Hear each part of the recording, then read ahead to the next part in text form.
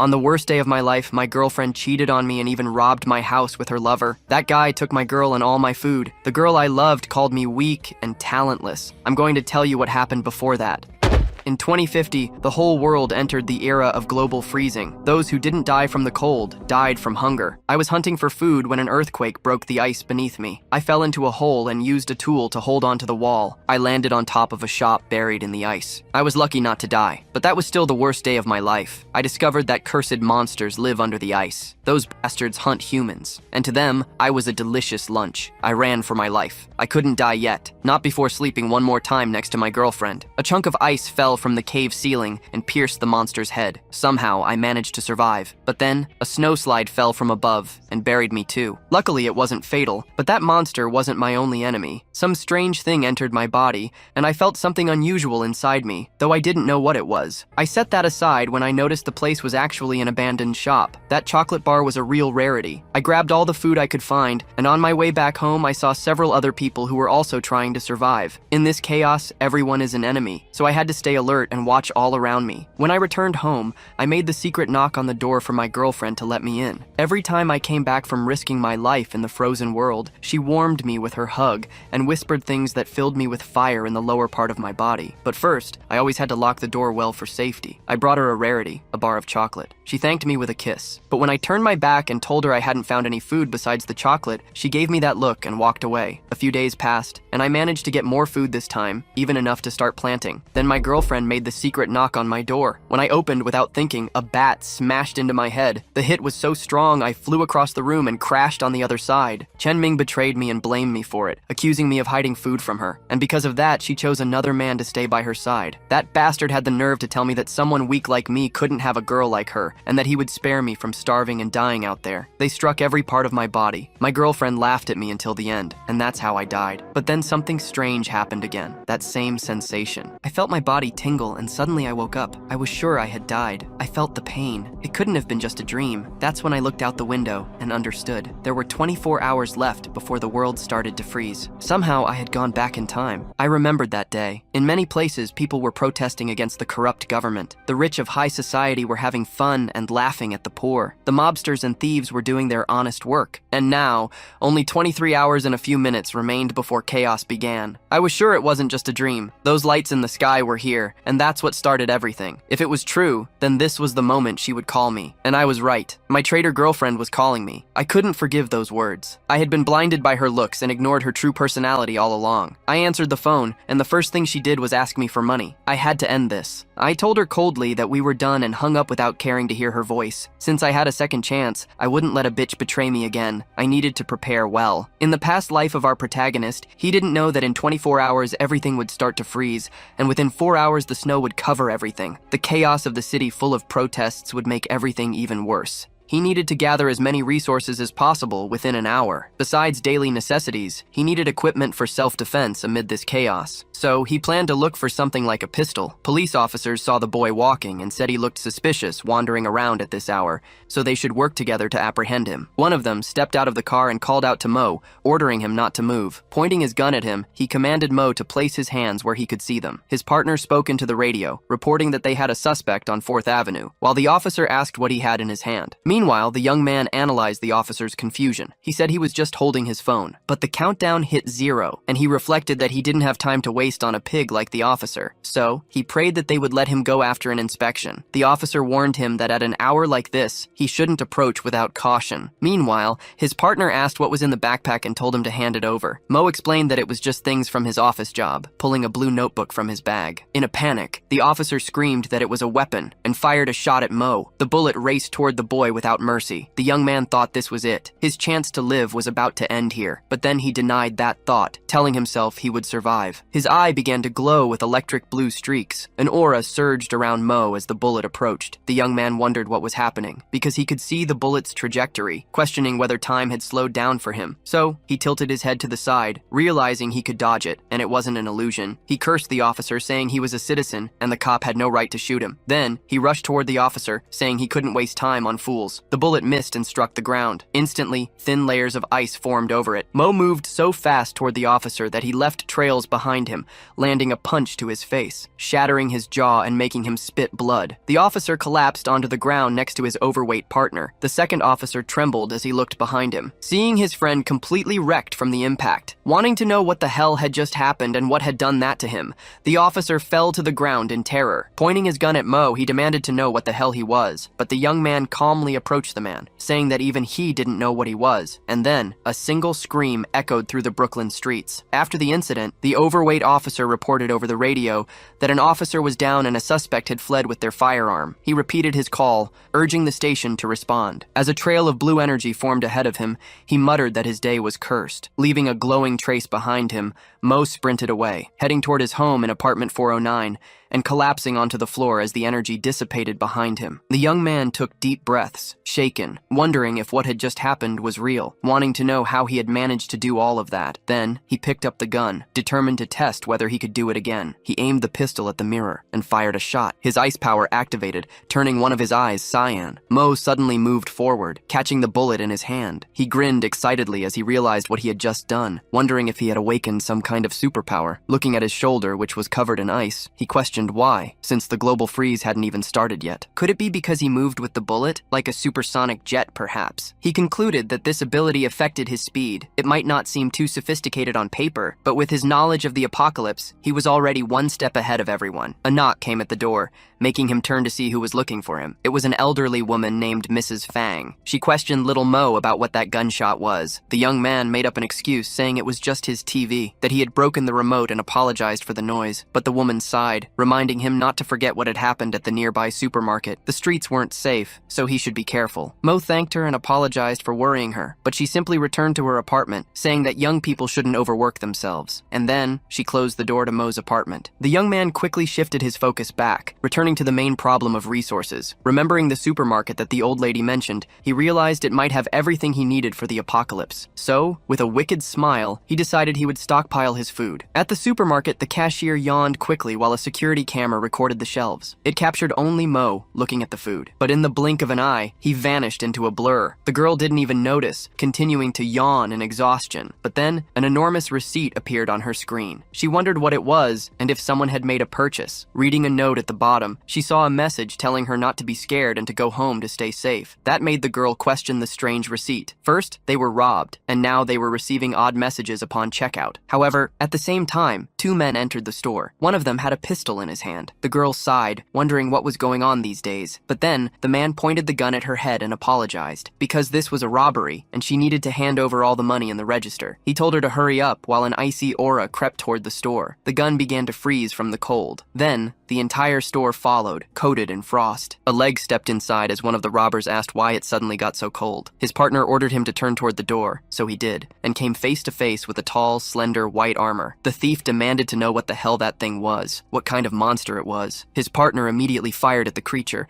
but the bullets simply curved around its bluish blood. The thief screamed that they couldn't kill something like this, firing again as the creature's hand reached for him. The monster grabbed the thief while commenting on his face, slowly peeling off his skin with its fingers. Then, it ripped off the man's face, saying he tasted bad. The cashier held up her phone, determined to record this. A video captured the monster devouring the thief. Police officers watched the girl's live stream on their phones, commenting that this format was popular. But then, an error message appeared on the screen, making them wonder if it was a government emergency alert. Suddenly, alarms blared throughout the city, warning all citizens. Mo opened his door, hearing that this was a broadcast from the Department of Logistics and Security for the Homeless. He was surprised. It was starting already. The city was experiencing an unexplained cold wave, and everyone was instructed to shut their doors and windows. The cold wave was coming, and Brooklyn would be the first to suffer. An hour and 9 minutes had already passed since the beginning. Inside Building 58 of the new district, in an ordinary apartment, the alert urged citizens to pay attention. It repeated that this was a message from the Department of Logistics. Meanwhile, Officer Joe commented that it must be serious if they were getting involved. A girl smoked a cigarette while watching the alarm on her phone, and Mo used a screwdriver,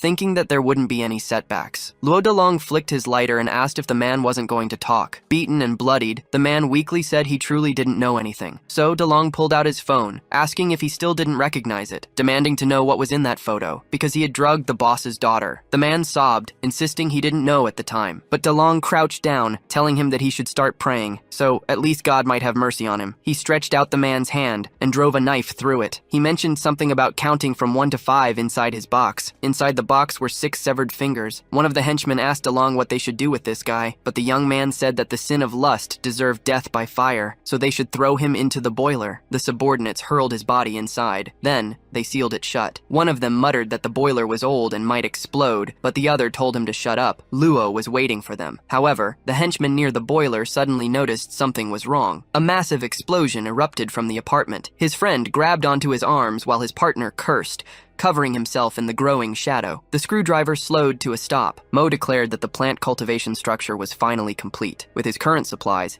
even if he didn't leave, he could survive for quite a while, but it still wasn't enough, because supplies would eventually run out, and sustainable self-sufficiency was the key. His plan was to build the perfect survival chamber, one that could sustain itself indefinitely. He picked up his phone, noting that the freezing phenomenon had been going on for almost an hour now, and he needed to hurry, because this was the time to speed things up, since in this world, time was life. But then, a knock came at his door, and the young man wondered what it could be. As he opened it, he questioned why the sensation felt so familiar. Officer Joe apologized to Mr. Mo for disturbing him. Mo then asked old Joe what the problem was, wondering what was going on. Joe explained that the temperature had suddenly dropped, and the heating system was broken, so he was warning everyone to stay safe. Mo remembered something happening last week. The malfunction wasn't fixed in time, and when he had gone to repair it, it was already completely broken. He couldn't repeat the same mistake. He had to fix it. He asked the officers to let him take a look. Then, he closed the apartment door behind him. Climbing the stairs, the officers asked where he was going, and Mo asked if the boiler room wasn't supposed to be here. Joe explained that the boiler was in the basement. They needed to go downstairs. Mo reflected on how the boiler room was illegal in the apartment complex. Fang had mentioned it before, so it should be upstairs. He wondered if he was developing early amnesia. Inside the basement, Joe commented on how cold it was. Then, Mo noticed something strange about the smoke. It felt like cold air. Joe led him toward the boiler. Mo tinkered with it, saying it should be fine now. But then, he noticed a blue liquid on his hand and wondered what it was. Joe's partner asked if there was a problem, and at that moment, 2 white skins appeared behind him, exploding his head while screaming for fingers, saying that they were growing back. Mo questioned how this could be a white armor, while Joe panicked, asking what the hell that thing was. Overcome with terror, he was paralyzed. The white armor prepared to attack. Mo activated his ability immediately, dashing in front of Joe and pushing him down to prevent the white armor from striking him. He sprinted away, muttering that old Joe had almost lost his head. He noticed that the door was still open, so he bolted toward it. If he ran at full speed, he could escape. But the white armor caught up right behind them with its mouth wide open. Mo wondered how it could keep up with his speed. Then, the monster nearly struck him. Mo questioned if this was happening because he was carrying old Joe. So, he picked him up in his arms, apologizing mentally, because he would have to throw him toward the door. Then, he hurled old Joe with all his strength. Joe went flying, shouting, "What the hell is going on?" Crashing outside, knocked unconscious. Mo turned back toward the white armor, but the monster attacked with its head. The young man panted as he dodged the blow. That white armor kept repeating the word finger. Mo wondered if his power was connected to old Joe, trying to understand why this was happening and how his ability worked. He recalled holding old Joe and realizing that without him, his speed increased, but his ability was limited. The monster turned to attack again. Lin Mo blocked the strike, saying that his condition had nothing to do with the white armor, because it was clear that when he threw old Joe, something strange happened due to his energy activation. He wondered if there was some kind of connection between them. Noticing the pebbles on the ground, Mo finally understood his condition. In his past life, humans faced the white armors with no chance of survival, so all he could think about was running. But now, things were different. Now, he was the hunter, and no longer the prey. Mo grabbed a stone from the ground. This time, he wasn't running. He readied an attack, gripping the pebble in his hand, taking a baseball stance, charging his energy into the throw. Then, he hurled it toward the creature. Mo's assumption was correct, just as he thought, because his ability could only affect targets contaminated by his energy. With kinetic acceleration, the energy amplified, and even a tiny stone, when sped up to a certain degree, carried the power of an electromagnetic railgun. Blood splattered onto the ground. It was dripping from Mo's eye. He questioned what was happening, noticing that his blood was blue, and wanting to know what the hell was going on. Mo collapsed onto the ground, vomiting blood, falling unconscious, unable to move. His last thought was about how cold he felt, but before his vision completely darkened, old Joe approached, holding the young man, calling him him Lin and telling him to open his eyes. Inside Joe's house, his wife commented that the wind was too strong. At this rate, they couldn't take him to a hospital. Meanwhile, the boys struggled to get the main door open. Joe ordered them to block the wind and turn on the heating. His wife worriedly remarked that the boy looked poisoned, as they shouted for him not to fall asleep. The officer found Mrs. Fang and started talking about Lin Mo, but the woman cut him off, telling him to stop talking and go find Xiao Zhou. Xiao Zhou approached, asking Joe to excuse him. She told Joe to leave Lin Mo there, and Joe commented that the boy would be fine. The doctor continued, saying the officer should check the stairs because it was a mess, and despite his body temperature being so low, he was still alive. She wondered if he was some kind of cryogenic person. The doctor began recording a report, stating that the male patient was suspected of poisoning and was still in a coma. His vital systems were abnormal, and his body temperature was around 10 degrees Celsius, but his pulse and nerve reflexes were in normal condition. She turned off the phone, saying it was unbelievable. The blood separation process was complete, and she needed to check the results. She realized it was something she had never seen before, because before centrifuging,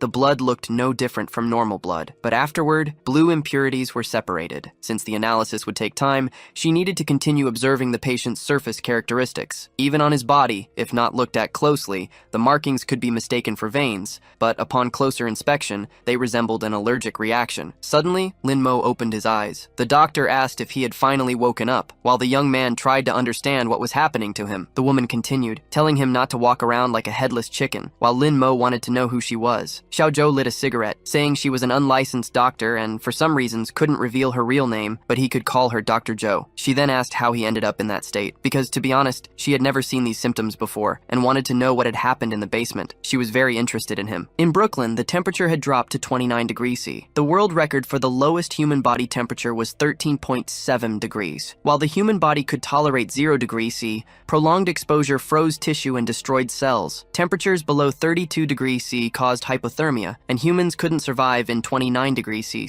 or with a body temperature lower than 13.7 degrees C. After explaining this, the doctor removed the thermometer from Mo's mouth, telling him to take a look. His current body temperature was 11.5 degrees C. It was a miracle he was still alive. Lin Mo could only wonder how this was possible, trying to figure out if it was because of his ability, but he didn't have time to dwell on it. He needed to complete his plan quickly. Dr. Zhou smirked, saying she understood. Lin Mo then slipped on the water on the floor, falling and hitting his head as Zhou turned around, annoyed, telling him that she had ordered him not to move since his body was weak. But that wasn't the real issue. She had discovered what was wrong with him. She asked if he had a superpower, shocking the boy, who wondered how she knew. However, he didn't have time to waste on her. He scoffed, asking what kind of joke this was. But Zhou explained that she had been observing him as a doctor. The young man thought that as long as his ability was active, even if he had to climb everything again, it would be faster. But then blue blood dripped onto the floor. The doctor asked if he was okay as he coughed up blood. He realized he couldn't accelerate now, and based on his past experiences, he knew what was about to happen. Meanwhile, DeLong walked toward a door, saying that after meeting with Dr. Zhou, they needed to behave a little better. His subordinates understood. Then he stopped in front of apartment 509. Inside were Zhou and Lin Mo. The young man was startled, wondering what was about to happen, but Zhou gritted her teeth and told him to get up. He needed to move, asking for Lin's hand. Lin sat up on the stretcher, asking what the problem was, but the doctor ordered him to lie back down. There was no more room for questions. The young man needed to understand why all of this was happening so suddenly. Zhou told him that if he wanted to survive, he had to do exactly what she said, telling him to wait and not move under any circumstances. Then, she pressed the button to open the door. Luo Delong stepped inside, apologizing for the intrusion. He was greeted by Dr. Zhou, who asked what he wanted. The man asked if he could come in for a quick chat, and the woman told him to do as he pleased. Inside the house, Zhou asked what he needed. The gangster explained that he had heard the resident of apartment 409 was receiving treatment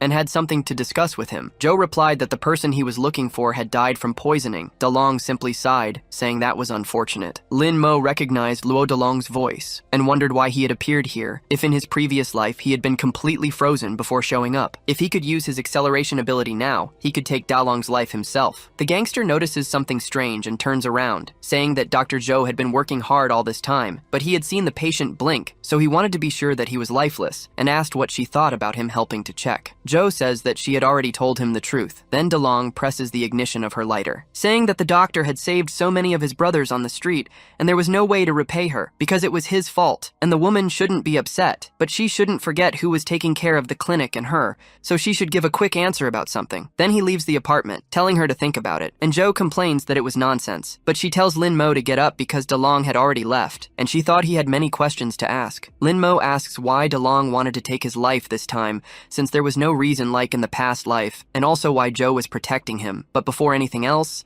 he asks the doctor where his clothes were, and she wonders if that would really be his first question. Brooklyn reaches 40 degrees Celsius. One of DeLong's henchmen comments that when he was young, he watched his father take care of the furnace and felt that he couldn't be a loser like him, but now he admires him. His friend replies that it was just the messed up weather outside, and he didn't need to lament over his father. DeLong asks if he thought everything would improve in a few days, and the subordinate apologizes. But the man adds that government messages used to be broadcast every 20 minutes, and now even the internet has stopped, as if they had given up. So this sudden cold wave must be God's punishment for humanity. Joe, who is tied up, asks why God doesn't punish a sinner like him then. DeLong approaches and says he was just managing the apartment and wanted to know if the order he created wasn't harmonious. But the officer complains that he ordered everyone to leave and get supplies for him, or else he would cut off the heating. The gangster asks if it wasn't fair since it was an equivalent exchange. Joe simply calls him a parasite. DeLong turns around, saying it was a shame Lin wasn't among them. Otherwise, he could be benefiting from someone else, leaving Joe in shock because of that. Joe asks if Lin was already dressed and tells him to come to her when he's done, but the young man was struggling even to get dressed. He asks what she needed, and the doctor wanted to know if he had any idea how long he had been unconscious. The young man guesses 6 hours, but she replies that it had been 6 whole days, completely surprising him as she explains everything that happened during those days. Since DeLong controlled the heating system, forcing residents to trade supplies for it, many people were forced to go outside, which was the same as losing their lives willingly, since those who went out thought they were going to heaven anyway. Lin Mo curses him, saying that no matter where he was still a beast. Then he asks if there was any way to recover his body. Joe smiles while the cigarette is still in her mouth, saying yes, and if he wanted her to tell him, there had to be a condition, since she runs an underground clinic, and she doesn't do charity, and she asks if he would accept. Lin Mo asks what the condition was because he would agree as long as he could do it. Then she holds his chin and says he has to be her research subject and allow only her to study him, reassuring him that her research wouldn't bring him any harm, since, as she had said, she was very interested in him. Lin Mo, with a smile, responds that the deal is done. Then the woman explains that there was a special substance in his blood, but she hadn't yet discovered what it was. What was certain was that it absorbed thermal radiation and converted thermal energy into usable energy for the entire body, but absorbing too much made his body cold. Simply put, his body suddenly had a way to store energy, so he was just hungry. Lin Mo asks if eating would be enough to recover. The doctor agrees, but the amount he needed to eat would be huge, and she didn't have that much food. The man tells her not to worry because he would figure it out. Then he heads towards his apartment through the emergency stairs, thinking that it was good he had prepared in advance and planned to go to the supermarket to buy some supplies, moving stealthily against DeLong's henchmen because, as long as he got home safely, it would be a victory. Opening the door of apartment 409 and pressing the button on his key, he notices that everything inside was frozen. Lin Mo wonders if they cut off the heating in his room because that could freeze someone to death. But because of DeLong, his room had turned into an igloo. So he opens a box, saying it contained the highest calorie food. Inside were stacks of chocolate bars. He remembers Ming Ming and says he needs to change this brand the next time he buys chocolate. Then he bites into the bar with all his strength. However, there was no reaction, and it seemed like that amount wasn't enough, so he needed to increase the dose. So he does, eating chocolate non-stop and feeling the sensation, because it was as if something inside his body was craving heat, and it was a bad feeling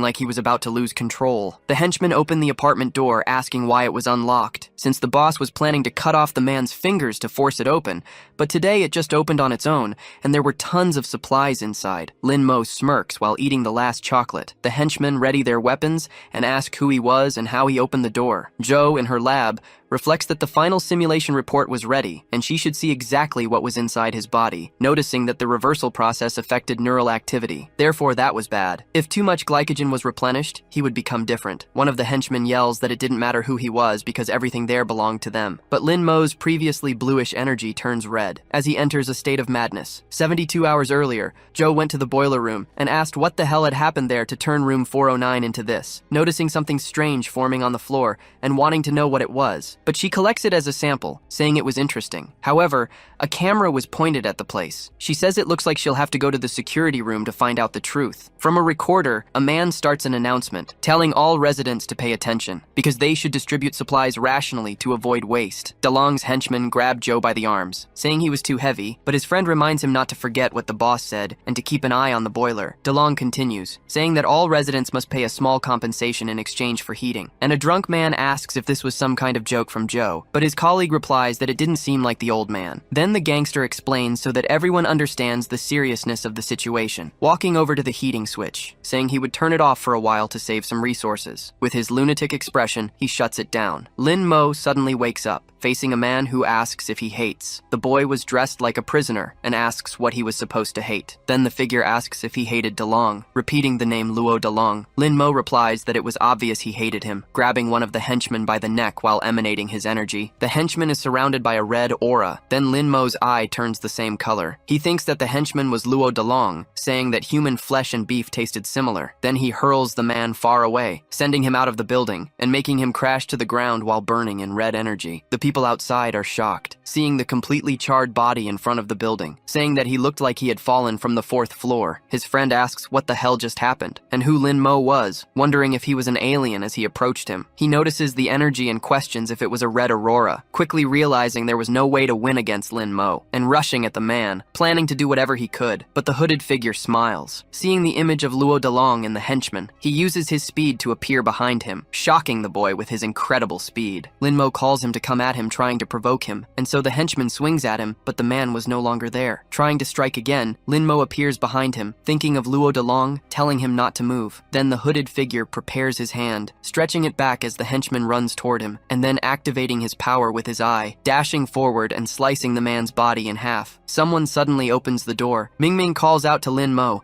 shocking the boy with her presence. He looks at Ming, who was pointing a gun at him, then shooting a dart toward his stomach. He asks why. Joe says it was just insulin, making Lin Mo's aura dissipate. And as he falls into her arms, the doctor explains that it was to break down the excess heat in his body. But she looks ahead, astonished, because all the plants had bloomed. She wanted to know what had happened there. Hunger is a catalyst for human atrocities, from eating each other to wars, which are things that repeatedly occur throughout human history. But as agricultural technology developed, human society gradually stabilized. However, hunger never left them, for in a frozen world, cultivation is an almost impossible task. History was about to repeat itself, but there is always an exception, so Lin Mo sleeps with his head resting on the plants. Joe comments that he hadn't been awake for long, and would have to sleep a little more, apologizing, but she wanted to know what all of this was, picking up a tomato with her hands. She takes a bite of the tomato shortly after. The doctor tries to analyze the taste, saying that it wasn't bad at all, and the quantity was enough to feed the entire building. 2 people walk through the snow. The stomach of a girl growls, and she feels embarrassed by the sound. Her partner asks how she's feeling and if she can hold on, but the girl simply says that it shouldn't be a problem. Then her friend touches his coat and says he just remembered a chocolate bar. She tries to be polite and refuses, but the man says that the bar was almost taken by DeLong,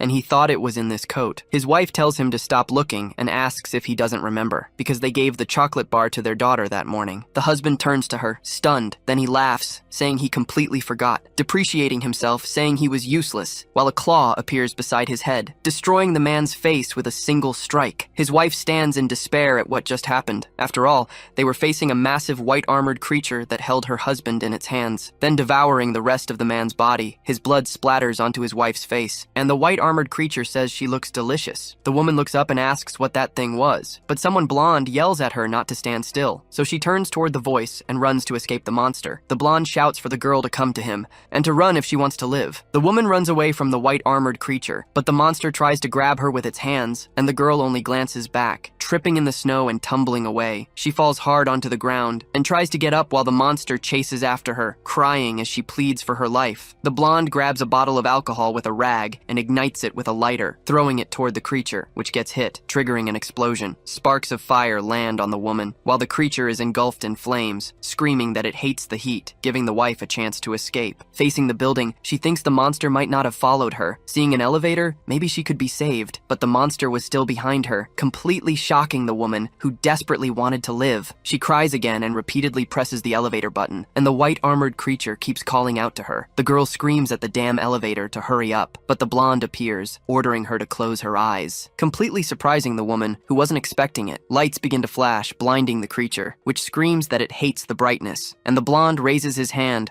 holding a pick between his fingers, getting ready to play a rock song. Then he strums his guitar to save the woman. Sound waves burst forward, and the creature screams that it hates rock as it writhes in agony. The woman's name was Dorothy Perez, and her childhood dream was to become a doctor. After growing up, she finally became one, a nurse, but she was unhappy with everything around her. But then she met Matt, who ate his food shyly beside her, and she too seemed excited to be by his side. After that, they got married. Then their daughter was born. Finally, they even moved to a new apartment. But it was something she knew very well. Whether the world suddenly froze over or criminals invaded the apartment, she feared what would come next after going through so much, wanting to understand what was happening now because that man, with just a guitar, managed to suppress that monster, and that was definitely the most ridiculous thing of all. The man finishes his song, raising his hand high into the air. Then the creature tries to grab him, saying that noise was irritating, but panting from his little performance, the man simply steps on a button on the floor, releasing metal rods from the ceiling, which shoot toward the creature, piercing it and catching it off guard, trapping the white-armored monster among the wreckage. The monster's hand trembles in its final moments. Dorothy, astonished, asks if it's over, collapsing to the ground as she cries, saying that it was finally finished, but she looks ahead cautiously, still overwhelmed by everything that had happened. The blonde extends his hand toward the girl, telling her that everything was fine now. Dorothy sits in front of a campfire, lost in thought. She looks at a picture of her family while her husband's face is covered in blood, and the man hands her a cloth, telling her to let her husband rest in peace, sitting beside her as he continues speaking. Because from dust to dust, from ashes to ashes, they needed to protect the living beyond mourning the ones who lost their lives. Dorothy looks at him with a strange expression. Then the man lights his cigarette and tells her not to worry, creating an awkward atmosphere between them. Dorothy introduces herself while the blonde stammers a bit, saying that she could call him Corbin. The woman thanks him while looking to the side, and Corbin accepts her gratitude. Dorothy asks if he was also going out to look for supplies. However, Corbin says that his situation was a little complicated, opening his guitar case and asking for a second to show her something, since he came from Seattle searching for a friend, but as soon as he arrived, he got trapped by the cold wave. Then he hands her a photo, saying that his friend was the one wearing the hat,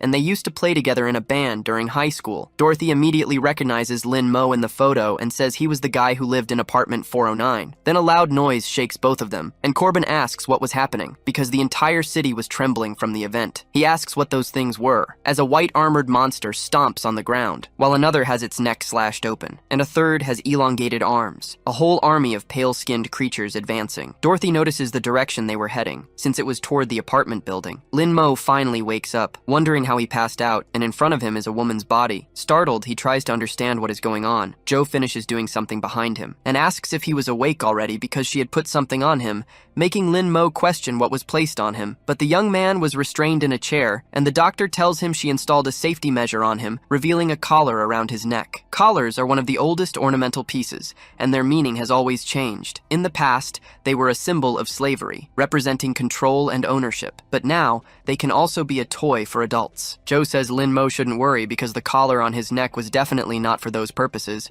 so he asks about it, thinking that he wouldn't have thought that way if she hadn't said anything, telling her that he agreed to be her research subject, but not for this. The doctor says that the collar was a special monitoring tool, and that Lin Mo was a research subject, asking if he remembers the things inside his body, because they help him absorb heat and store it. However, it seemed to have another function, and this collar was made to prove that hypothesis, since when his blood sugar levels are high, it will activate another state, and the collar will change from blue to red. Lin Mo asks what she was talking about and what this other state was. Then the doctor questions if he remembers what happened 20 minutes ago. The young man is surprised by the question, noticing that he can't recall what had happened. Joe tells him not to worry while placing her finger on his face, saying it's fine if he doesn't remember since she was there to figure out what was happening, because all of this was part of her research. Lin Mo thinks that he always felt like this woman had some control over him, but he really wanted to know what was going on, since once he found out, he would definitely gain some advantage over her. Joe presses a button on her keyboard, injecting something into Lin Mo's bloodstream, which makes the young man glance to the side and see an IV drip, questioning what it was. He notices that it is glucose with a 25% concentration. The doctor turns, noticing the reaction it caused, and says that first,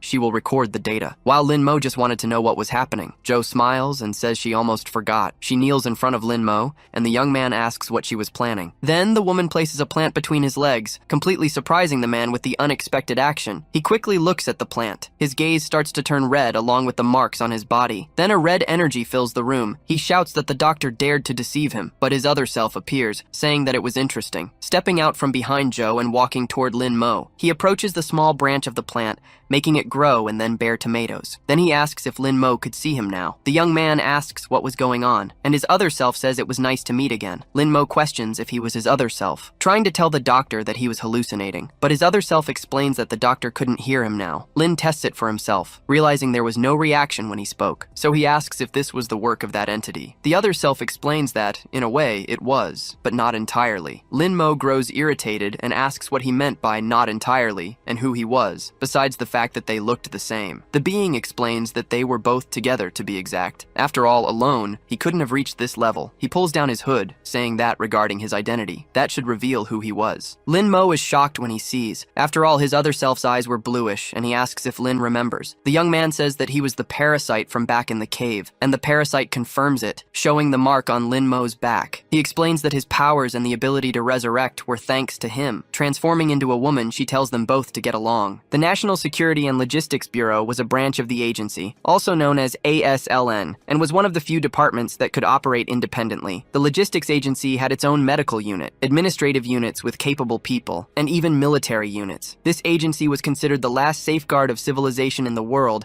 after the government collapsed, and someone calls out to Xiao Luo, asking if the network had not yet been restored, while the woman had a photo of herself and Joe on her desk. Xiao Luo says that Miss Barbara had asked the same question 28 times in the last 2 days. Then Barbara sighs, looking at her partner. Xiao Luo begins to explain about the information department and a hardware issue, but Barbara shouts that she already understood. She has the surname Ripley and is a level 4 leader in biochemistry, saying that, to be honest, they were just passing responsibility around. Barbara asks if the report was complete, and Xiao Luo says it was almost ready. The woman says that was good enough, and that it should be sent to her first, and her subordinate questions about the rest. With disdain in her voice, Barbara says that the bald guy wouldn't read it seriously anyway. Because the situation was urgent now, she opens a government document. She thinks that it was all starting again, and her bald boss complains that this was not the time to discuss such things. Frank Kordick, a level 2 minister, shouts that first, there were climate changes, then cyber attacks, rendering communication useless. And even the frontline operators had been out of contact for 48 hours, not to mention that their agents had not been properly activated. Therefore, they were in trouble and needed to act. He says that war never changes, and his soldiers, but he is interrupted by a kick from Barbara straight to his lower parts, saying that he shouldn't be worrying about political matters right now. In the sample observation room, she asks if he understands her urgency. Frank stares ahead, stunned, and Barbara explains that the white armored creature was found near the bunkers. The monster merely repeats that it was just a husk. Xiao Luo says that the creature was a mutated human. Frank questions this, but Barbara tells him to look at the monster's neck. The bald man starts to focus, noticing a collar on the creature, which he identifies as a member of the field operations department. He wants to know what was going on there, and Barbara explains that it happened before the network went down. A signal from a missing agent was detected near the bunker, but when the department found his body, he was already lifeless, and his codename was Silver Hammer. She explains that 24 hours later, the body underwent a mutation and became what they were watching now. Xiao Luo adds that they had obtained some information from the CIA, and this creature was being monitored even before the Cold Wave and other related events. That footage was from the same supermarket, and those two were the first monsters, temporarily referred to as husks. An image of Lin Mo appears on the screen, and she says they had been calling him Number Zero. The young man wonders what was going on there, because just a second ago the parasite was an insect, but now it had turned into a woman, whom he actually finds quite beautiful. The parasite smiles while looking at Lin Mo, saying that humans get shy when they see the opposite sex naked, then sitting on the young man's lap, making him wonder if it was an illusion, because the surroundings seemed as if time had frozen. The parasite says he could think of it that way. Lin Mo is startled, asking if she could hear what he was thinking. Then the parasite explains that yes, she could, because they were now fused, and Lin Mo complains that the explanation was weird. The woman says he could only see her because of Joe's sugar, and Lin Mo realizes it was an illusion, then asks if the parasite had been activated. She twirls her hair in her hand and says that, strictly speaking, that was his blood, and that was the part that granted Lin Mo his abilities. The young man asks why she was parasitizing his body, and the woman says he was a curious creature, because she was different from humans and didn't belong to this dimension, making Lin Mo repeat that statement in disbelief. The parasite continues, saying that they needed to parasitize the bodies of natives to gain the ability to understand this dimension. The young man complains that it sounded like something out of a cheap romance novel. The parasite says her race has no name or definition, traveling between dimensions without perceiving time, but unable to interfere, needing hosts to break barriers. However, she admits it must be hard for humans to understand, saying that they wanted to hear their own names and see the castles built over time, yet they couldn't interfere with the world, questioning how they could prove their own existence. Linmo asks if this was existentialist philosophy, because from what she was saying, she sounded quite lonely. The parasite is suddenly surprised, then bursts into laughter, asking if he was feeling sorry for her, and if this was what humans called empathy. Then choosing humans as hosts seemed to have been the right answer. She embraces him, saying that his current expression was cute, but she had some bad news. Since the moment they fused, Lin Mo had become a target for the husks. The white-armored creatures advance toward the apartment, taking the form of wolves that gather together. Their leader comments that the scent there was of food, but he also smells an enemy, ordering his group to move toward the building. The creatures crash into the structure. Lin Mo asks what the parasite meant by husks,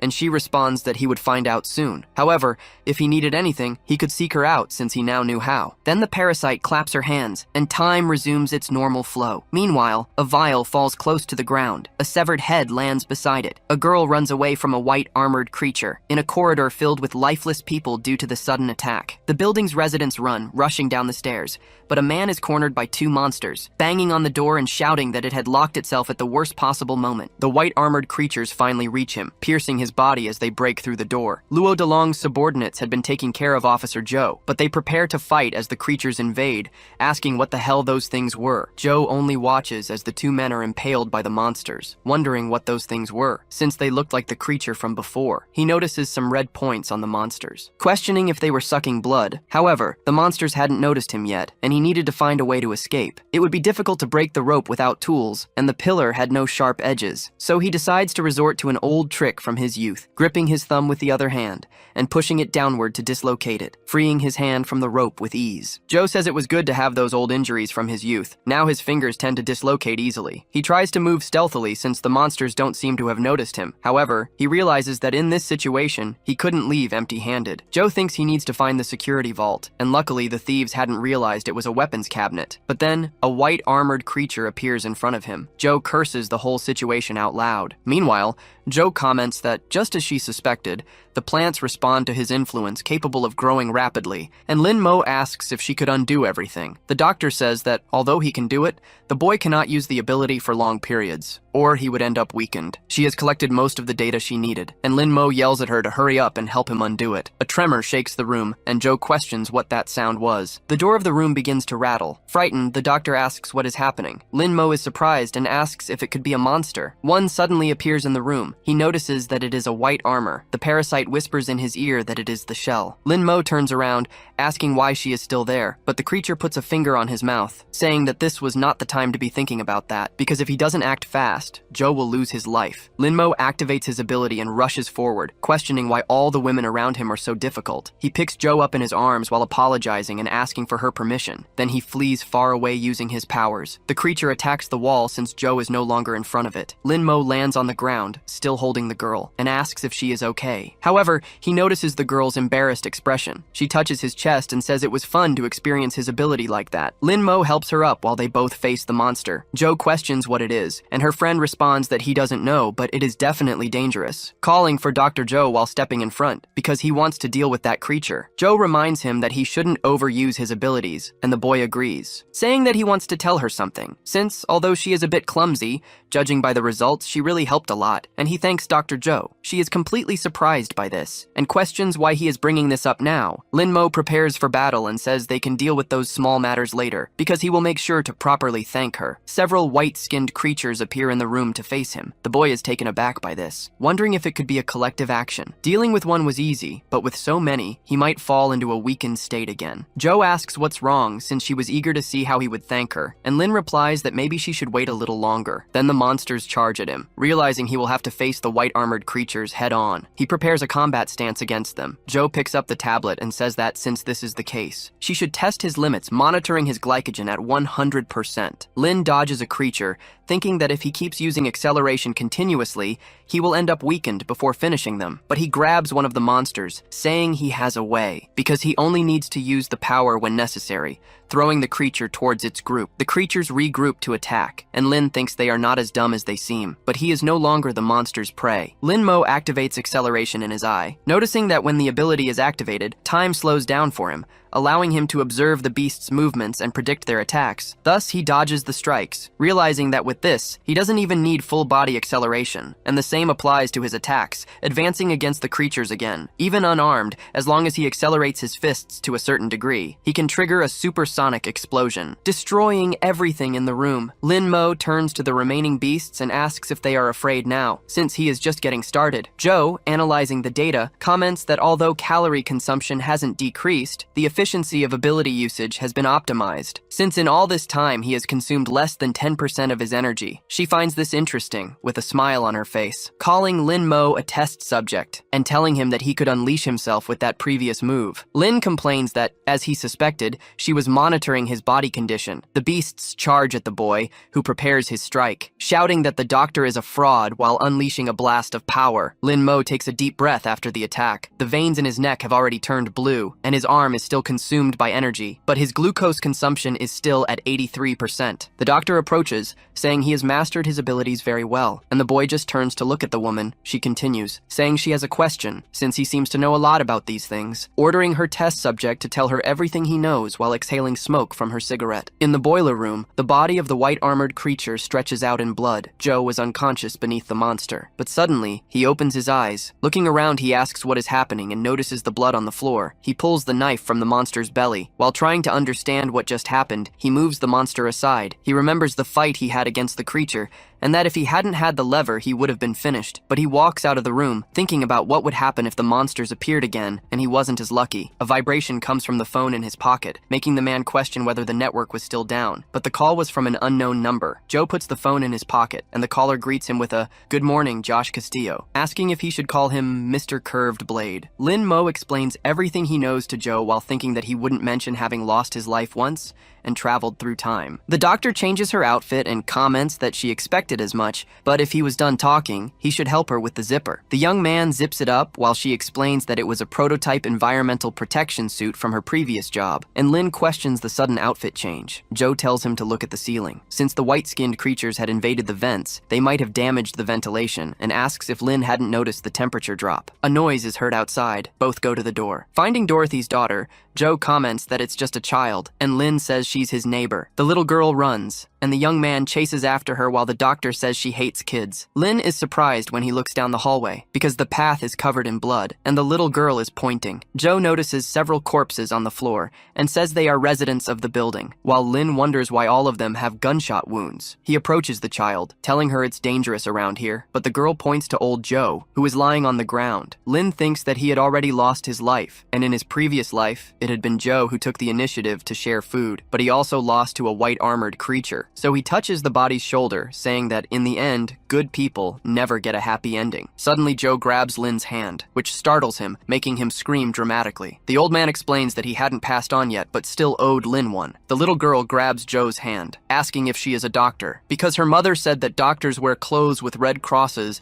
and she had one on the back of her hand, asking if she could help Uncle Joe. Joe looks at the child without reacting, but then she steps closer, saying she will make an exception and won't charge anything. She kneels beside Joe and asks what happened to leave him in this state, but Joe says it's a long story. Since after leaving the boiler room, his plan was to get to the security room, but the first floor was full of monsters. He ended up climbing the emergency stairs and found several survivors along the way, and since the monsters were coming, his only option was to keep going up. But that's when something happened. Luo Delong appeared with a firearm, shooting survivors in the head as they climbed the stairs, leaving the bodies for the white-armored creatures to devour. Joe asked what the man was doing, but DeLong commented that he was simply using the weak to buy himself time, shooting at the other survivors along the way. While aiming at the girl, he said that the strong had always been above the weak because it was a rule established by God, firing his weapon again, hitting Joe, who stepped in front of the shot. After that, DeLong kept going up, while Joe lay there bleeding until he lost consciousness. Joe says that fortunately, the bullet didn't hit a vital point, but he lost a lot of blood and needed to get to a safe place. Lin Mo repeats the name Luo Delong with rage, stepping forward as Joe asks what he plans to do. The young man looks back while activating his abilities, enemies. Daelong shoots at other people along the way,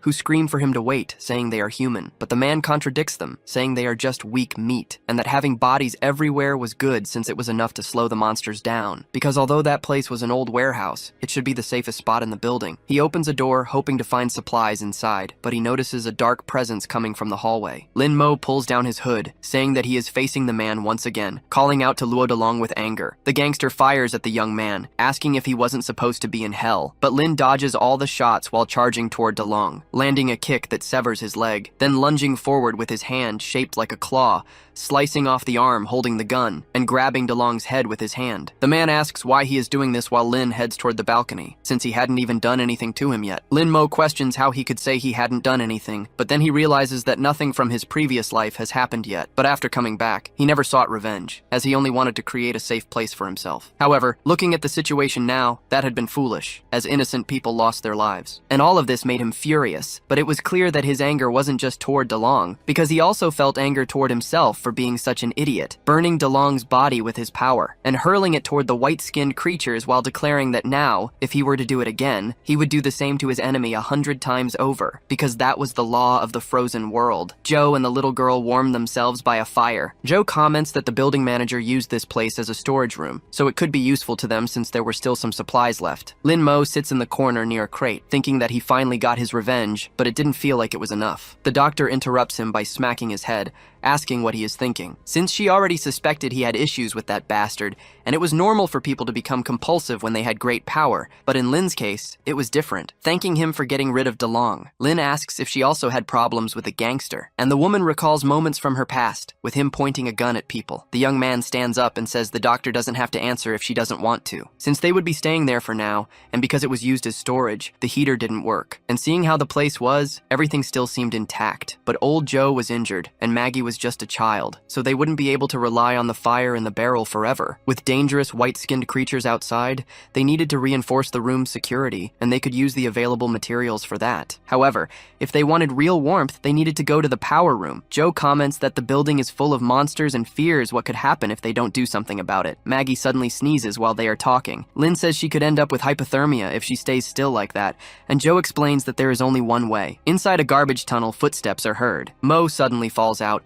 landing face first on the ground, grumbling about it being the garbage tunnel of all places. But he is surprised when he looks ahead. Seeing a creature that looks like a core, he wonders if the white-skinned beings have fused with the residents, forming a nest. He turns around, noticing a strange noise, wondering if it could be a white-armored creature, but Joe suddenly falls on top of him. On the ground, Lin comments that the doctor is stopping him from getting up. The doctor retorts that she can move if he takes his hand off her. A sudden noise is heard, and she signals for Lin to stay silent. Then the creature looks to the side, passing by them unnoticed. Joe asks what that thing was, and Lin wants to know why she even came there. She explains that 2 people are needed to operate the power room, and since Lin's body is in a weakened state, he might pass out there. The monster then suddenly charges toward the wall where they are hiding. The young man wonders what kind of monster that is, as it is different from the other white-armored creatures, and he is too weak to fight it now. He could end up dead. According to the doctor, the white-armored creatures don't eat people, they only drain and store their blood, but he wonders where all that blood is going. Maggie looks out the window and asks Joe what is happening, shocking the old man with the terrifying sight. Since the white-armored creatures are spreading across the building,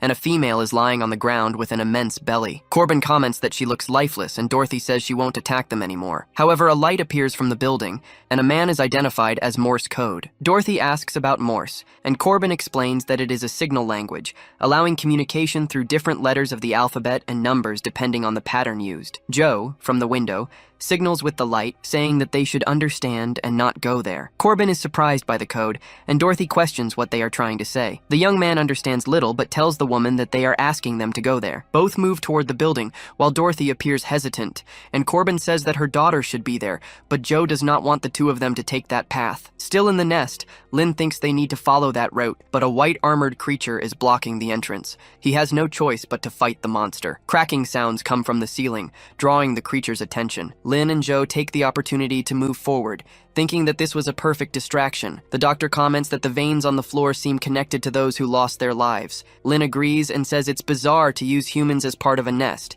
when suddenly something emerges behind him. It is a white armored creature with a skeletal structure. It takes on a humanoid form, resembling a lich. The creature shoves its hand into its own belly, pulling out intestines and using them to forge a sword, then swings the weapon downward. Lin senses something strange and curses the monster. He pushes Lin aside while accelerating his step. The creature charges to strike both of them, while the young man tries to reach Joe, getting slashed on his back to shield his friend from the attack. He steps back, holding onto the woman, saying that the monster is much faster than he is, because that white armored creature is far stronger than the others. Lin places his hand on his own shoulder, thinking about how powerful that white armored creature is. The monster suddenly makes a sound, its vision entirely focused on Joe. Lin Mo wonders why its target is the doctor and not him, but the creature lunges forward with its sword. The young man manages to push Joe aside, but gets slashed by the swords. That monster is too fast, making it difficult for Lin to hold out, because if the creature keeps attacking like this, both he and the doctor might lose their lives here. He wonders if he's about to die again. The parasite appears, talking about running away, asking if that isn't what people of his kind do in situations like this. Because, as he knows,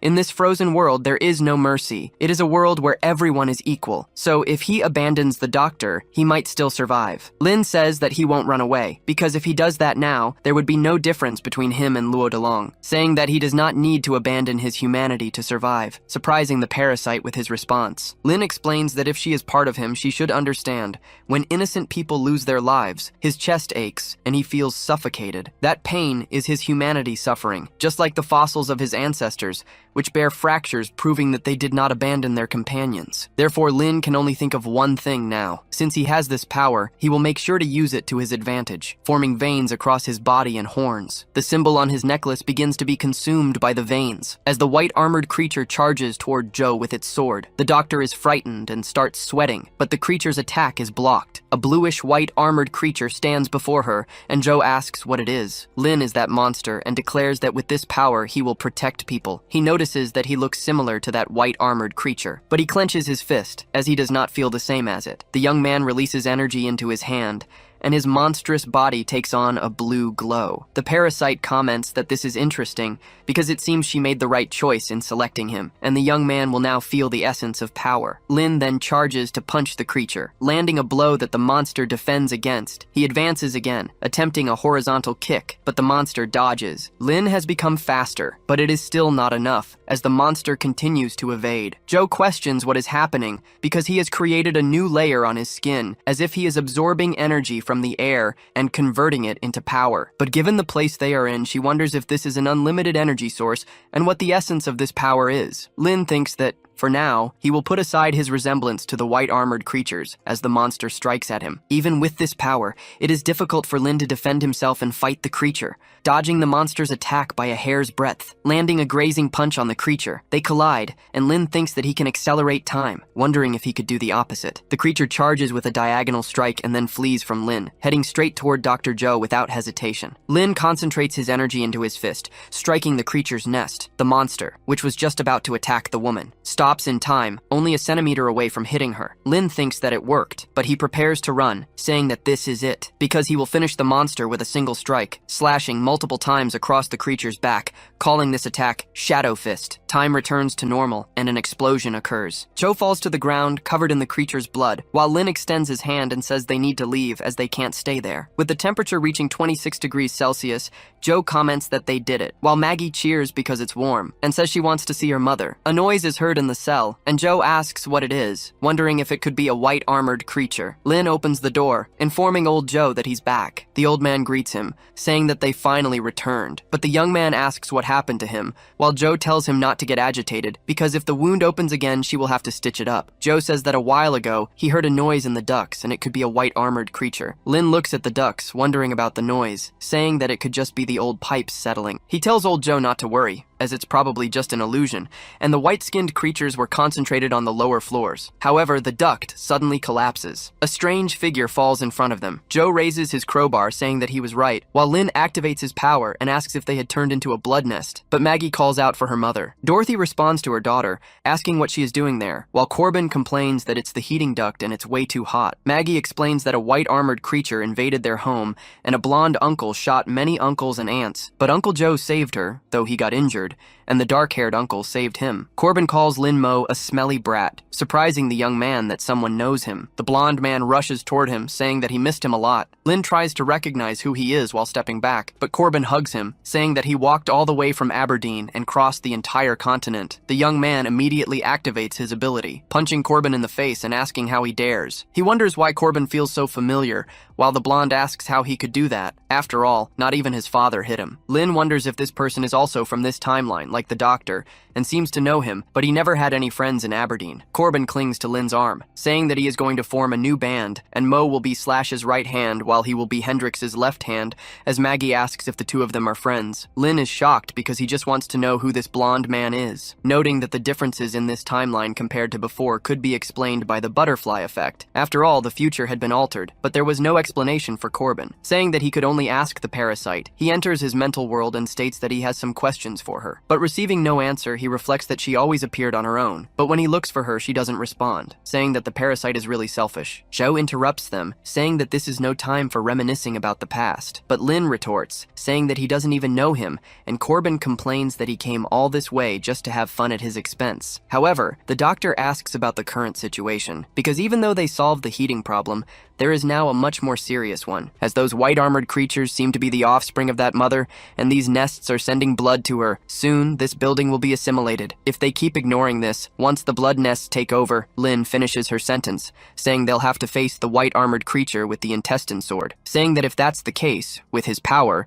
he could take it on, but Joe tells him that it's not that simple. Since the indicator light is constantly blue, and after using Heisha, it shines even brighter. Lin wonders if Heisha is that black form, and if it also consumes a lot of heat. Joe confirms that activating this state consumes a great amount of heat, and right now, there isn't enough. But he is the only one capable of fighting the white-armored creatures, and the situation is dire. Mo reflects that if he wanted to survive and continue protecting, he needed warmth. Then he says he had an idea. He asks the doctor if there were any spare planks, and Joe says they were there but wants to know why. Lin takes the sword from Joe's hand and asks him to lend the sacred sword of physics, because it didn't matter whether it was the blood nests outside or the threat of the mutant white-armored ones. The core of the problem or the main conflict was just one. He uses his power to advance and gather materials, as hunger was the best seasoning for those who lack strength to work, and eating gave strength. Joe says he understands. It was a hydroponic system. Lin's reasoning was truly unique, and Joe asks if he was going to cultivate there, but the young man replies that it was about the value of honest workers and an innate ability. Since more and more people were joining, solving the food problem was a priority, reflecting that they knew what hungry people were capable of doing. Joe blows smoke in Lin's face and asks what the next step was, because the hydroponic system wouldn't produce food out of nowhere. The young man clenches his fists, ready to begin. As he walks through the building, he notices that, as expected, the bodies had disappeared and there were no traces of blood, reflecting that something was collecting the bodies, and it could be that big guy from before. This meant he had little time, and the blood nest would soon reach that floor, so he needed to act fast. Lin wanted to use the black form to eliminate the source completely, but before that, he needed to solve the problem of warmth and food. Corbin interrupts him, calling him Hey Goo and asking where he was sneaking off to alone. Lin questions how he followed him, but the blonde replies that everyone understands, and Lin didn't pay attention because he thought having a bad friend like him was embarrassing. However, he understood his friend, and now that he worked at a big company, a beggar like him wasn't well regarded, and Lin wanted to know what that had to do with this guy. Corbin continues, saying that now they were alone, he could speak freely, but the young man just finds him annoying. The blonde places a hand on his shoulder and asks why his brother wouldn't speak, but Lin simply replies that they were screwed, standing face to face with the big guy in the blood nest room. Under a bridge, Corbin calls Jerry, since they were quite similar. Because they had both been expelled and could only hide under the bridge from now on,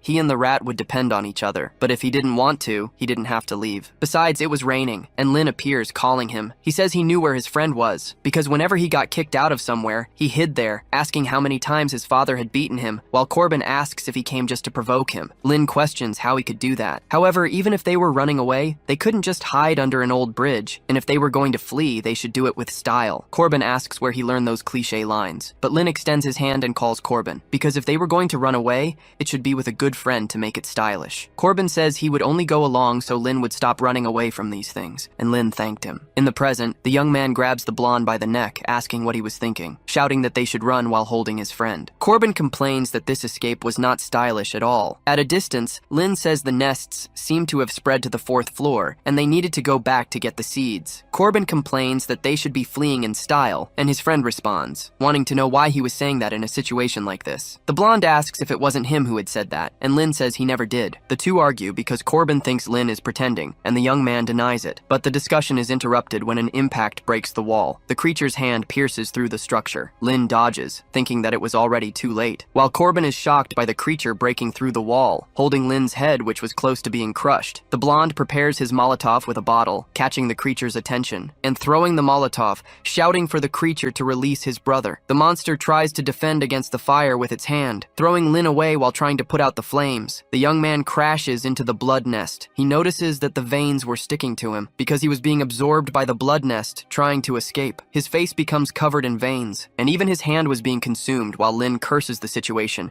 thinking that everything would end like this. He opens his eyes with his smaller hand. Lin wonders what is happening, wanting to know where he is, but he notices something strange when looking at the roots, seeing that there is a white armored humanoid figure trapped. Lin questions whether it is still alive, and the creature opens its eyes, looking in the young man's direction and startling him. The environment shifts, and Lin touches his foot to the ground, wanting to know what is happening and where he is now. His vision shows his childhood self holding Corbin's hand. He says that was the nosy blonde from Aberdeen and questions who he was talking to, noticing that it was him. Lin wonders if they were really friends and if this was his memory, but his childhood version shouts that it wasn't, because he wasn't the blonde one. He was Kurt Cobain's friend, not Lin's, calling him a thief. Lin opens his eyes, almost entirely consumed by the veins. Kurt pulls his hand, saying that dying like this would be pathetic. He manages to pull Mo out of the veins and asks if he is okay, while the young man reflects that he almost became food for a blood nest, wondering what had just happened. However, he quickly decides to let it go, as this was no time to think about it, wanting to know what they were going to do about that giant,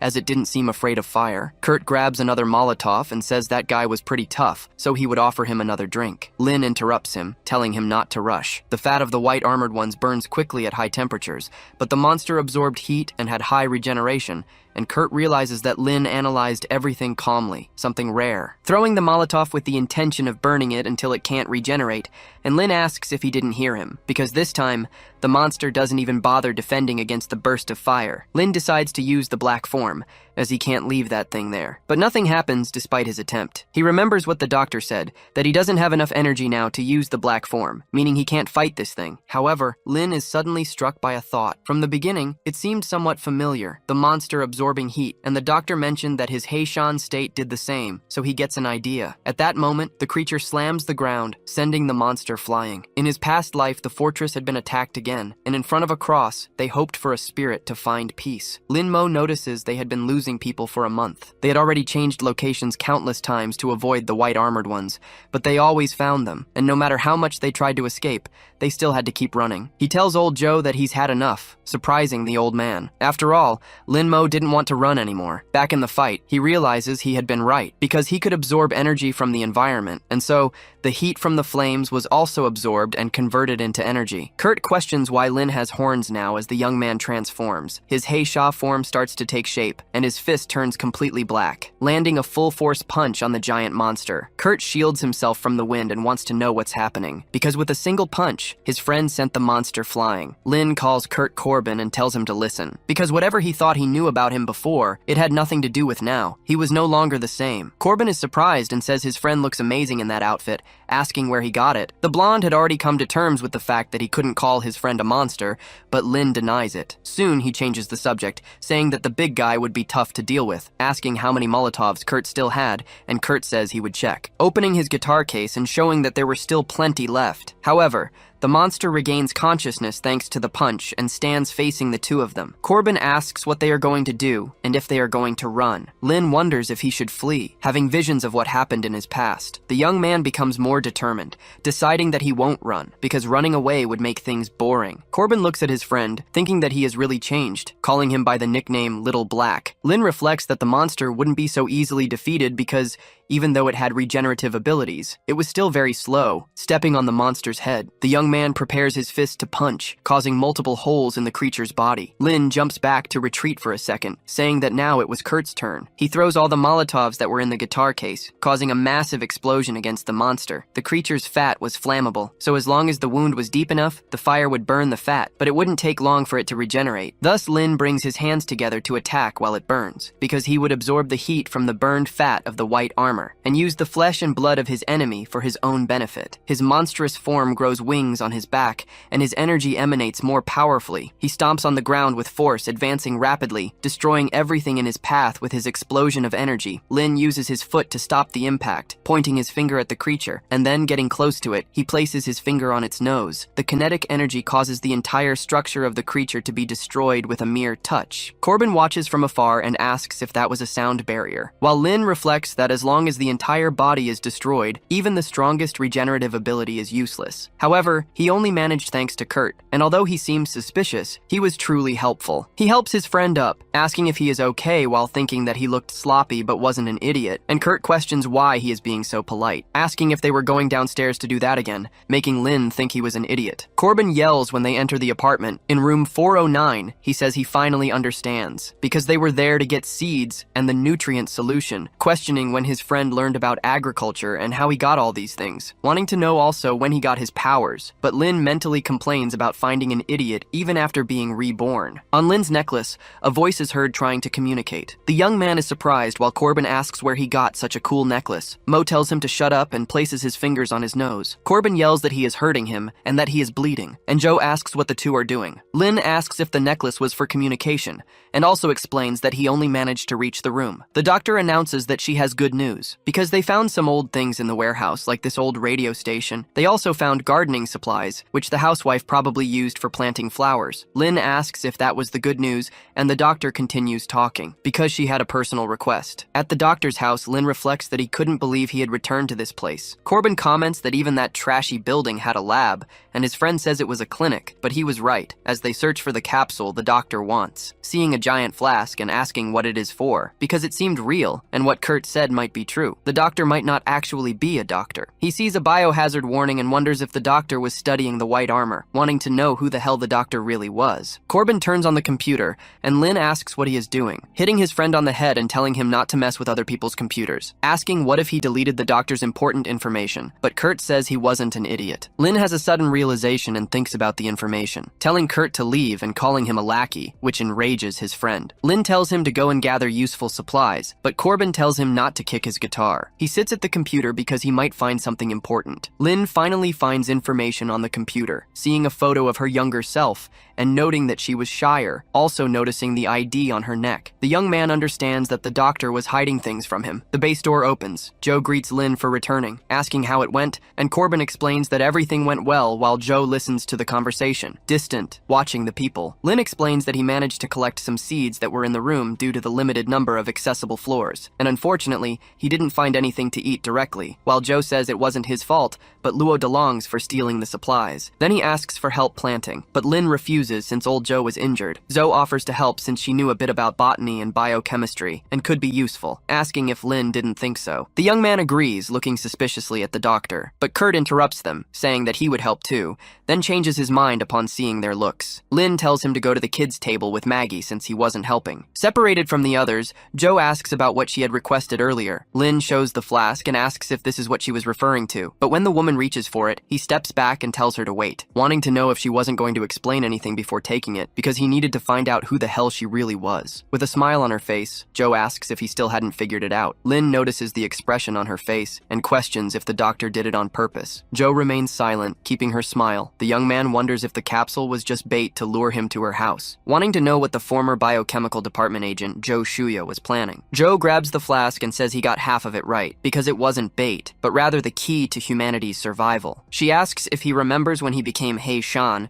as he looks similar to the monsters, and she believes there is a connection between him and the creatures. The organ reinforces this theory. Even in that state, it was still absorbing heat, much like what happened to Lin. The young man asks what this has to do with the key to survival, and why she revealed her identity. Joe tells her test subject not to worry, because whether for food or for storing energy to face the mother outside, they needed to solve the planting problem quickly. And if she isn't mistaken, when he created the hydroponic tank, he was thinking about using the red limit state to accelerate plant growth. In other words, the key to everything was Lin entering the red limit, but he didn't have enough energy to fight, let alone reach that state. Even if he could absorb heat from the surroundings, he still wouldn't be able to, because his storage organs weren't efficient enough yet to allow it. So if she could add this organ, they could have a more efficient absorption system that would enable Lin Mo to enter the red limit. Lin stops, intending to think for a moment, but Joe presses the flask against his abdomen, summarizing that to survive, he needs to insert that into himself. The young man asks if there wouldn't be any rejection reaction, but black veins begin to spread over the flask. Joe asks what that is. Then the veins form a face and an immense force. Lin Mo also doesn't know what is happening, wondering if the Black Fury wants a piece of the white armor's flesh. The flask shatters on the ground, and Joe analyzes that the young man's body couldn't wait any longer. Thus, he enters the red limit state, collapsing to the ground as a creature emerges from his back. The doctor wonders if his power source came from a parasite, wanting to know how he could fit such a massive entity inside his body. Lin simply smiles in the red limit state. It was time to plant. He says the seedlings mature naturally, and the shelves were sterilized, free of green algae, with only a few things missing. But he hears a noise from the top of the shelf. Maggie touches a plant and asks what it is because it's so small. Lin says it's a lettuce seedling, and the little girl asks about seedlings. So the young man explains that it's a baby lettuce, just like little Maggie. The girl disagrees,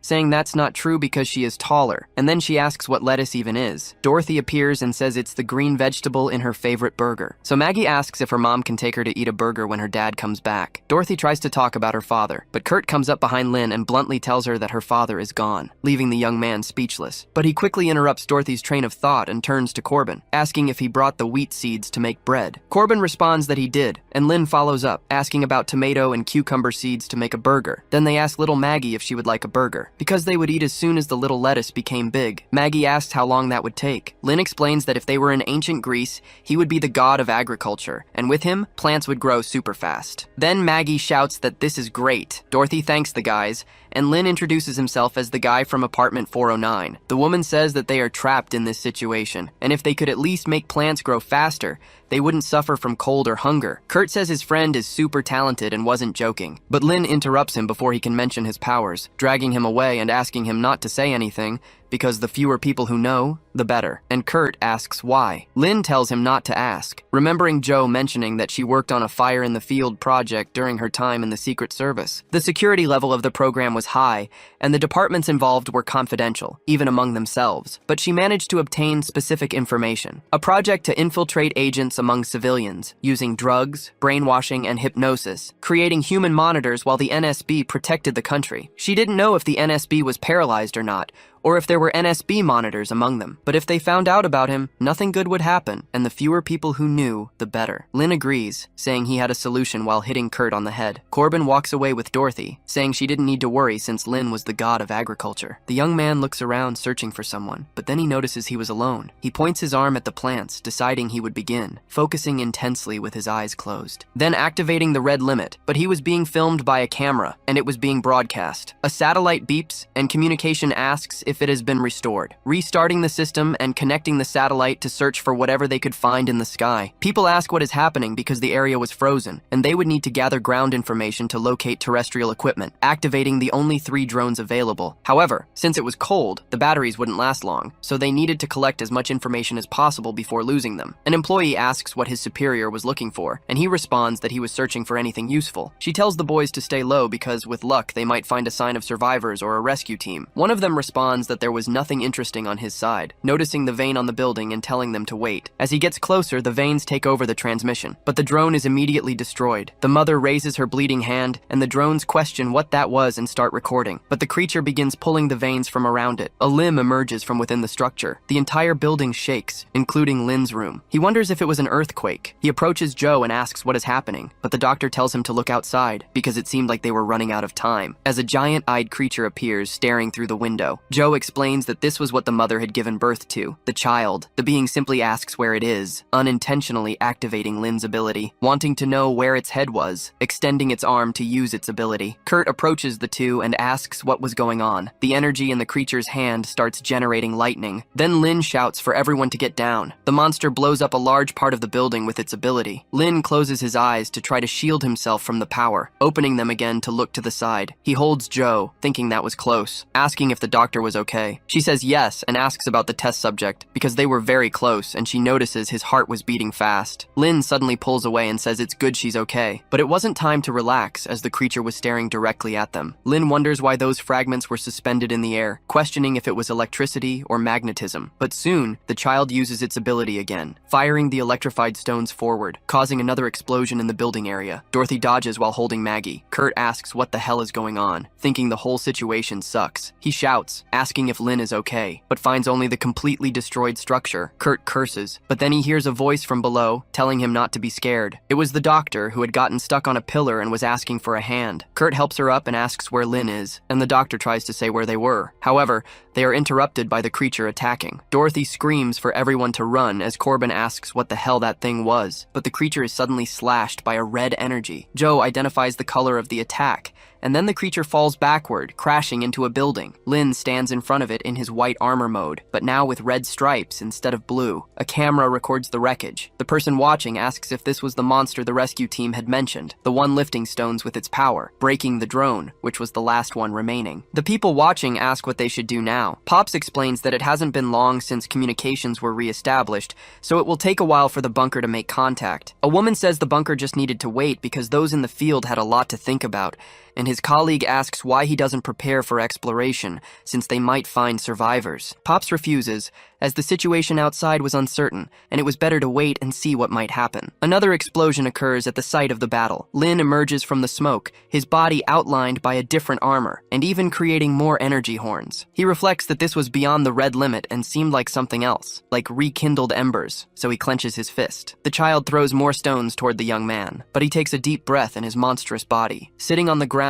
to advance, and quickly rising from the ground, heading toward the stones that were thrown at him. Lin leaps over each of the stones, sending them back. The creature keeps trying to control them, while the young man thinks that embers did not burn intensely and were instead burning silently, like eternal sparks. The monster raises its hand and begins gathering several stones to launch at the boy, as if forming the structure of a meteor, and fires its ability at Lin. The attack approaches, and the young man reflects that the sparks were not dying out. He channels energy into his fist to continue his thought, because all of this was like the prelude to a wildfire on a plane. Lin strikes the meteor with his fist, causing a shockwave that spreads across the entire block. A building explodes from the flying stone fragments, striking all the houses around, and even hitting the creature itself. Dorothy questions what that red thing was, and Kurt was about to explain, but Joe tells him to keep it a secret. Joe asks if it was an angel, surprising the three of them, because he defeated the creature and seemed like an angel sent by God, but his terrible face looked more like a demon. Lin falls to the ground, now with wings forming at his waist. He reflects that this time he had gone too far, causing immense destruction to the building. The parasite asks if it wasn't fine, since he was the only one who could handle this kind of power. Lin asks if she was willing to leave and calls her an insect. The parasite is surprised and asks if he had something to tell her. The young man says he had many things. She raises her arms and says that thanks to the crazy doctor who fed him the core, she was in a good mood. So if Lin wanted to ask something, he should do it now. Lin asks what exactly a white armor was and was about to ask another question, but the parasite places her finger on his mouth, saying they would do this little by little. She explains that white armor would be more accurately described as an empty shell, like a body without a soul, entirely bound by the obsession of its past life, just like Lin was bound. Or rather, Mo, who lost his life in the other timeline. Since time was not continuous for the parasite, Lin could die, and she would leave that timeline and move to another one. In this process, the soul and consciousness would go with her, leaving Lin's body behind, because the version of him that lost his soul would turn into an empty shell,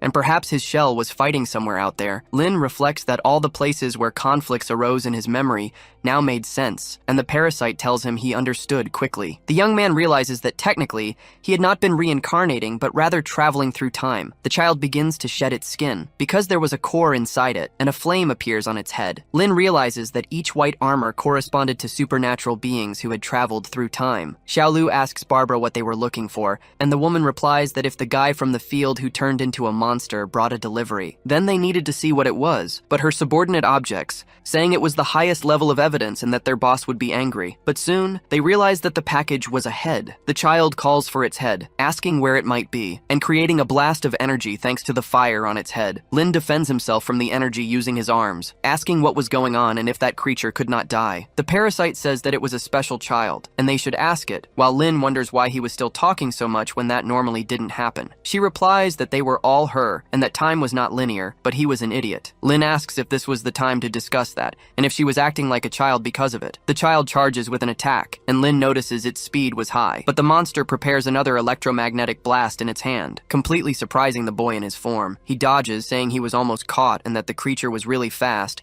but compared to his new form, it was nothing. The child places his hand on the ground and picks up stones, throwing them toward Lin, who wonders why he was floating and if it was an effect of gravity. Then the creature pulls him closer, grabbing the boy by the neck. Lin notices that the monster is absorbing his heat and says that this is bad, wondering if they were of the same origin. The parasite appears and says that it is difficult for them to drain each other completely, while Lin complains that she came again. Bluish arms emerge from the boy's back, pulling the creature's hand away, throwing it far. Another armor appears behind Lin, taking on a monstrous face but a feminine body. The parasite says she will have to do this herself, considering Lin's condition. The boy looks at her, impressed, while the parasite asks if he thought she would just stay inside him, watching. But the boy shouldn't be surprised because, with the second core, she would create another body. The child charges at both of them, but the parasite says that will destabilize the energy balance. Then she lifts her leg, colliding with the creature while saying she has no time to waste. The creature uses its ability at the tip of its foot. Lin warns the parasite that it's the gravity trick again, but she tells the boy not to worry because since they couldn't escape gravity, they would ascend, and so she touches his chest. A bluish energy is transmitted to Lin, shattering the entire ground around them. The parasite is pulled by gravity, and the creature charges forward with its hand. However, a sword appears in the parasite's hand. Flames envelop the child's head. Then it dodges the parasite's attack, being grazed on the shoulder, leaving the hit area clean of its armor. Someone watches from a distance with binoculars and says they have found 13. Their partner asks if she was around here, and the woman replies that it wasn't too far. But the current situation wasn't suitable for recycling because she had found an interesting guy. The parasite says that this was his true power, and that it was a waste to fight barehanded. Then Lin wonders if there was another function. The creature was repairing its arm, but she suddenly creates a scythe since she could do the same. The man removes his hat and says he didn't expect 13, the Holy Mother,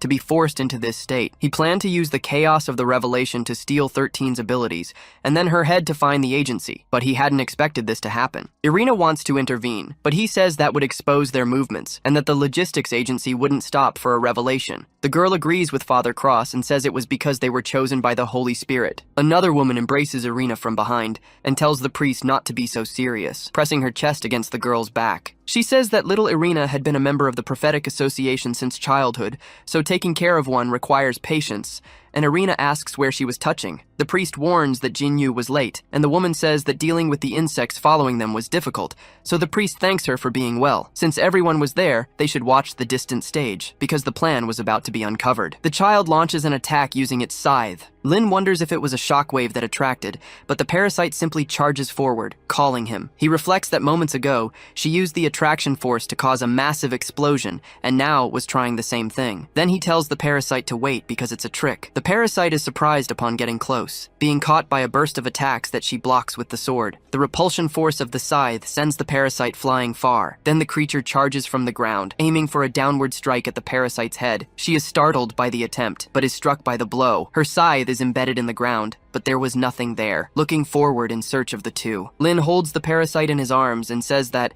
as he mentioned before, she was fast. But compared to him, the child was at least 500 cosmic velocities behind him. The parasite gets up and says that this was the child's ability and not an ordinary shell, while Lin responds that he felt it. She was stronger than the other white armors. Father Cross explains that a body is supposed to be empty, but it is filled with the soul, and it was not in harmony. That's what he thought when he first saw 13. Since she was both a divine child and an empty shell at the same time, her soul and flesh were disconnected, but she was more superhuman than white armor, though still a bit of both. Joe reflects that she thought it was just her imagination, but this situation, she asks her test subject not to disappoint her. Lin just tries to calm himself and not get anxious, because she had released the attraction force before, and her body parts were turning white both times. However, the bronze parts could use repulsion force. He then realizes the creature's ability. Lin asks if the parasite hadn't told him to incinerate her a moment ago, so they should increase their firepower. The parasite repeats that phrase, but with a smile she agrees and says she understands, asking Lin to extend his hand. The young man is surprised by the parasite's action. She places his hand between her breasts, and Lin questions what she was trying to do. A rupture forms in her body, shaping the hilt of a weapon for Lin. The child charges again with her scythe,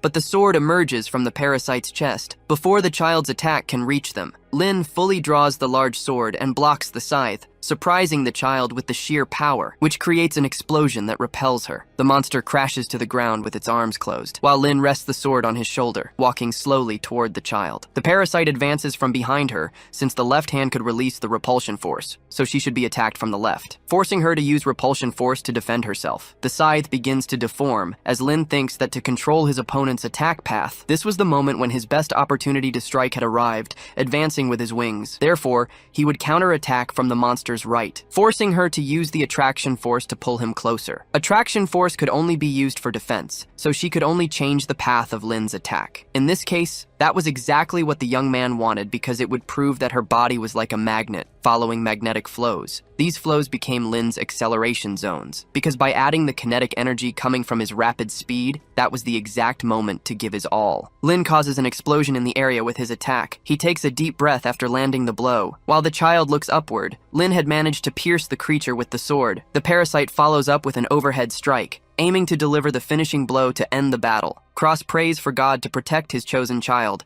using his golden pilgrimage attack. Lights carry Irina onto the battlefield. Jinyu questions whether she was sent correctly since it might cause some discomfort, but the girl says she's fine and summons the holy coffin. The parasite was about to strike from above when Irina draws her sword. She says it's interesting because it's like looking in a mirror. Irina had a protective covering over her eye, shielding her. She finally unsheathes her sword, slashing at the parasite. Lin asks who this girl was as she approaches, because he thought she was a superhuman. 13 deconstructs in front of them both. Irina grabs its core with her hand, and as the parasite tries to intervene, Jinyu warns of a sneak attack. The girl flips her sword around, blocking the parasite's strike. She hurls the monster far away. Lin catches her by the waist. Irina, holding the core in her hand, says that 13 is safe, and she wants to return quickly, but Cross asks for a moment. The priest says he could see her from there and would mark her as a direct target, so she should jump when the time came because he didn't want to bring the ground beneath her down as well. Lin wonders what Irina is trying to do as the girl crouches and says it's troublesome. The young man wants to know why a human is trying to save a white armor, but Irina just jumps off the ground. Cross instructs Jinyu to capture her properly. Then the woman appears, holding Irina in her arms and welcoming her. The girl is surprised to be received by Jinyu. She tells Irina not to worry about 13, but the girl curses Cross for doing it on purpose. The priest asks if she also wanted to crash into the ground when she was taken there because his ability had limits. Irina, irritated, throws 13's core at Cross, who reflects that it might take a little longer to incubate a new body, while Jinyu annoys Irina. Cross asks 13 to be a good girl and sleep in the process, since the leader of the Prophetic Association had told them before to move carefully,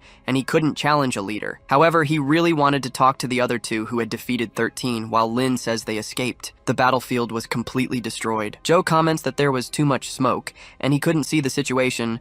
Joe says it seemed to be over, and Corbin wanted to know about the monster. The doctor warns that they seem to be safe, but Maggie wanted to know about Lin Mo. The officer calls for Lin while trying to see through the smoke, wondering if Lin had gotten out of there. The young man appears and asks why everyone was looking down, because today he had to get up from the 3rd floor. In the medical room moments later, Joe questions if Lin hit his head, as it seemed like a blessing from God. The young man agrees, and Joe tells him to move his hand because she was going to take a look. Lin says he is fine, and whispers to the girl that it isn't necessary. Joe responds that he wouldn't lose anything by letting her check, then whispers back that they should act properly. Joe says that everyone being okay could be considered pure luck, but due to the shockwaves, the pipes broke outside and the heating system probably wouldn't work anymore. So after a big round, they were back to square one, but Lin tells him not to be pessimistic, since the situation wasn't as bad as he thought. When he went up the stairs, he discovered that the blood nests had disappeared, meaning they could go down to check the lower floors. But their group was the only one alive in the building, though it wasn't time to grieve, since they needed to find the former residents' supplies to block the wind and rain,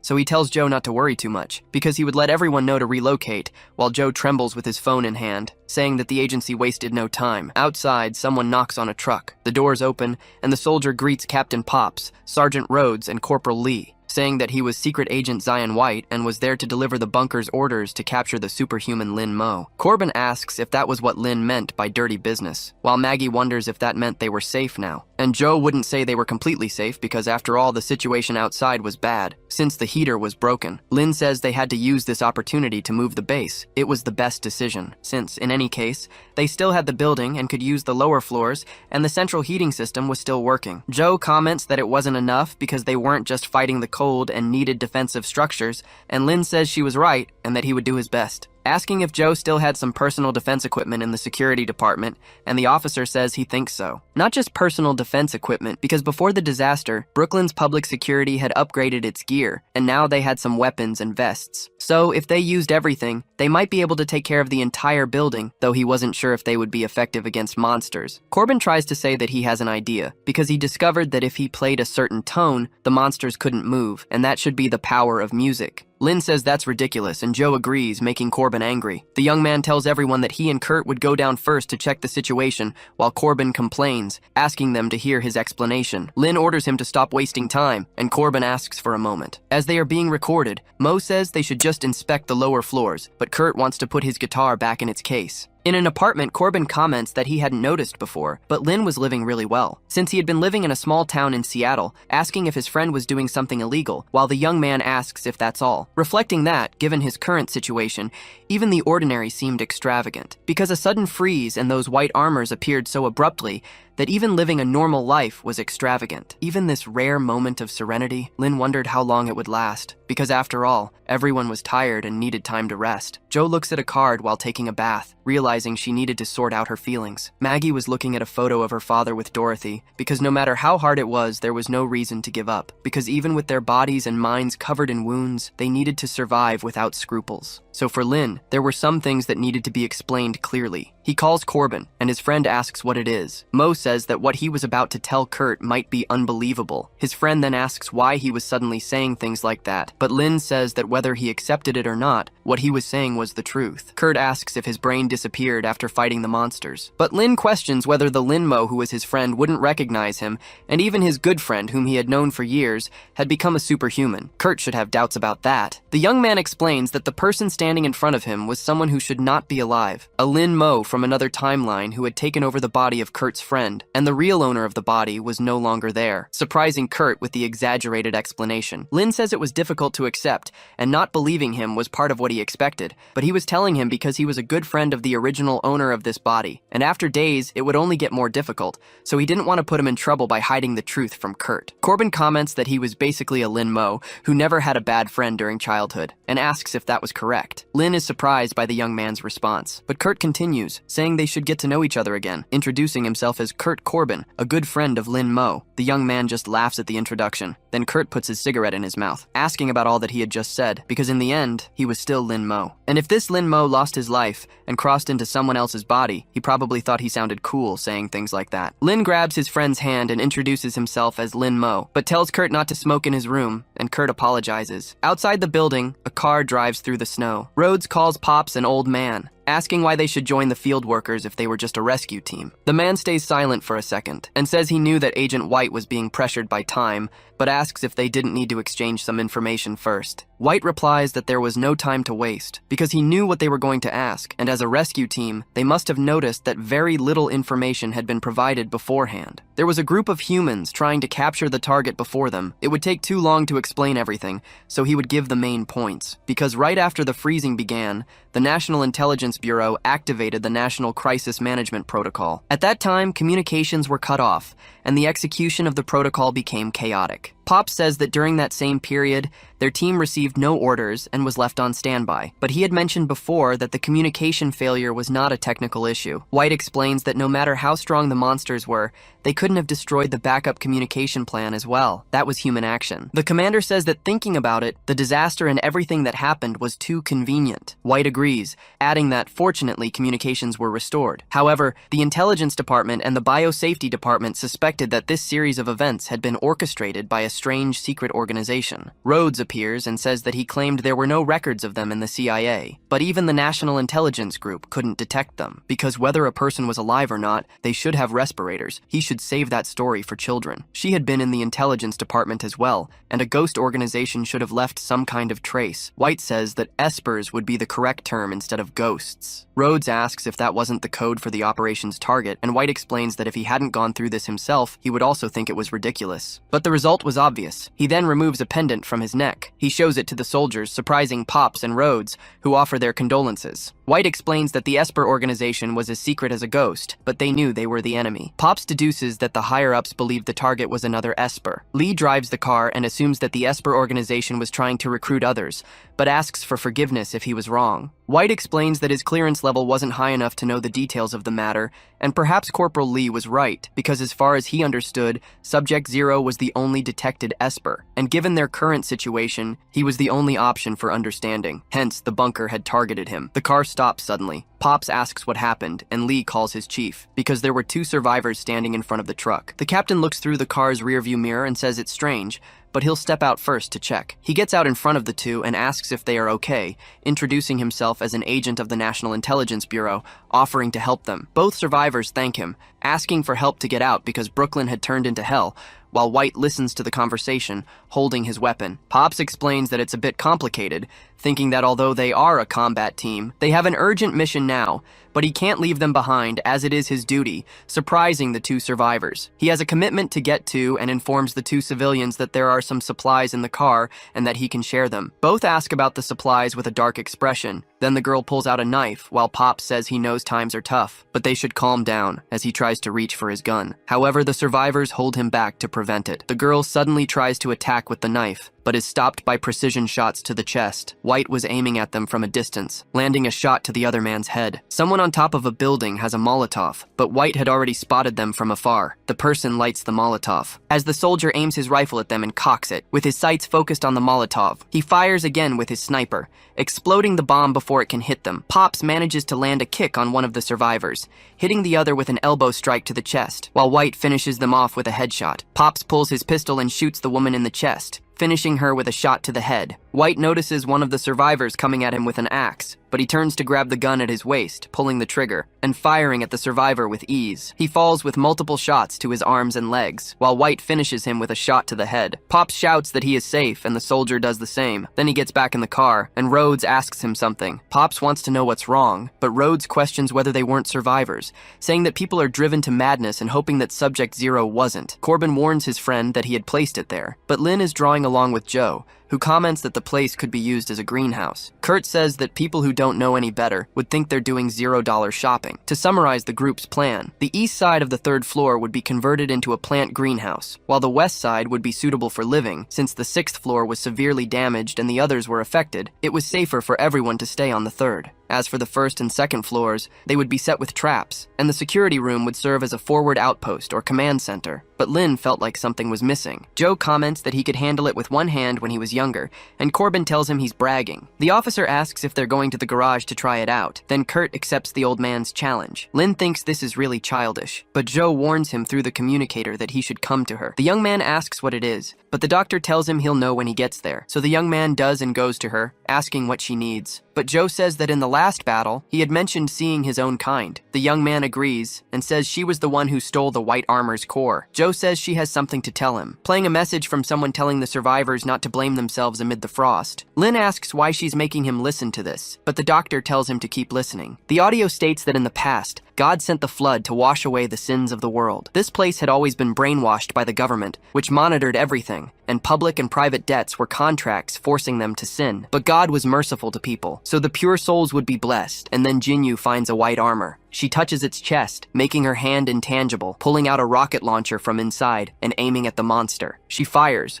obliterating the creature in just a second. Thus, it ceases to exist instantly. The message states that the lost lambs would find hope in the apocalypse, led by the holy children. So this was judgment upon the evil government. Surprising Corporal Lee as he listens to the message. Cross touches the girl's hand with his power. The message continues, warning that they should join them because the Holy Sun would protect them and absorb their sins, and then the priest would lead them to his kingdom. Joe asks if he had any idea about what he just heard. Lin just thought it was an anti-government cult, and the blessing and the Holy Sun they mentioned seemed to be espers. Joe says that if that's the case, it's possible. But things had gotten very serious, because for a long time, there had been a human legend, whether it was the Freemasons or the Illuminati, but now, the Society of Prophets. A dark cult carried out external dirty work, but the dog bit back, infecting the Pentagon, so they created the NLSB to fight against it. This story was almost forgotten, and was something that should have been forgotten. But now the prophetic society that was once eliminated had resurfaced thanks to the ice apocalypse. Lin asks if what she just said wasn't classified information, but she had worked in the biosafety department. Joe explains that unfortunately, she also had a terrible friend, and she was an intelligence agent, or rather a former agent. Rhodes suddenly sneezes, and Lee asks if she's okay. The girl says that the Society of Prophets was eradicated, not dissolved, and the NLSB was not as incompetent as the CIA, so she had a bold hunch. That Society of Prophets with espers was from another universe, just like Lin, a ghost. The young man is surprised that she knew all that, wondering if she had been listening to everything thanks to the pendant on her head. Joe exhales smoke and says it's touching and a little sweet for two men, but Lin yells that it's a bond between friends. The doctor continues, saying that if that's the case, maybe the Society of Prophets had noticed Lin, and in any case, they had an enemy to protect themselves against. She asks if he wasn't going to move, and they should help carry his things, without forgetting the ashtray, while Lin says she called him just for that. Lee turns off the radio and says that it wasn't surprising that the intelligence department hadn't found records if it was the Society of Prophets, asking Rhodes if there was any secret. The woman says it was more than a secret. It was related to the National Intelligence Cabinet, but the superiors had thoughts. However, a hand covers her mouth. Pops tells Sergeant Rhodes not to forget that she was transferred to the field department. White listens to a message saying that although communication was restored,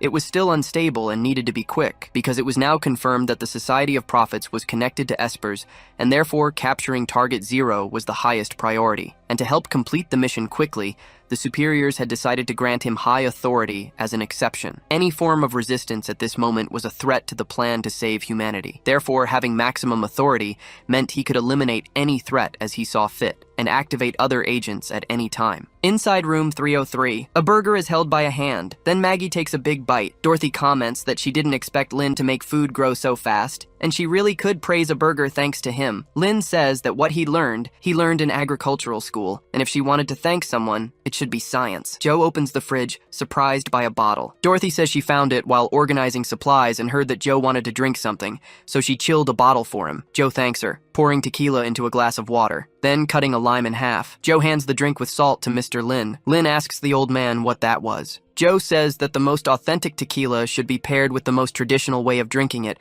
and he offers this drink to his savior. So they should sit down and enjoy the delicious food. Lin thanks him for the drink and says he wouldn't be reclusive. Then he runs the lime over his tongue and drinks the tequila with his finger, finishing by sucking on the sour lime. Joe offers the drink to the doctor, but she explains that she smokes because she doesn't drink, while Lin starts feeling sick from the alcohol. Dorothy comments that she hasn't seen Mr. Corbin, but Lin says he was on duty. Dorothy says she'll take his share, but Lin says there's no need to trouble herself, though the housekeeper insists. The soldiers were watching this scene from outside. White tells everyone to prepare to check communications. This was the alpha test. Rhodes at the base says she's fine, and HQ was received, calling for Bravo and Delta. Bravo, who was Pops, confirms receipt, and Delta, who was Lee, does the same. Thus, the soldier says he'll leave the communication to the kid. Rhodes informs Pops and Lee that they were experiencing interference, and that she needed to readjust. Both ask about it, but Bravo explains that the adjustment would be done as quickly as possible. Rhodes agrees and says she switched to the private channel. Pops asks what that was and why she was being mysterious, but Rhodes questions whether they should use force, since Target Zero didn't seem dangerous, and she felt that the field agent was hiding something from them. Bravo agrees with her and believes the higher-ups are involved, given that intelligence has the sense, but as her captain, he doesn't want anything to happen. So even though he says that, he won't stop the girl. asking her to be careful, while Rhodes calls him again, saying that the adjustment is complete, and finally initiating the operation. Lin pours more drink into Joe's glass and asks if he has a daughter. Joe explains that he had a family, but hadn't seen his daughter in about 20 years. He was frozen outside and wondered how she was doing, while Joe warns that he was injured and should drink less. Then Joe apologizes to his daughter for already being drunk, surprising Lin. The man holds Joe's hand and calls out to his daughter, Juana. Joe is surprised by the coincidence in the name but says nothing. Then he continues, saying it was his fault for not protecting his daughter and her mother. Lin laughs and Joe asks why he is laughing,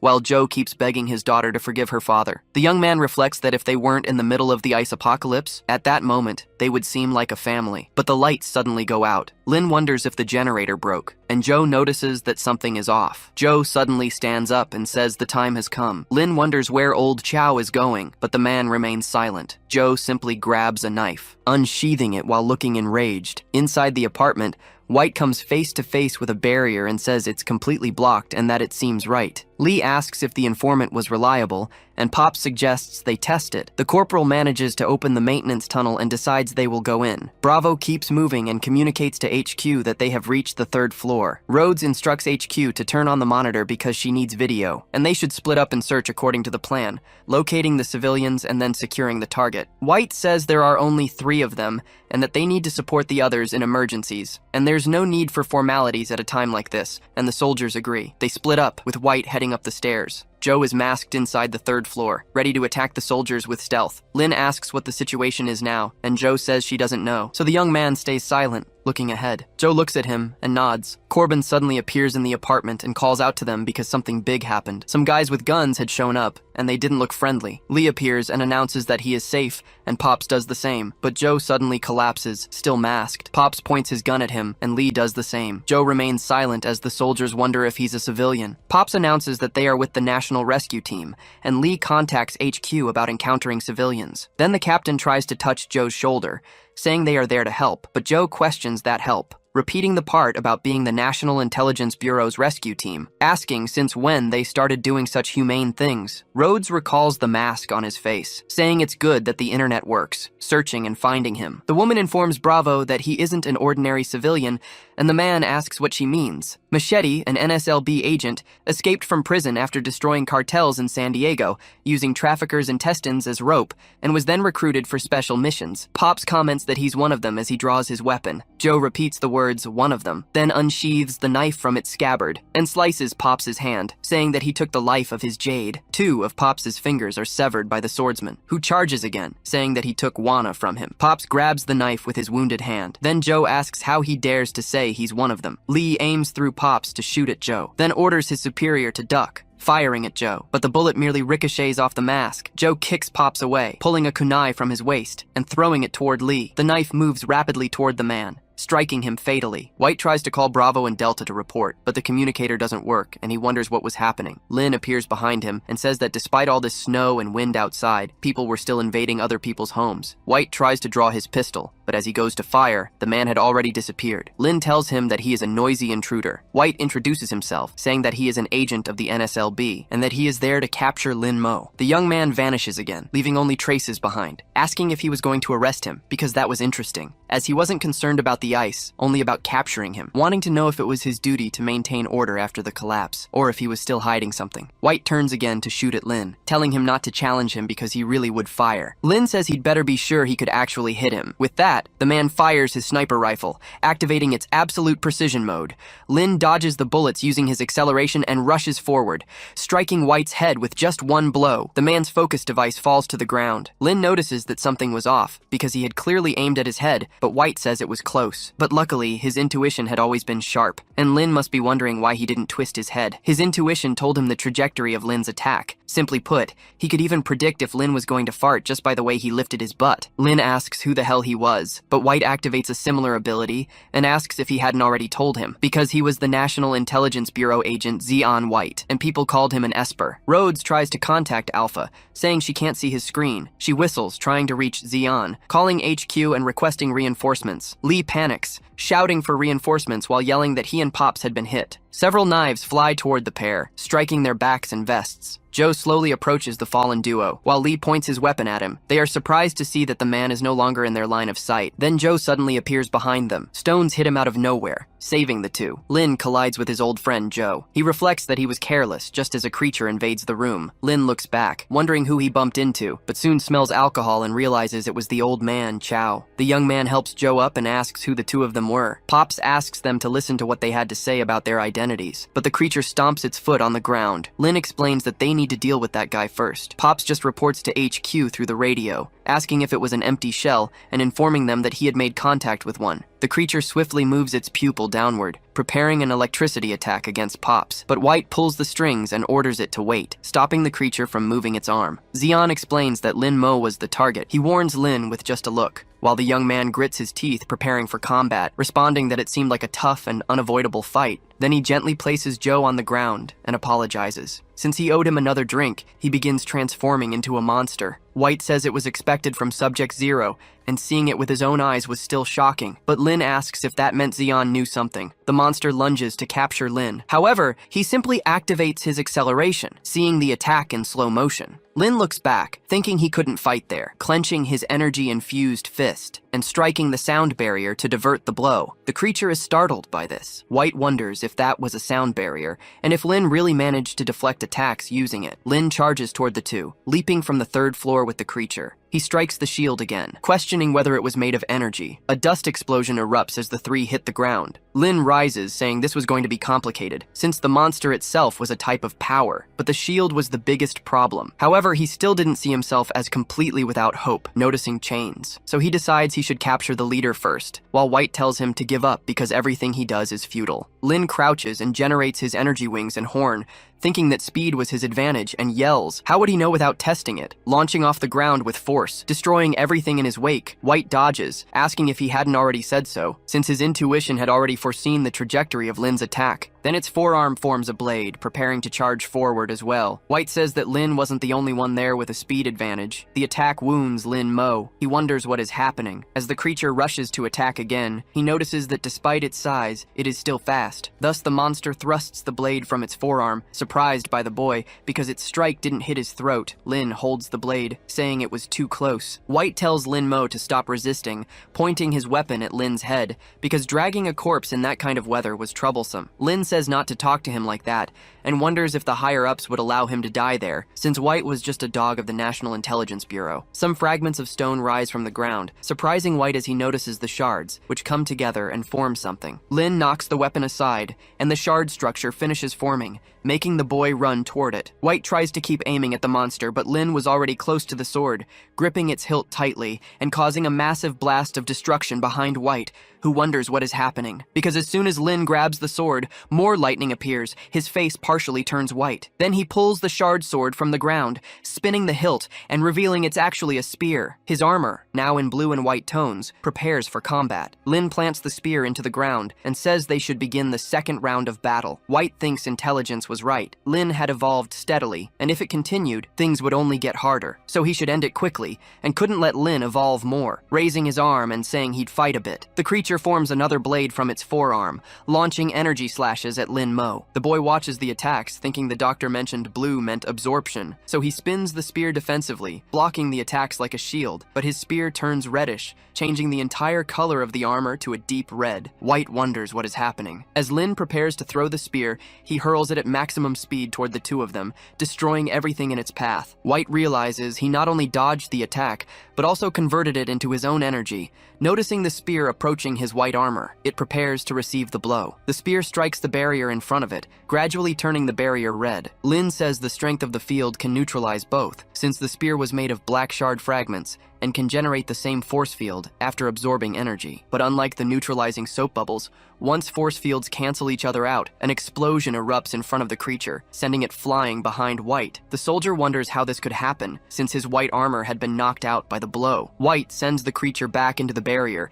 saying it was hurt and could return to rest for a while. He wanted to know if Lin was going to continue. The boy explains he wasn't stupid and couldn't do anything about White's intuition, but without a pet, White couldn't do anything to him either. White repeats the part about being a pet. Lin points the spear, saying they were at a standstill, and White repeats it, wondering if Subject Zero had been mistaken, because he should look at himself, since he resembled the white monsters that come from the snow and ice. Still, Lin thought it was a standoff, but White didn't see it the same way. So he yells for his partner to do something. something. His partner starts playing the guitar. Lin looks back, recognizing the sound, while a massive speaker blares. The boy asks what's going on because his head is hurting. The blonde person begins to sing, continuing to play their guitar. Lin notices the parasite was resisting the music, but the song says to wake up when September ends, and so the parasite begins to leave his form, falling to the ground, separated from Linmo, and closing the eyes of the boy who reaches out for the guitar. Corbin was in front of him and held his hand. White warned that he was late, and Corbin apologized, wanting to know if he missed anything exciting, and White agreed, but none of that mattered since the mission was complete, thanking Agent Corbin for the help. Kurt told him not to mention it. 30 minutes earlier, he accessed the computer, sleepy while taking a nap in the surveillance room, watching the recording of the agents breaking in, and then opening the surveillance room door. White pointed a gun at Corbin's head, frightening the young man because of it, since he was sleeping and now awakened by 3 men. Kurt stated there were no hidden herbs and that he had stopped that a long time ago. White started saying strange things to Corbin, making the young man repeat the words in a trance about the Bad Boys unit. White said it was the weapons answer, and Corbin responded that it was 21,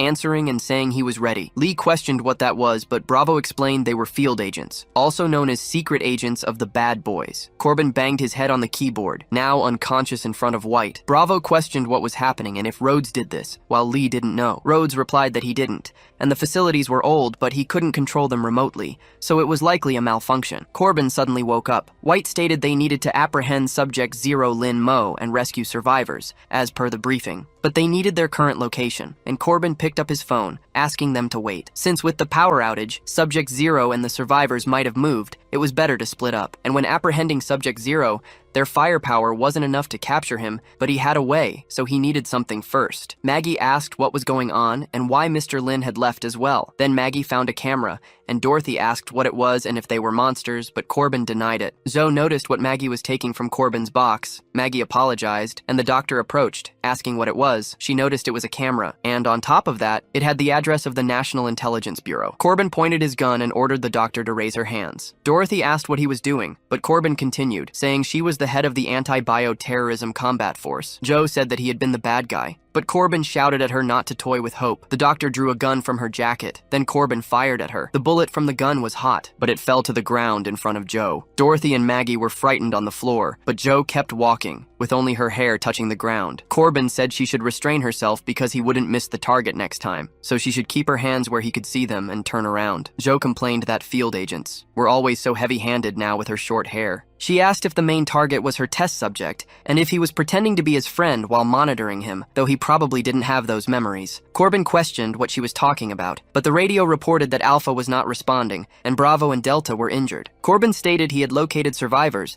and asked if the wounded could be transferred, because there was a doctor right there. Bravo asked how they were, but essentially, they had not lost their lives without complications. However, their wounds had already been stitched, so he shouldn't worry, since it wasn't anything serious. Asking if Rhodes could use the private channel now, and she asked what it was. Joe told him to say thanks and asked what that meant. Corbin asked what she meant, saying he was a traitorous agent. And maybe this freezing was related to them, the traitorous agents, asking what she thought it meant. Joe simply said that they were the ones who had betrayed them, shouting about Project Europa. Corbin was startled by the mention of the project, but the doctor explained she was referring to Jupiter's second moon, and in the past, scientists thought it was the most likely place in the solar system to harbor life outside Earth, but it was a frozen planet, asking if he recognized it. Because just like New York now, she asked why he thought the superiors used that name for the project, and it had nothing to do with NASA, but rather with the Society of Prophets. Corbin swung his arm at the girl, pointing the gun at her and saying that was enough. Joe asked if the field agent was in a hurry, but Corbin stated that if she didn't have studies on Subject Zero, she would already be dead. Saying something inaudible to Joe, Pops looks to the corner without showing any reaction. Then Corbin slaps her. He informs the HQ that he would make the Alpha return, and that they should prepare to receive survivors. Then Joe asks what he was afraid of. It was already dawn outside the building. Lin was restrained, and the soldier referred to him as a packaged parcel. Lee questioned what would happen if he woke up, but Corbin told him not to worry, because even if he woke up, it would be useless since he wouldn't be able to use his powers for a while. A sufficient amount of insulin had been injected into him, thanks to the research of the traitorous doctor. Corbin informs Lee that he would carry him, and the young man agrees, apologizing to his unconscious and gagged friend. Lee asks his boss what they would do now. Pops only wanted to know why he had joined the National Intelligence Bureau. The corporal wonders why he wanted that answer all of a sudden. But Pops realizes that he might be involved in something terrible. White asks how the injuries were, because he had good news. The main communication had been restored, and they had just made contact with the nearest shelter to a hospital, though it was a bit far. Lee thanks him, saying that was great. But White explains that there was something else before they left, asking if they saw a monster in the apartment that resembled empty husks. Lee denies having seen anything like that, and White asks the lieutenant, who also denies it, saying that aside from the civilians, there had been no other notable encounters. White says that's very good, thanking his rescue team colleagues, saying it had been a pleasure working with the group, and so they leave. Cross asks why Jinyu didn't act immediately, and she responds that after cutting the power, she noticed there were rats among the flock of sheep. And then, among the rats, there was a wolf, so she waited for the fight to end before acting. Cross replies that,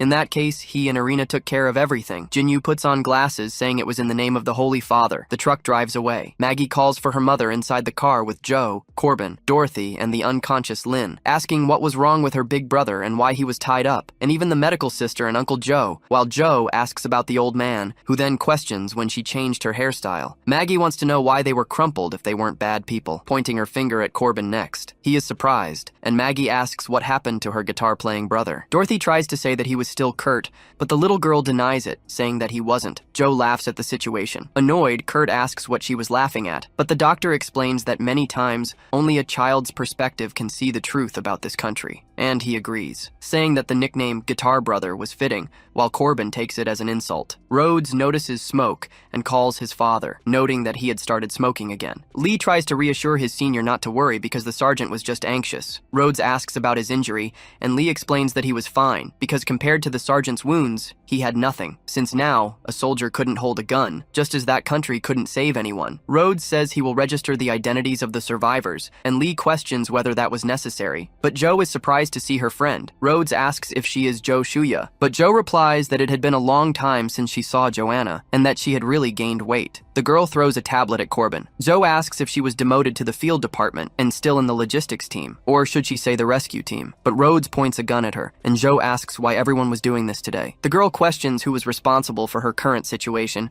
because she thought they were friends but shouldn't have trusted Joe back then. Joe asks if she didn't find the truth she was looking for, as they both knew the risks. White looks inside through a window, telling Rhodes to calm down for a minute. Since they had a motorcycle pursuing them, a camera captures its movement. Jinyu accelerates the motorcycle while using her ability. Rhodes asks what that person was. Something wasn't right, wanting to know if she didn't feel cold in this temperature. Joe warns that she's an Esper. They absorb ambient energy and maintain low temperatures for long periods, while Rhodes asks if they still move at absolute zero. The doctor agrees and says they have adapted to freezing. Jinyu pulls a revolver from her chest, calibrating it while driving and pulling out another one, aiming at the truck with it energized, causing a massive explosion in the area, forcing the truck to fall. Everything inside the location shook rapidly. Jinyu threw the weapon away, saying she missed the target. Lee wondered what had happened and if it was a grenade, but Pops ordered him to drive faster, because she was getting closer and closer. Jinyu pointed her pistol at them again, while White opened the back doors of the truck and started shooting at the motorcycle. Jinyu reloaded her weapon with energy, frightening the soldier with the damage it would cause, but it was launched toward him rapidly, causing an explosion that overturned the truck, crashing it into a building. From within the smoke of the explosion, Jinyu emerged, still riding the motorcycle, stopping it using her leg. She drew her revolver again, saying that this time she overdid it a bit,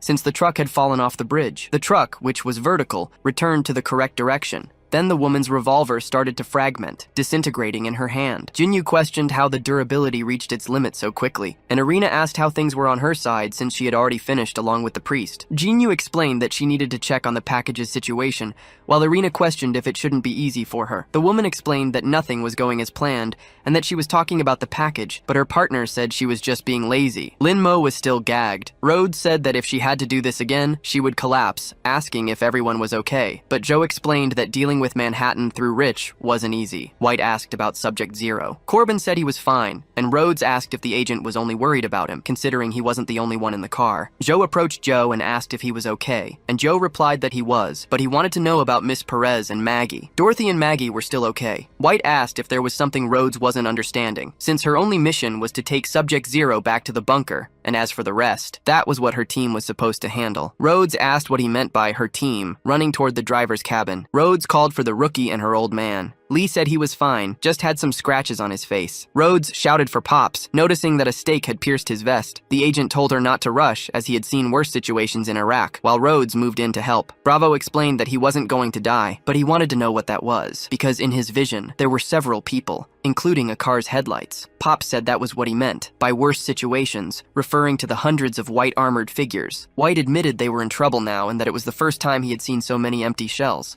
But since they were focused, they could try to take them down. Then he asked if Corbin's speaker was powerful enough, while Corbin asked if it was loud now, since it wasn't a matter of power, as his guitar was broken. White shouted that they would have to use the primitive method, shooting at the creatures. Corbin asked if there was another weapon in the car, but Rhodes told him to check for himself, approaching Joe, who asked if she needed something. Rhodes cut off the doctor's handcuffs, surprising her for helping a traitor. Corbin asked what she was doing while handing Joe a first aid kit, telling her not to get the wrong idea, as he hadn't forgiven the liar, but the current situation required her to do what she did best, helping her father with a serious wound in the lower abdomen. Joe said it was a bit difficult alone and needed someone to assist, but Dorothy volunteered, since she worked in the medical field and could help but needed someone to take care of Maggie. Maggie said she could take care of herself and didn't need anyone to look after her. Corbin tried to offer his help, but Maggie refused, and he said he would keep searching for weapons. Joe asked to be untied because he would take care of Maggie, and Rhodes asked if he was the headline uncle, but he denied it, saying he was a security guard. And the current situation was not the time to follow rules since they had all survived so far by helping each other in that lousy apartment. A pale creature tried to attack Lee through the car window. Then the agent drew a knife from his vest, piercing the monster's hand and neck. Rhodes pointed a shotgun barrel and told him to cover his ears, quickly firing at the creature, which destroyed its head. Pop said he didn't expect to see a doctor twice in the same day, while Joe told Dorothy to apply pressure to stop the bleeding. Dorothy couldn't stop, and Joe noticed that an artery had been hit. The situation was very bad. Jinyu suddenly appeared behind White. He turned around, saying he had forgotten they had pursuers behind them. Then the woman pulled a katana from her chest. White realized she was also an Esper, wondering who she was while Jinyu advanced with the sword, and he aimed his gun. Dorothy applied pressure to remove the stake, but it wasn't enough. Joe noticed that if she continued pressing like that, but she was surprised as she suddenly remembered something, seeing a scene from her childhood when she was helpless, since she had the key to breaking the situation. Then, remembering Lin Mo, Jinyu advanced with her sword toward White, forcing the soldier to activate his intuition with both eyes. And then, he avoided the woman's attack. But his gun had been shattered because of it. Jinyu said his blessing was interesting, and asked why a saint would help a sinner. White questioned the idea of sin, and said that term might work for a country bumpkin. But he was an atheist, and suspected the woman might be from the Society of Prophets, noticing that her goal was Subject Zero, while Jinyu asked if they would do this in a way he could understand, asking if he didn't want to go back. White asked what she was talking about, but the woman explained that he was also an Esper and should know that he wasn't originally an NSLB agent. Or rather, he didn't belong to that world and should still have things that mattered to him. White remembered the things that mattered to him, asking what he really cared about while recalling a police officer who had once asked if she could work with her senior again. White lowered his pistol, saying she was right. But some people had lost their lives in the past, and now there were some still alive, so it didn't matter which side he belonged to, because he just wanted to save the side where the things he cared about were, and he wouldn't let Subject Zero fall into her hands. Lin Mo was still unconscious when a bullet fell on him. Joe and Corbin fired at a creature while the guard told Maggie to cover her ears. Kurt asked how the rescue team was doing when he saw Joe, but the doctor suddenly looked down, removing Lin Mo's protective vest. Kurt grabbed her hand, asking what she was doing, but she told him to look at the situation now, because there were several monsters outside waiting for a snack, and an Esper relentlessly chasing them, so this wasn't a situation they could handle. The bullets simply entered Jinyu's chest. The woman advanced with her sword,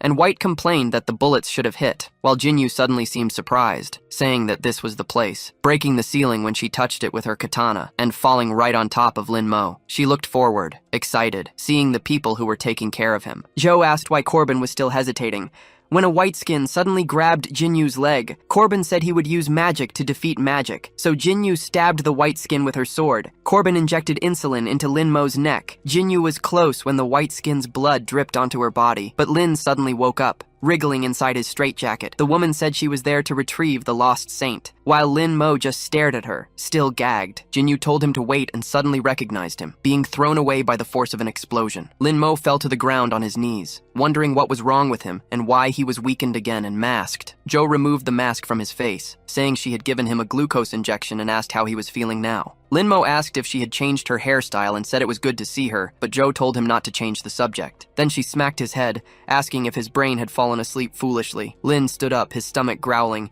and said the energy didn't feel enough. Joe complained that she wouldn't give him more, because their lives depended on Lin-mo at that moment. The Whiteskins kept screaming, but their heads were blown apart by bullets. Joe complained that there were too many, and they were difficult to defeat. Joe asked if he had anything to eat, preferably something high in sugar, but Joe said he was at the age of diabetes. The woman reflected that most of the glucose had been left in the apartment, and he couldn't fight like this, while Lin complained about feeling dizzy. Suddenly, Maggie pointed at a chocolate bar. She said it was the bar her father had left for her, but she wasn't hungry now. Lin reflected that she didn't know about her father, but he denied it, saying that it was what her father had left for Maggie. Maggie told him to take it because good children should help others, while Dorothy tried to make do as she treated Pop's wound, and Rhodes questioned if she could handle it. Then Lin should quickly eat the bar that Maggie was giving him, and he agreed. The young man noticed the mark and said that bad memories were coming back, but he ate, saying it wasn't the time for that. There were more important things. Joe stood face to face with a pale creature, but he realized he was out of ammo, cursing his situation. Lin rushed toward his friend, surprising Joe when he looked back. Then Lin clapped his hands, disintegrating the pale creature,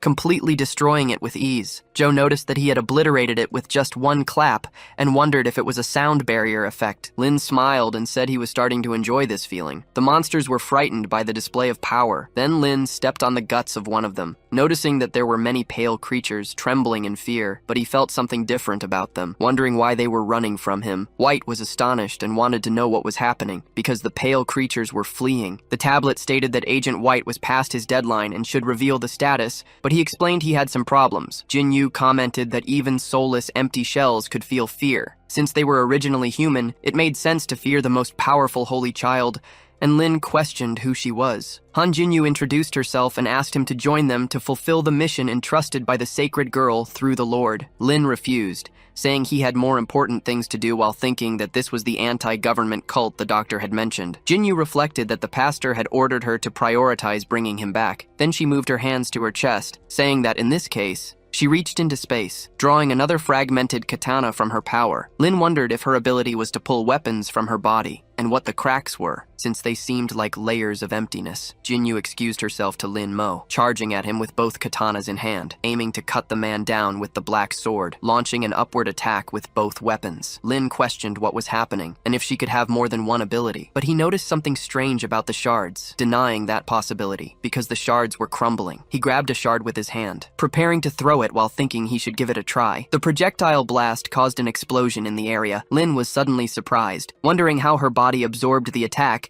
and if the crack led to some kind of space, while Jinyu explained it was her first time seeing a hole in her stomach. She asked if his attack was just a test. Then, according to the pastor's description, the young man's capability should be much more than that. Lin asked if she was provoking him while realizing she was right. Joe noticed that Lin's situation wasn't very promising because, although he could move normally, he had only recovered 13%. In other words, the parasite inside him was still dormant. Lin reflected that facing an opponent who was also an Esper, besides the power difference, was a battle of abilities, and capability was the trump card. Then he said the lady shouldn't provoke him like that while thinking that, since he couldn't use the black fragment, it was like losing an ace, and one could never predict tricks. Since he had already made one mistake, he needed to be more cautious now, and at that moment, his situation felt as if he was about to be strangled in the forest at any second. Jinyu lunged with another kick attack, which Lin avoided. Both of them charged at each other. The woman wondered if he also dodged the aerial attack and realized it was no longer a matter of speed. Lin reflected that she didn't just feel like a snake. Her attacks were exactly like one, so he could only try to overpower her, throwing a punch. The strike caused an explosion in the battle area. Jinyu was unscathed after being hit. Lin was astonished by the result, because his arm had entered her chest. Jinyu commented that it was the first time someone had entered her body like that, and Lin realized her power was spatial. The woman lifted her heel from the ground, moving closer to Lin as she wondered how far he could enter, and Lin felt he couldn't use the sound barrier at this range. She had been curious about this before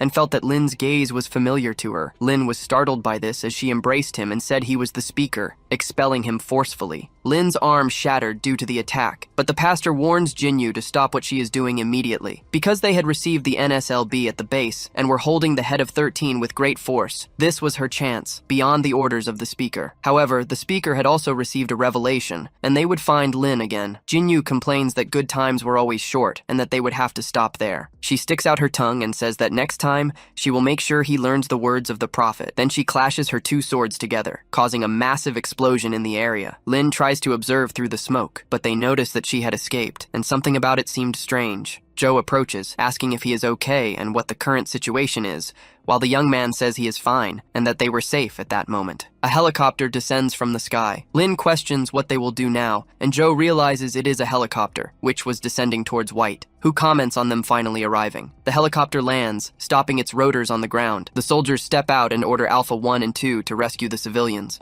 while the others should follow the plan. They place Pops on a stretcher, and Rhodes asks who they were, while one of the soldiers introduces himself, saying they were colleagues and thanking them for their hard work. Rhodes looks back, surprised, while White salutes and says he didn't expect his boss to come personally. Frank simply states that his soldier did well, and he thanks him. Then the light from their weapons shines on Joe and Lin's faces. The doctor asks why the security department was on a bunker mission, and even brought high-ranking officials while Lin is just confused. The soldiers say that Subject Zero is under control for Frank, who is the head of the strategy and decision department, and Barbara is the leader of the biosafety department, who comments that this was unexpected. Joe calls out to her friend, Barbara. Then Barbara responds that she'll see her in hell, and now the situation seemed clear. Joe comments that her and the bald idiot from the Department of Fools showing up there wasn't a good sign, and Barbara asks if her image was really that bad to her. Either way, Frank intervenes to explain, stating the reason why he and Barbara were there. Since Subject Zero, Esper Linmo, was necessary to uncover the truth about the freezing incident. The young man asks what that has to do with him, but Joe stops him, telling him not to believe Frank's nonsense, because all he wanted was to continue Project Europa. Barbara questions that name, saying she had never heard of it before, and she wants to know what the bald man was hiding. Frank simply asks how Joe knew about Project Europa, looking startled. The doctor reveals that she was right, and Lin questions if she was just trying to get information out of him, to which the doctor confirms. Frank responds that since she had left intelligence,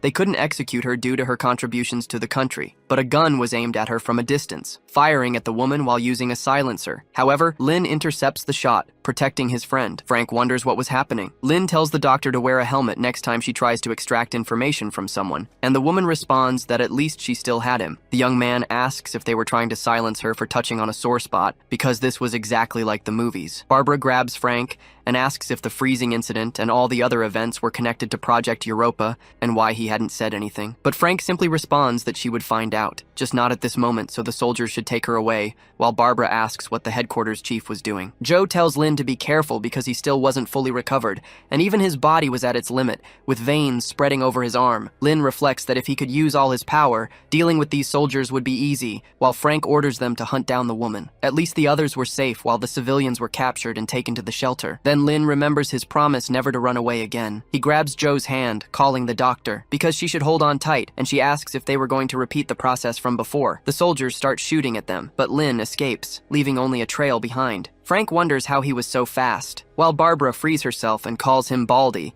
reminding him that she had already warned about Lin's speed, but the bald man didn't even pay attention. Frank turns, saying that Joe must have gotten hurt. However, he is struck in the groin by Barbara, who says that without Subject Zero, they were doomed. Destroyed, Frank questions what to do, if he should chase after them, but Barbara orders them to forget it and return to the bunker, because there was too much they still needed to learn. Lin soared over the buildings with Joe, crashing into a window and breaking it. They fell into an apartment with a lifeless body. He coughed and asked if the doctor was okay, while she replied that she was, but his condition was really bad, bleeding from his eyes. Joe looked through the supplies and assured him it wasn't that bad, while Lin wanted to know what she was doing. She tossed a milk carton, and the young man questioned what it was. Noticing that it was freezing from the inside, he wanted to know where she was getting this from, but Joe said they had won the lottery, since the man seemed to have been lifeless for a long time, and the cause was a gunshot wound to the chest. As for the killer, it seemed like both had fought each other. The survivors probably fought over resources, but they should be grateful to them because that's how they won the lottery,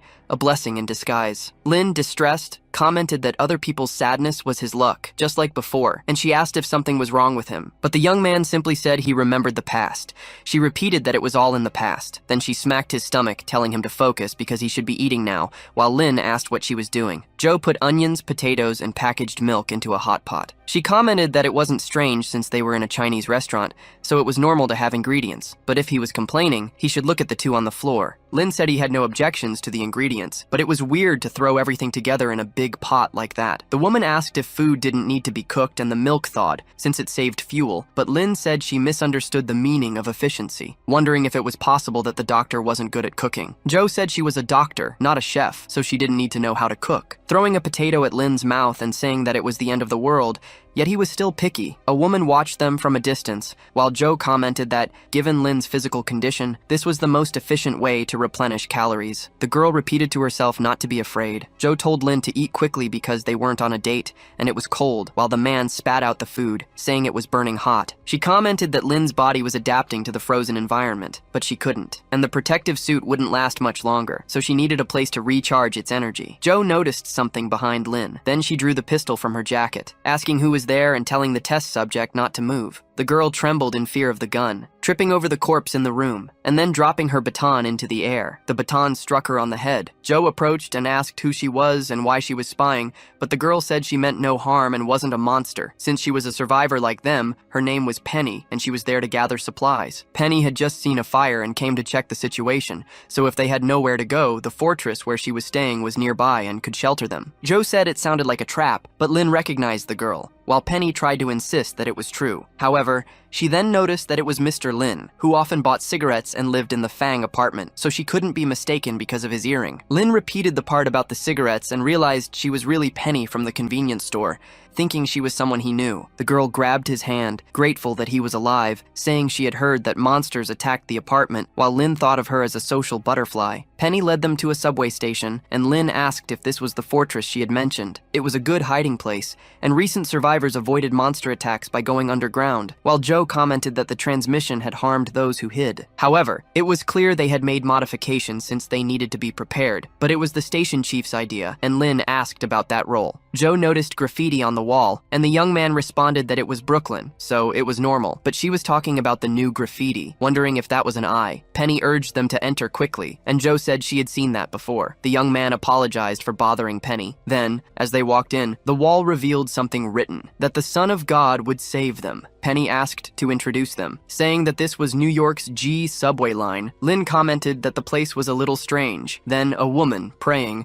asked if Penny had returned and brought new people. Penny says it was enough for the month, but her friend warns her of the danger, even if it was to help the divine child. While the redhead only wanted to know about the station chief, a woman in boots approaches. Penny greets the station chief, who wore a beret over one eye, and walked with armed and masked guards. The chief asks if Penny left the hideout again. Penny responds that this time, she just wanted to finish the quota quickly since her brother was sick and she wanted to do her part. Then, putting that aside, she had found new survivors. They were her former neighbors, and she knew the situation of the apartments, while Lin wonders if she was the Luo Delong of that place. But Joe tells him not to jump to conclusions. The station chief approaches, saying she had noticed that, but they should follow the usual rules. The soldiers surround Lin, and he asks what she is doing, but the chief tells him not to get nervous, because it was just a quick inspection, and Lin questions what exactly she was going to inspect. The woman shines a flashlight in his eye, impressed that his pupil was circular. Then she says it was impossible and that he was kneeling and welcoming the sacred child. Lin questions what is going on. Joe responds that they must be members of the Society of the Prophet, and Lin comments that she got it right, but Joe doesn't find them hostile and thinks they might not be the same group. The chief says they had been waiting for him, and that the saint possessed a holy ring. Since the apocalypse began, they had been hiding there with no one to save them, believing they had been forgotten. But the empty husks kept appearing. At first, she thought the gods didn't exist in the world, until the day she saw the robed ones, and that was the first time she witnessed a miracle and saw the saints with her own eyes. Since that attack, they converted to the prophets, sheltering those wounded by the apocalypse while the saints returned to their mission, so the survivors were worried. But before leaving, the most venerable of the saints prophesied that a saint possessing the eye of the sacred ring would come there. And they had been waiting for the prophecy, wondering if it would really happen, never expecting to actually witness it today, since the survivors needed the saint, and his appearance had given everyone hope. Lin asks about hope, since it was the most important thing in this apocalypse. Then Penny brings food for the saint. He looks at the plate, impressed. Even the food had eyes drawn on it. The chief says that offering the sacred communion was a duty, and as a saint he should prioritize his combat power, as he was the only one protecting them in the apocalypse. Joe says they risked their lives for the sacred communion, and on the surface, saved people for the society of the prophet, and Lin responds that this was hypocrisy. One of the priests says they were running out of food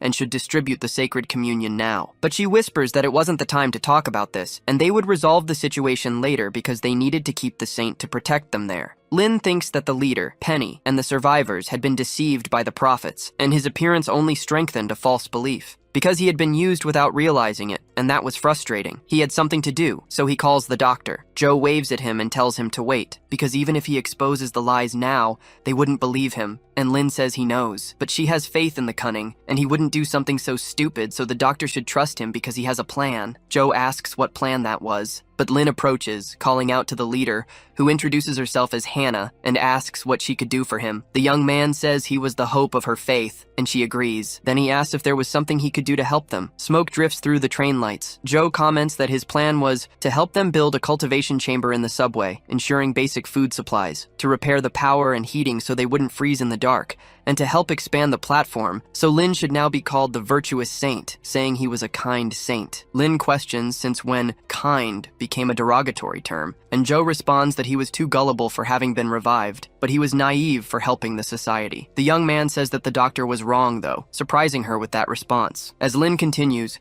saying that they were the ones who trusted him, and it wasn't kindness that made him help them. With his understanding of the body, she knows that using abilities consumes energy, which is why they created the sacred communion. Then he asks if she remembers when they first met, because if it hadn't been for her, he would have died of exhaustion. But back then, she had long, soft hair. However, Joe interrupted him, smacking his head and telling him not to change the subject. Lin said he wanted to do the same as the Prophet Society because they would work for them, and that was the difference. He wasn't relying on deception and exploitation, but rather on the kindness she wished for. Joe became furious with her friend. Lin said he would stop joking, and she told him to get straight to the point. The young man said he was very gullible, but in reality, it was the opposite, because even after the disaster, he still trusted everyone and never expected everything to become some kind of cycle. If he had trusted Ming Ming and told her the seeds had sprouted, maybe she wouldn't have chosen Luo Delong. And Joe reflected that it wasn't strange to like agriculture. He continued, saying that after deceiving himself and thinking carefully, the things he had discovered stemmed from humanity's weakness in the apocalypse. And because of it, people became sensitive, trapped in chaos, some turning selfish, but he didn't want to be like that.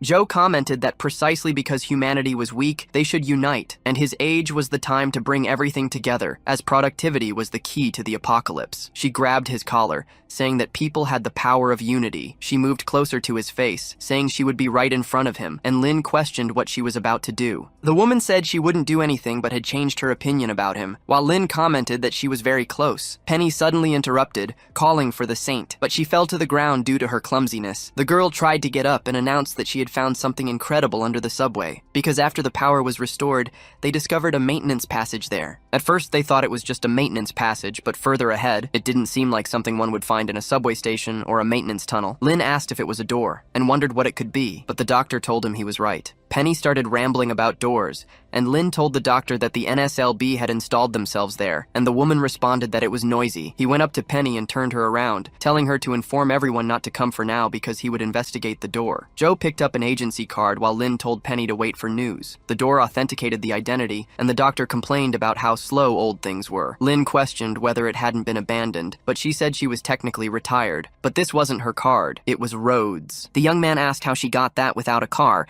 and started to understand the attitude of her former colleagues, but Joe commented that she had to shear the sheep. With the door open, Lin told the lady to enter first, and Joe said he was very polite. Joe analyzed that the energy system was old and manual, but at least it was powered independently. Lin asked if she knew what the facility was, but the woman didn't either, and suggested they take a look to find out. The young man looked between the grates, running his finger over them and seeing dust. He said it had been there for a long time. There was no silence or ice, but since they were underground, he wondered if there was some kind of continuous heating system there. Lin told the doctor that this place was strange, and she agreed, saying that everything there was old, but the layout seemed recent. The young man questioned what this place was for, but the doctor was surprised, because there was a control room full of NSLB monitors. The young man wondered if it was an NIA base. Joe explained that they had hidden a base within the civil installation, and Lynn wanted to know if the national budget had all been spent there. However, the woman started tinkering with the computer. The system requested the protocol code, and she tried to recall one, noticing something different all of a sudden. Then she entered the Project Europa code. The system stated that authentication was successful. Then it began preparing to update the system, surprising the doctor. Lynn suddenly stood up from the chair. As the update reached 11.3%, then it jumped to almost 80%. Finally finishing, the online icebreaker project system announced that they could now break the cold. Joe asked what this was for, but the system warned that voice inquiries were being monitored. And the answer was that the icebreaker project was part of Project Europa, designed to monitor freezing events and assist agents by providing optimal actions. The system was integrated into the giant ice network, so it had only activated in the Brooklyn section, and some functions were offline. Joe repeats that they could overcome the cold and deduces that this is about the NIA. Lynn completes her thought, saying that they knew about the global freeze in advance. The doctor slams her hand on the panel, saying that the NSLB was hiding something so huge, and that nothing really changed, as they had no idea how many lives were lost due to confidentiality. Lynn notices that Joe's reaction is not as rational as usual, and her relationship with the NSLB must be more complicated than it seems. From the freeze to the espers and the empty husks, all the questions were connected. Lynn looks ahead cautiously, trying to analyze Jo Shuya's state of mind. He asks what she is thinking. Joe denies it, saying she was just remembering the past. But Lynn reflects that even after all this time together, he still doesn't know much about her, because Dr. Jo Shuya, who was both rational and mysterious, was also fragile. She asks why Lynn is staring at her, but embarrassed, the young man says he was also thinking about the past. However, the system suddenly plays a warning. Lynn sighs, grateful for the system, but Joe immediately instructs the computer to report the situation. The railway transit route was crowded with civilians. Joe questions what was happening with those people. Even Barbara was there. The system announces that the estimated arrival at the platform is in 30 minutes. Joe then reflects on why Barbara brought so many people there,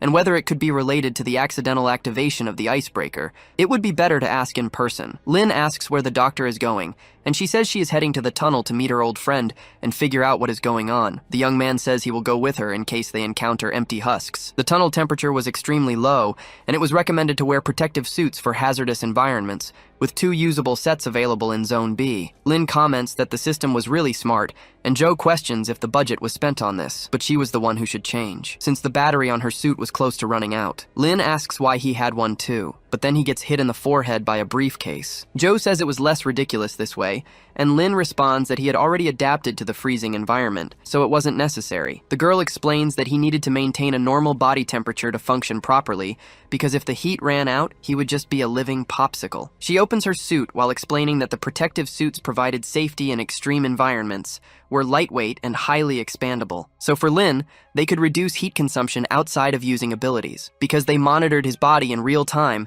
and prevented him from overusing his abilities, while Lynn was only thinking about the doctor without clothes, wondering what exactly had happened in the past for her to have those scars. Joe notices his gaze, then turns to him, asking if he heard what she just said. Lynn is just thinking that she has large breasts, while the doctor questions if he is daydreaming. She looks down, realizing. Then she turns to Lynn, saying she understands. Since his ability hadn't affected his normal desires, she would take note of his preferences, and so he is sent flying, excited. The doctor tells him not to move, as this would only take a moment. Then she presses something onto his chest, applying strips. Lynn questions what that was, and the doctor explains that they were repair patches.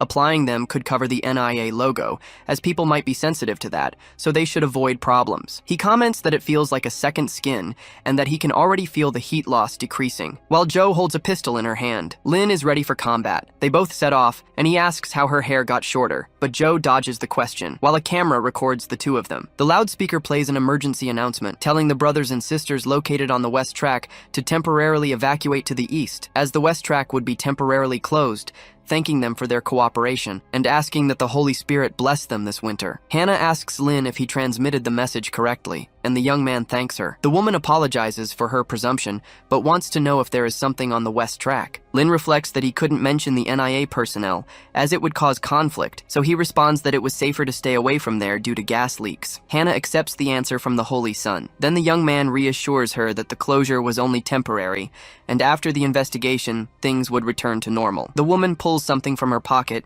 saying that since he was going to investigate, he should take that radio, because she had tuned it to the central control channel, and he could contact them at any time. But there was something else, as his tape had come loose. The woman touched his shoulder, saying that everyone trusted him, because the holy children who came after the speaker only wanted sacred communion, but he had truly helped them. Lin told her not to worry because he wasn't going to run away. Then the tape was back in place on his arm. She asked the Lord to light the path for the Holy Child and for Joe. Lin commented that the power supply to the section had been cut, but the doctor told him to wait because they were approaching the estimated location and should hold on. Lin put the flashlight in his mouth, and she asked what he was doing while the young man tried to fix the lighting there. He touched the generator, saying he had learned to fix things in a parallel world, turning on the train car's lights. Lin said it was expected from the New York subway, but the doctor said it was a new line. However, she told him to be quiet and look over there, surprising Lin with the view, since there were hundreds of people standing still, waiting for something. Joe commented that most of them seemed to be civilians,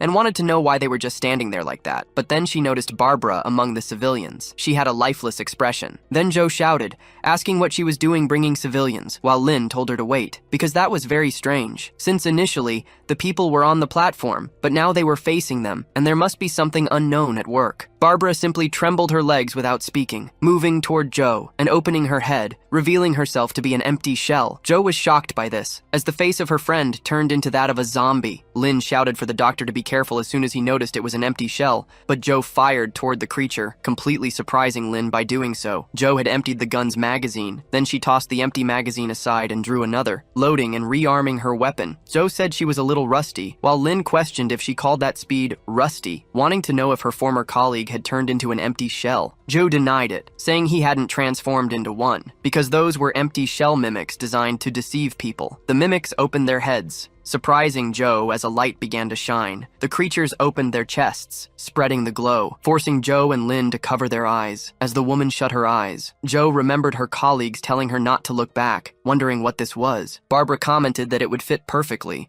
and Rhodes said it was the birthday present they had bought for Joe. However, the cake was fake and made with 3D printing, apologizing that the laziness department hadn't approved vacations or funding. Joe simply thanked her friends with a smile. Lin said that no matter how fast he was, he couldn't run faster than light, but he was surprised when he looked ahead, because all the mimics had turned into Joe Shuya, shouting at the test subject that they were the real one. Lin said this was going to be complicated. The women kept shouting that they were the real one, and Lin became confused, but Joe pulled the earring from her ear, ripping it off, throwing it toward her friend. Lin caught the earring in his hand, noticing that it was the doctor's earring. He thanked the doctor for her help, clenching his fist, but she was still relentless with herself. Lin rushed toward the hundreds of mimics, saying that the doctor was crazy but very effective. Then he advanced with his foot off the ground, destroying all the fake Joes in his path, saying that he was familiar with the fact that empty shells had blue blood. Joe kept talking to Lin, asking if he had some kind of special fetish, because every time she ended up covered in the empty shell's blood thanks to him. Lin apologized to the doctor,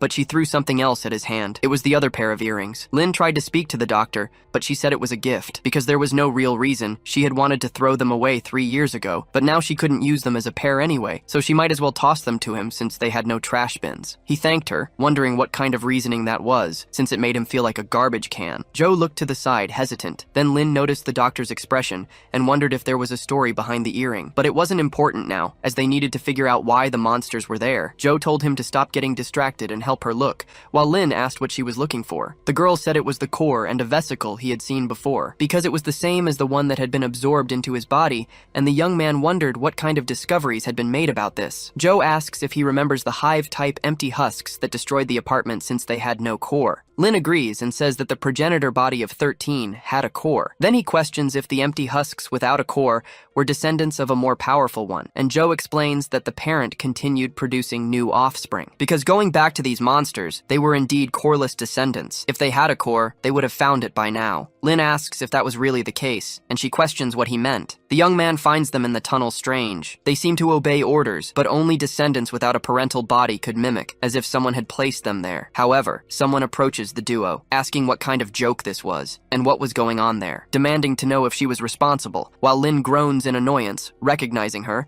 and Joe asks who she is. Irina says that there were finally mimics there, but thanks to the two of them, the plan was completely ruined, which was infuriating. Cross asks Irina what happened, and the woman calls him back. She shouts that just thinking about it makes her furious, because the mimic she was supposed to defeat was snatched away by those two. But the person on the communication channel says they both could handle it. She denies it, saying that one of them was just an ordinary person. Joe raises her gun, calling the girl foul-mouthed. Irina suddenly takes a deep breath, saying that so that's how it is, because that was Subject Zero, and she questions what Jinyu was doing, but the priest says she just had bad luck today. Cross warns Irina not to act rashly because the speaker emphasized avoiding contact, as he had his own plan. But the girl takes off her earpiece, saying that such insistence was irritating and that her plan was ruined. She stomps on the earpiece, now completely enraged. Then she prepares her sword, saying that everyone loved to give her orders. But she didn't care about any plan, and the two of them needed to get out of her way. Irina charges forward with her sword toward Lin. Joe fires a few shots at the girl, but they are easily dodged thanks to her agility. The doctor complains about wasting bullets, but the attack is blocked by Lin Mo with his bare hands. Irina grits her teeth, calling him black. However, Lin Mo transforms, saying that since she chose to fight, there was no reason to avoid combat. Thus, he transforms into his monstrous form. His mask becomes part of his face. Irina comments that he looks different from their last battle, since now he had hair and had become just armor, and even Joe is impressed, questioning if the test subject had evolved again. The young man wonders what is happening because it feels different from the last two times. The parasite appears, fused with his suit, its most complete form yet, but it warns that he is not the only one with this power. However, Lin wants to know if it has decided to emerge. Irina grows a tail at her waist, saying that it wasn't just her, repeating that the situation was interesting now with a cat-like grin on her face. She transforms into a panther, telling him to show his true strength. The woman charges, and Lin wonders if all she thinks about is fighting. Because a psychotic girl remains the same even in the apocalypse, he forms claws in his hands. Irina pulls a pistol from inside her vest, firing at Lin while holding the sword in her mouth. The young man dodges the bullets with his claws, slicing them into pieces without even thinking. Irina orders him not to dodge if he has any courage, while Lin calls her a wild cat. Thus, their fight becomes a battle of speed and evasion, with Lin provoking her. Irina tries to attack again, and the young man notices an armor-like defense. He lunges with his claws, striking the girl in the chest. He is surprised by the result, because once again, his attack was intercepted by a shield. The parasite remembers her, and says that this was what blocked its attack before. It was sure it wasn't a normal shield, but Lin signals that they are in the middle of a fight. Irina grabs the sword from her mouth to slash vertically, aiming it at his right leg, and then kicking toward Lin Mo. Joe says that she knows what that shield is, and Lin asks how she knows. But the doctor explains that she wasn't just watching idly during the fight. There was an electromagnetic force between the molecules that prevented fusion and deflected bullets instead of blocking them. Therefore, the ability was to manipulate that force. Then her extraordinary movements reinforced the theory, because following that logic, she could manipulate the force between herself and the air molecules, as well as the ground. Lin asks her to wait, because the tips of her fingers spun, and they were starting to turn red. He asks the doctor if this force was a form of energy, and she says it could be converted into one. The young man states that it was very good, and that he knew how to break through her shield. Zhu notices his reckless attitude and mentally urges him to wait, questioning what he was talking about, while Irina attacks him. Lin defends against the strike using his reddened claw. Then he realizes that it was just as he expected. His opponent spins 360 degrees to strike him again. She steps back and asks what was wrong and if he had decided to stop dodging, but Lin looks behind, calling for her, asking if the girl was ready now, with a scar on his eye, because if she couldn't hold on any longer, it was his turn, advancing toward her with his crimson claws. Irina is surprised by his action, being struck before she even realizes it or can do anything. She says that even though she has her coffin of Sata, her speed doesn't mean, thinking that Lin Mo now had clones attacking her from behind. Irina reflects that it was an afterimage of high-speed movement and questions how this man is so fast, noticing that now he had turned completely red. Even his face had taken on that color, and she asks how it was possible that her energy was being drained, because Lin Mo was absorbing all her power, just like a vampire. Joe analyzes from a distance and says that the piezoelectric effect was actually, when certain materials are subjected to mechanical stress, a charge separation and potential occur, which is the polarization of crystals. In simpler terms, it can generate electricity. electricity. The shield amplified the force between cells and converted attacks into mechanical stress, keeping them weak as long as the defense exceeded their intensity. Lin Mo's claw grows larger and sharper, because this type of high-speed attack allowed the subject to absorb energy. In other words, the shield had turned into a coffin of its own energy. The young man states that in this world, no shield is impenetrable. Then Irina curses him, asking why he was always ruining her plans. Lin questions the plan, wanting to know what she was working on, and if she was controlling the empty husks outside, and if the freezing was related to them. But Irina smiles, saying she understands, because he knows nothing. However, if he wanted to know the answer, he should see it for himself, as she transfers her veins to him. Irina submits her parasite to Lin Mo. Then the young man suddenly opens his eyes, finding himself as a spectral figure in that moment. Lin wonders if that was Brooklyn before the freezing, but it seemed different from what he remembered, wanting to know what it was when he notices a pistol in his field of vision. White is holding someone in his arms while wondering how he became a police officer and who this woman was who had been shot. While there is a girl standing in front of White, she realizes that the person is Irina, and her parasite connected, bringing her there. But there was a door beside the girl. Lin steps through the door, and someone says they would leave the station servers to Irina, reminding her that they are more useful alive. Irina agrees with the speaker. Someone looks at Lin Mo, saying that some rats have entered, and the young man wonders if these aren't just memories, wanting to know how it was possible. But the hooded figure is himself, calling him Mr. Thief. Lin questions how this could be, and how he could talk to him if he was inside memories, since that man was another version of him. The young man asks who that monster was, but the figure asks if the boy doesn't already have the answer. Lin reflects that he is right and simply cannot understand, because that was the true owner of the body he currently inhabited in this parallel universe, asking why he was still alive. The other Lin asks if he thought that by transmigrating, his soul would simply disappear, apologizing for the disappointment, but he had not vanished. Then he removes the hood, surprising the original Lin Mo. The speaker says he borrowed the empty husk Lin left behind and got to know the boy earlier than he had planned. Lin reflects that those were the same scars as Luo Delong's and wonders if the apparition and ability to speak with him were part of his power, along with his plan. But the man says he doesn't mind revealing it since Lin can't do anything about his plan, moving behind Lin Mo and gripping him with his claws, telling him that he would accelerate the freezing process. He drives his claw in, saying that he had no other choice and that his time was up, but Lin Mo should think of it as a welcome gift. The young man wakes up suddenly, remembering that he had returned,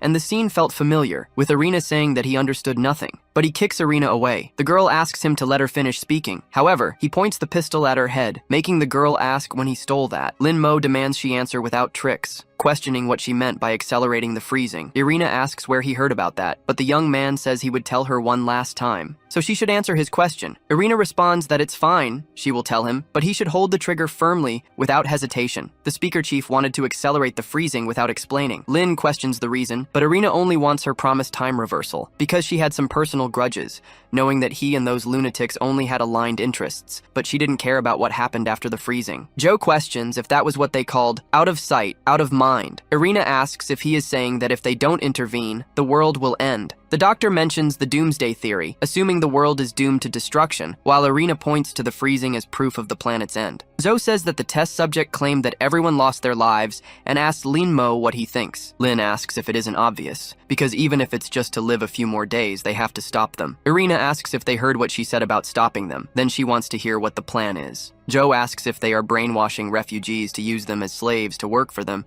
and the woman asks what was wrong with that and if there was a problem. Since those fools deserve to be their slaves, because the weak should be subordinate to the strong, and they lose the ability to think with false hope. But it was funny. Lin pulls a radio from his pocket and asks if they heard all that. Irina is suddenly surprised. Then the young man tells Hannah to respond if she heard it, and the girl calls out for the Holy Sun. Lin questions if she recorded the conversation just now, and she confirms, because she transmitted it through the station's central control to all platforms of the G-Line subway in New York, so everyone should have heard about it. Lin questions if she had just asked how they were going to stop the prophetic society. But the first step was when civilians discovered that everything was a lie, because that way, they would destroy the false hope she built. The men remove their masks with glaring eyes, stepping on it in rage against the prophetic society. Hannah rips the bracelet from her arm. Then Joe says his test subject was very clever for thinking of that. Lin wonders if she always made him look dumb, but he replies that this was probably the value of having lived twice. Irina starts laughing and Joe asks why, but she responds that it was too late. Because they talk too much, then she suddenly emits a glow. Joe questions if he hadn't absorbed all of her energy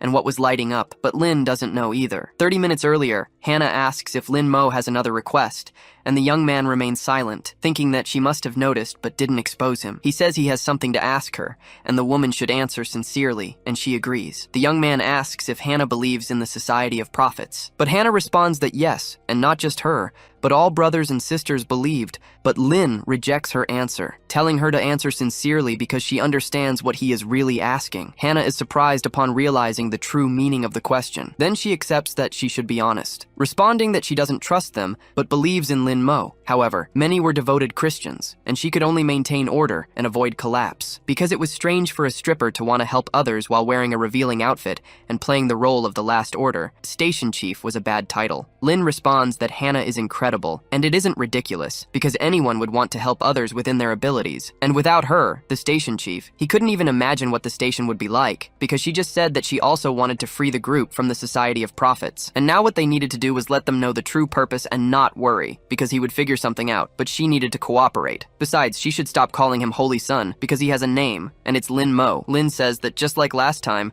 she was trying to escape, while Joe opens fire. Both shoot at maximum speed at Irina, trying to send her beyond, piercing the woman with several bullets. However, Lin orders them to cease fire when a light appears. They are surprised by the magnitude of the light. It explodes shortly after, with Lin holding onto Joe. Both fall side by side. Lin is still shocked by the explosion, and Joe warns that it was close. Getting up, the girl asks what is happening, and the man responds that she should remember what he said after the last fight, because that had been the teleportation he mentioned. Outside in the isolated city, Cross walks through the snow carrying Irina's wounded body. Irina says nothing, and Cross remarks that even though Grace can repair her body, the girl apologizes, and the priest is surprised that she can even apologize for her actions. However, Irina raises her middle finger at Cross, telling him not to get carried away. Then she apologizes because she lost to the black-haired guy, and tells him not to inform Han Jinyu, as she would only become more annoying, but Cross just tells her to rest. Lin is startled as he looks ahead, wondering why he feels this way. The atmosphere is entirely wrong compared to what he expected, and the people in the subway look downcast. Lin tries to talk to them, but he wonders why they are like this, and if all of them are afraid of him. Joe asks if he has guessed the reason, and the young man agrees. Lin says that naturally this was bound to happen, because in a collapse of faith, people become paranoid, and paranoia breeds restlessness and suspicion, especially in this apocalypse. Then, he says that he has experienced this firsthand. He tells the people that they must already know that the empty shells deliberately attacked the fortress, put the saints on display, and enslaved them. One of the people asks what the point is in listening to Lin, since both he and the others are holy sons, and a girl pleads with them not to say that. Lin responds that he understands why they don't trust him, but he is just feeling a little restless, while thinking that this is a problem. However, he is not like them because he is not trying to enslave them. A man shouts for Lin Mo to prove it, and a woman tries to stop him, while Joe asks what they should do since the people are not welcoming them, and whether they should fight, but Lin refuses. He says that resorting to violence, while it may provide an immediate solution, would still leave people unsettled and could even escalate things, causing trust and prestige to vanish. Joe asks what he intends to do in this case, because this will devastate the people, and Lin says that it will crumble from within, just like it did to him in the past. Suddenly, Hannah fires into the air, shouting for everyone to be silent.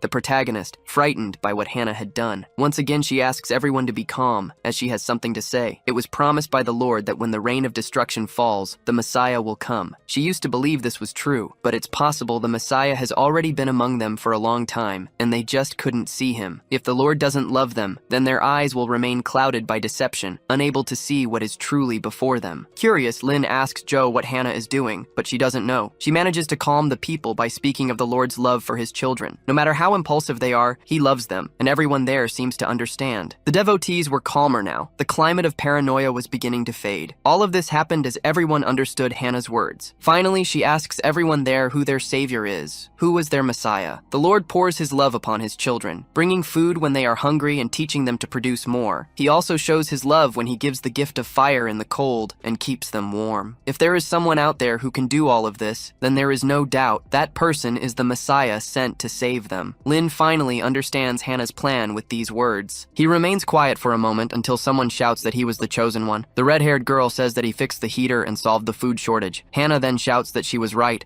because the MC also exposed the false prophets acting in the Lord's name. He was their hope in this world. Everyone there begins to worship the boy before them as the Messiah. Zhou watches from a distance, impressed by what she had done. She truly knew what she was doing, and her expression showed it clearly. The situation had finally calmed down. Lin approaches Hannah and thanks her for helping them, and she says it's all right. Still, she had something to ask the MC. Who was speaking to her? The human Lin or the venerated Messiah? He wonders if this is some kind of test, but he answers that he is just a human. Hannah gives a slight smile and says that he is truly different from the others. Shaking his hands, she says she also has to thank the MC. But first, she needed to give the boy a warning, and he asks what it is. Sometimes you can only speak to the masses in the language they understand. This leaves the MC confused. Hannah says that most of the refugees there are religious and can only be led from a perspective of faith, which is why they needed to seize these chances when they appear. Joe approaches and says that fools can only see pain and despair in farces. The wise, on the other hand, can see the truth of things and can guide the fools. This reaction from Joe makes the MC curious. When did she become so wise? Hannah says she has to leave now to take care of some things, and the MC agrees. After she leaves, the boy asks Joe if she isn't getting the wrong idea. She returns the same question to him, which he can't answer properly. Now it was time to get back to business. Joe looks at the MC and asks what their next move is. The refugees' minds are clear now, and the place is safe, for now. Still, this balance could easily be broken by any accident. Lin says that knowing her, he imagines she already has the solution to this problem. She discovered there was a disaster protection sector there,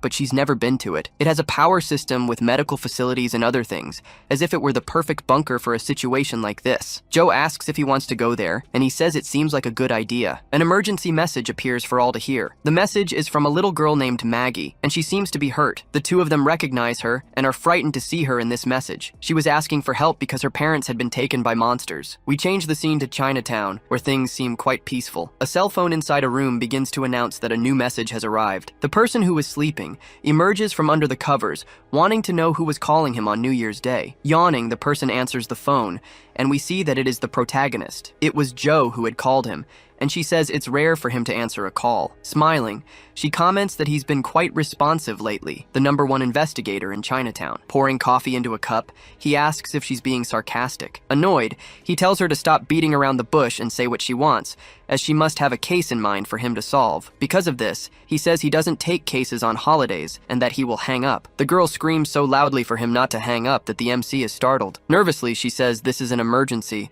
and promises it will be quick to resolve. Furious, he says he doesn't care. Whenever she says that, he ends up getting screwed in the end. Joe apologizes for the last time, but this was a real emergency, and if he accepts the case, she can even pay off his debt. She reminds him that he was being sought by none other than Luo Delong. Quickly, he asks where they should meet, and she says the same place as always. We are in a restaurant. The MC, Joe, and another person are at the table in front of them. He introduces himself as Kurt Cobain and says he is the manager of the influencer, Ming Ming. He starts trying to praise the MC, but he just wants the guy to get straight to the point. Kurt says that Ming Ming is a new streamer, but has already achieved great success with her 500,000 followers. They wanted to organize an event for her, but they can no longer get in touch with her, and not even the NYPD seems to be able to find her. His hope was for the MC to find her, and he makes a large advance payment. Opening the suitcase, we see that its contents leave the two of them impressed. Kurt says they can't cancel the stream, and the MC stands up, complaining. Standing before the man, he says he will take this case and start immediately. The three of them go to the streamer's apartment to look for clues to her whereabouts. He approaches the door and pulls out his lock-picking equipment, which makes Kurt a little nervous. Entering the place, they start rummaging through everything, making the manager even more uncomfortable. A diary is found, and in it they find an entry saying she was going to spend the new year in her home country. This shocks the manager that she would do such a thing. He starts shouting in despair and crying over this temporary escape. Desperate, he grabs the MC's leg, begging the boy for help, but he refuses. Without this stream, they won't be able to pay the detective, and this makes him very angry. Kurt hadn't realized he'd let that information slip, and now it was too late. Joe convinces him again by reminding him of his debt, and so he accepts the job. Overcome with emotion, the man asks if he's sure, and Lin demands double the payment. The scene changes, and we see Joe asking if he looks suitable, and Kurt says yes. This scene, I admit, made me laugh out loud. Furious, Lin asks why him and not Joe, and she says she's too big for the role. He complains that she seems to be conspiring against him,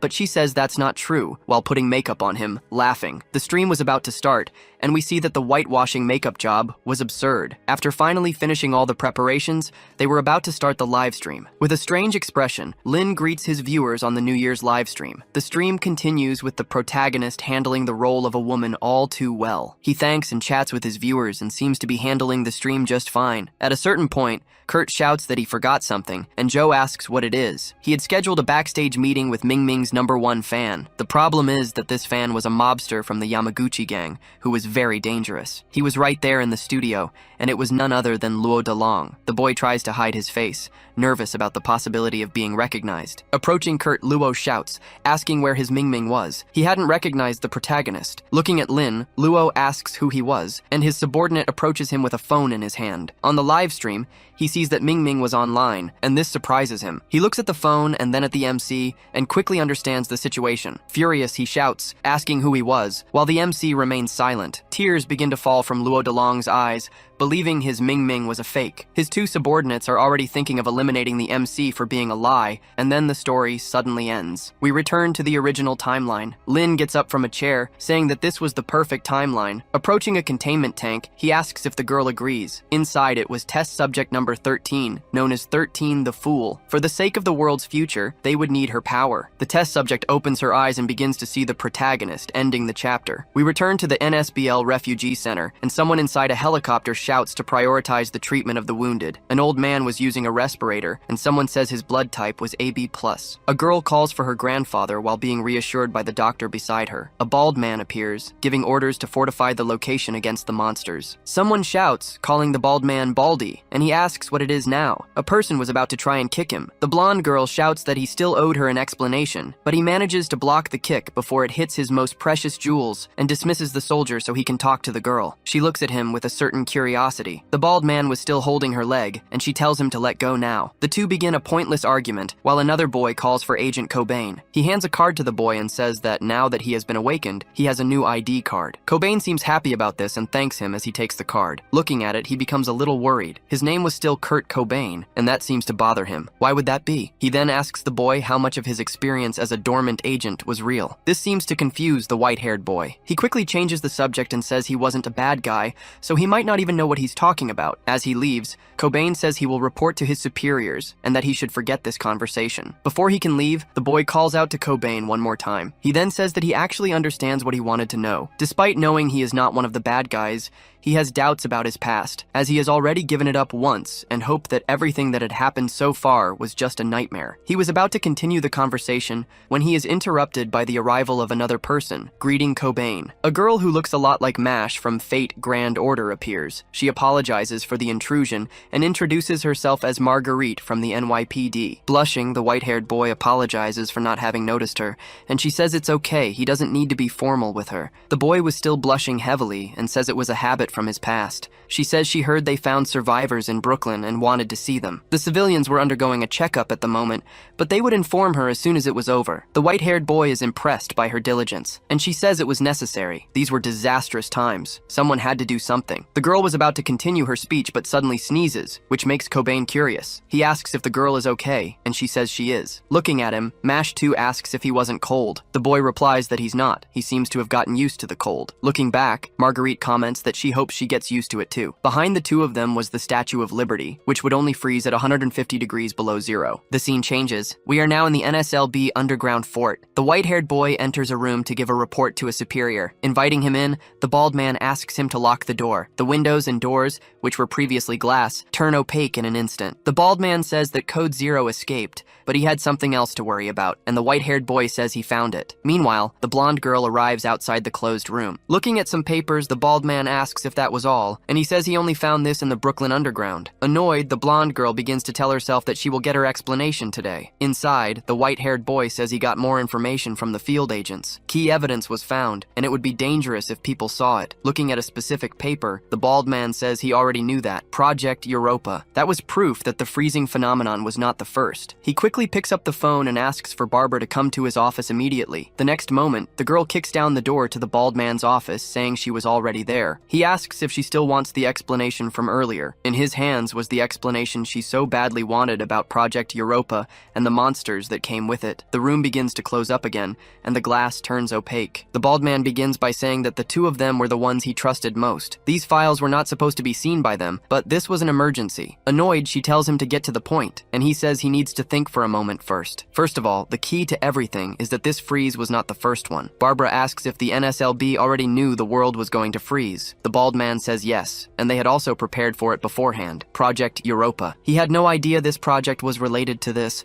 which makes him even more curious about why the superiors hid this information. Now that they had countermeasures, Barbara asks what the situation is. All government departments are frozen, literally and figuratively, and the refugees can only stay in these concentration camps. Whitehair says there were also some of those there, and he says he saw it in the report. To be able to disable the national engine, you would need to be like Code Zero, basically a superhuman. Looking at Whitehair, the bald man asks if he has any questions. The boy quickly says no. They must know more about Project Europa there than they do here, which means they had been infiltrated in the government system from the very beginning. We see a different man there, receiving refugees very helpfully. Barbara then asks the bald man what their objective was, but he doesn't know. The document he had only mentions the ice disaster. They still need more clues. Curious, the bald man asks if Whitehair sent them anything before the fall of Brooklyn, and he says yes. This makes him think that he might have an idea of what happened through that agent. We once again see one of the white-skinned monsters that seems to be looking for a host. Someone appears in a monitoring room, and the women there ask if it's time to change shifts. A person gives a strange smile and says yes, it was time to clock out. This girl seems dangerous. The bald man says that if they brought down Brooklyn because they found something important, it could only mean one thing. What the agent brought back was the key to everything. The scene changes, and we see that the two girls have been eliminated. The one who caused the damage begins to tamper with the controls in the room. One of the white monster's containment doors opens,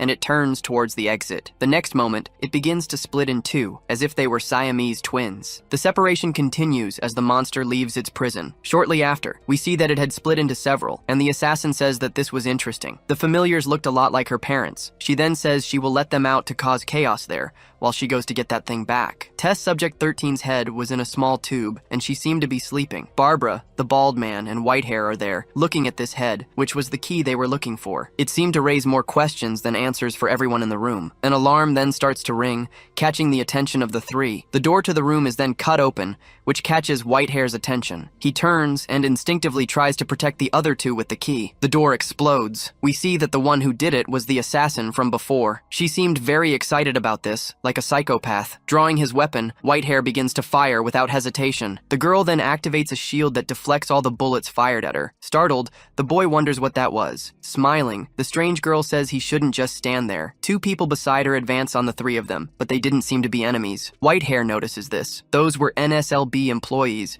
and he wonders how this happened. The zombies advance, and the boy starts shooting again. The scene changes, and we see that at the concentration camp, Marguerite is also shooting at several zombies and asks Perez to find another place to escape. Everyone who hasn't turned into a zombie is confused by this sudden attack. A small war breaks out there, and one of them shouts, pleading not to be shot. One of them comments that he can't identify who is an enemy and who is not. The next instant, something erupts from inside his body, eliminating him immediately. This leaves the boy who asked not to be shot in despair as he watches the scene. A woman with an axe tries to attack, but the person says he's not a monster. It's no use, as she hits him in the middle of the head with the axe. She simply didn't care if there were monsters or not there. The girl seems to have succumbed to madness as she advances on Marguerite and Perez. Screaming, she says that only the cold-blooded can live in this world. Without hesitation, Marguerite fires at the crazy woman. The shots were accurate, and she begins to fall backward, still telling her to die. This scene seems to have affected Marguerite psychologically. Looking around, she begins to wonder what was happening. More people were transformed and begin to approach her. Turning to Perez, she asks her to find another location again. Perez asks what she was going to do. The girl tells her not to worry, as she was still a police officer and was doing her job. She then starts to run while Marguerite provides cover. That ability could copy the appearance of humans to deceive them. The man from before observes this scene and says they are finally closer to their goal. Now he waits for more chaos to happen, as it was not yet time to act. The girl had managed to recover the head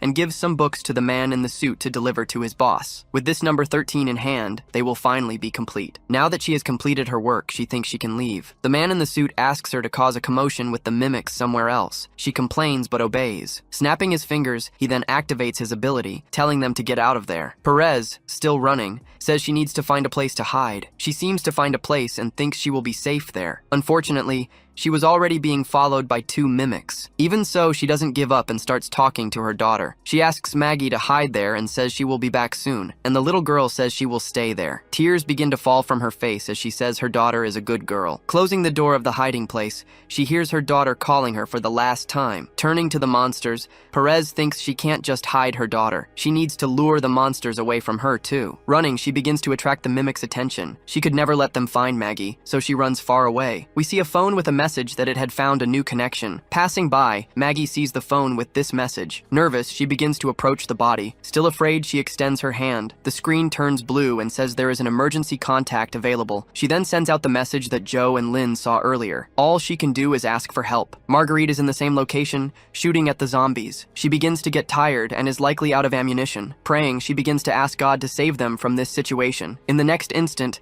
a beam of blue light appears above the monsters. Looking up, she is confused by the scene. The beam explodes right in the middle of where the mimics are, throwing them far away. Marguerite protects her face as Lynn makes his superhero landing. Joe was at the base, tracing the origin of the signal they received. The system manages to detect that the signal came from somewhere in Manhattan. This still wasn't enough. The area was too large, and Joe asks if there was any more information. In response, the system says it was somewhere near the security department. This seems to make the girl understand exactly where the signal was sent from, as it was the place the bald man was in charge of. So she asks for a digital map of Manhattan. Joe marks some possible locations on the map to identify the message's location. After finishing the preparations, she saves the information in her directory. Finally, after this, she sends the map to the MC. He asks if this protective suit would be enough, but she ignores the question. The system recommends they enter Manhattan through the emergency maintenance tunnel. Then they would go through the abandoned railway tunnels. Joe looks at the MC and says that was all she could do for him now. The rest had to be up to him, calling him a test subject, or an even better name, Messiah. The boy arrives and immediately starts eliminating all the threats present there. Marguerite lowers her weapon as blue blood splatters everywhere. She looks at this scene, shocked, and can't speak or do anything. The MC then finishes his work and stands still for a moment. He turns and looks back, frightened.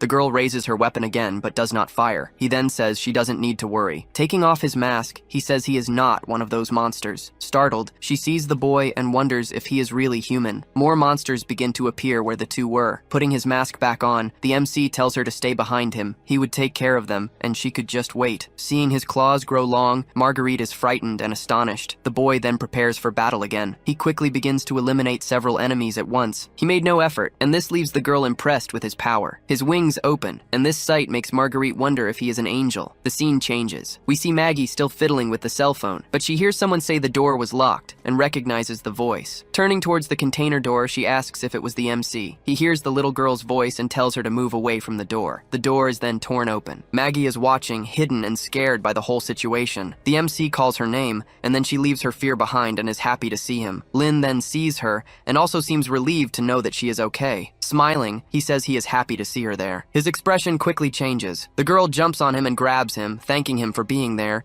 and he tells her to let him go. Putting her on the ground, the girl asks what happened to the bad people, leaving the MC confused, and Marguerite explains that she must be talking about the monsters that appeared. Lynn replies that he had chased and defeated all the bad people. She then asks if he has seen her mother. Looking to the side, he realizes he still needs to look for Perez and old Joe. He doesn't see their bodies anywhere, which makes him think they are alive, but he still needed to take the two girls to a safe place. The MC asks Marguerite what the safest place there is, and she says it was Liberty Island. Now that the water to get there is frozen, they could drive there. The communicator begins to emit a distress message. They say there is a monster on the ice, and no one should go to the island. Repeating the message, no one should go to Liberty Island, and we see that several of those monsters that were previously trapped appear, ending the chapter. A car was in the middle of the ice on its way to the Statue of Liberty, but it breaks down and is surrounded by monsters. Several of them begin to speak repetitive words. A pink-haired girl says she can't get in touch with Fort 7. They need to find a way out. That was Liberty Island, and she was going to make it. Her companion says that the monsters were coming from there, so there must be more over there. The horde of them probably came from the refugee camp and was now attacking them. Inside the car was Mrs. Perez, and she wanted to go back at all costs. Joanna, the pink-haired girl, sees Perez saying this and seems to become curious. Perez tries to open the car door, saying that Maggie is waiting for her. The girl shouts, asking what she was doing, and she says she needs to get her daughter. Joanna grabs the woman and says she can't leave, as it would be giving up her own life. Desperate, Perez continues to say she needs to return because her daughter was alone. The girl then clicks her tongue, furious. She then raises her hand against Perez. Slapping Perez across the face, she calls her a fool. If she really wants to die there, then she shouldn't take the two of them with her. Perez shrinks back, calling Joanna selfish, which makes her even more irritated and confused. The woman then says that it was she who pulled her into the car. Tearfully, Perez says that this caused her to be separated from Maggie. They were lucky to have escaped these monsters so far. They were also able to survive in the apartment because of Lynn. Because of all this, they had found hope in times like these, but because of Joanna's presumption in helping her, everything they had done so far was destroyed. Looking at Joanna, she asks if that wasn't selfish of her. The words seem to have hit the girl hard because she can't answer. Calming down, Joanna says they are not her enemies. That was their responsibility as the NSLB rescue team. Personally, she is grateful that Perez saved her grandfather, and the desire to help her was genuine, so she didn't want anything bad to happen to the woman. She just didn't expect things to get so complicated and apologizes for reacting badly. Perez also apologizes, but she can't think of anything but her daughter trapped in a container. Joanna then says they can take a risk and pulls out her communication radio. Marguerite's radio buzzes again, and it's Joanna's message saying they are trapped but with a saved civilian. Lynn wonders if it could be Perez, and Marguerite answers the call. Joanna repeats that they have a civilian and are asking for assistance. Maggie asks on the radio if it was her mother, and Perez recognizes her daughter's voice. The two begin to shout to each other to see if they were okay. The radio seems to fail, and the communication is cut off. The signal was gone. Still, it was good news to know that Maggie was okay. All they needed to do at the moment was to stay safe there. The driver shouts that they have a situation. Suddenly, the monsters started to get agitated for no reason. A car starts to accelerate. Joanna asks what that noise was, and the driver says it sounds like an engine. Someone must be approaching. Looking in the rearview mirror, he confirms that someone was indeed heading in their direction. Paying attention, Joanna realizes that this sound was very familiar. What looked like a snowmobile was accelerating rapidly towards the broken-down car. The rider accelerates at full speed. Drifting around the car, she starts running over all the surrounding monsters. None of them were left, and the bike stops right in front of the car. Taking off her helmet, we see that the pilot is actually an awakened woman, and she, smiling, says that it seems she managed to arrive on time this time. The woman then gets off the bike. The driver immediately draws his weapon and starts watching her as something catches his attention. It was possible to see that the woman could emit a purple-colored flame. Joanna quickly realizes that she is the same woman who attacked them before. They get nervous as the woman starts to pull a weapon from her chest, as if she were Momo Yaoyorozu. With a scary face, she readies her rocket launcher and aims at the car. Joanna is startled, warning that it was an RPG and shouts for them to get out of the car. The woman then fires without hesitation. At the last second, they manage to get out of the car, but are still caught in the explosion that throws them far away. Joanna falls on top of Perez, protecting her from the debris. Frightened, they look at this scene. The entire front of the car had disappeared right before them. That was no ordinary explosion. The woman had used some kind of black hole to simply make the front of the car disappear without a trace. Joanna gets up and asks if Lee, the driver, was okay, and he raises his arm. He says he's alive, but we see that a part of his leg has disappeared. Excited, the woman throws the weapon to the side, which begins to disappear, and says she doesn't understand why the speaker wants to eliminate mortals like them. In the woman's view, this job should be done by Irina, who was still injured. For her, eliminating creatures that look humanoid was not something she enjoyed doing. As the woman approaches, Joanna stands in the middle and tells Perez to get Lee out of there. Joanna fires, but none of the bullets get close to the woman, who uses her sword to deflect them. She then suggests that Joanna give up and just accept her fate. Assuming a frightening posture, she says that no one would help them in the end. The bullets run out and this leaves Joanna desperate. Confident, the woman says she's been too talkative lately. Maybe it's because age has really caught up with her. Before she could finish speaking, something very large hits her from the side. The psychopath is thrown far away by the impact. Everyone there is startled by what they just saw. Another rescue vehicle had appeared and run her over. Inside it, Marguerite was trembling and wonders what she hit. On top of it, Lynn was saying they had managed to arrive in time. He had used his powers to accelerate the car, which is why they arrived so quickly. This was great because with the help of the protective suit, he could use his powers without being completely drained by the size of the truck. Something catches his attention, and he looks ahead to understand what it is. Along with Joanna and Lee was exactly who he was looking for, Mrs. Perez. Getting down from the truck, he greets her,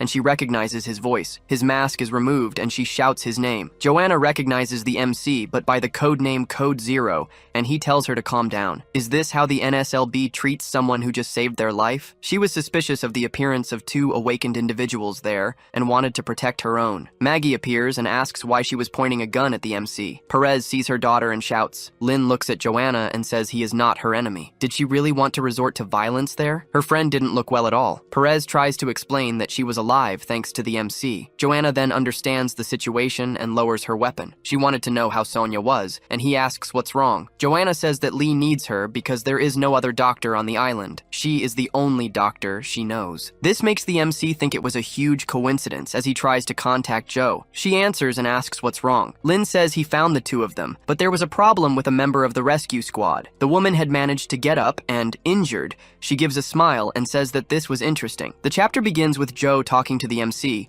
but the communication is poor. He realizes he's not able to speak with her properly. Taking action, he puts everyone inside the truck, and the girls thank him for his help. Lynn closes the truck door. Now it was time to leave. He starts walking along the side of the truck, determined to get out of there. The woman then throws her sword towards the MC like a spear. The boy manages to notice the weapon's approach. He easily dodges the blow. The psychopath was in front of him, and she looked very furious. Smiling macabrely, she asks where they thought they were going. The MC thinks he had almost forgotten about this psycho's existence. Shouting and pulling out two guns, she says they are not going anywhere. Lynn shouts for the driver to get out of there as soon as possible. Marguerite obeys and steps on the accelerator. The truck immediately begins to speed up. The crazy woman starts shooting without any hesitation. Lynn dodges all the bullets with ease. She wasn't going to hit him with such simple shots. The mad woman's smile reveals that the MC was not going to have an easy fight. One of the bullets passes very close to his face, and something about it catches his attention. She wasn't aiming at him, but at the sword that was thrown before. The bullets hit the side of the blade, which begins to crack with the impact. The ensuing explosion throws the boy far away. The power of the explosion was so great that the ground beneath the truck begins to give way. Everyone inside the truck starts screaming. Lynn was confused. What exactly was this woman's ability? With such a large hole formed, the truck can no longer leave, as its rear wheels were stuck. Joanna was already tired and asks what the situation was now. Looking out the side of the truck,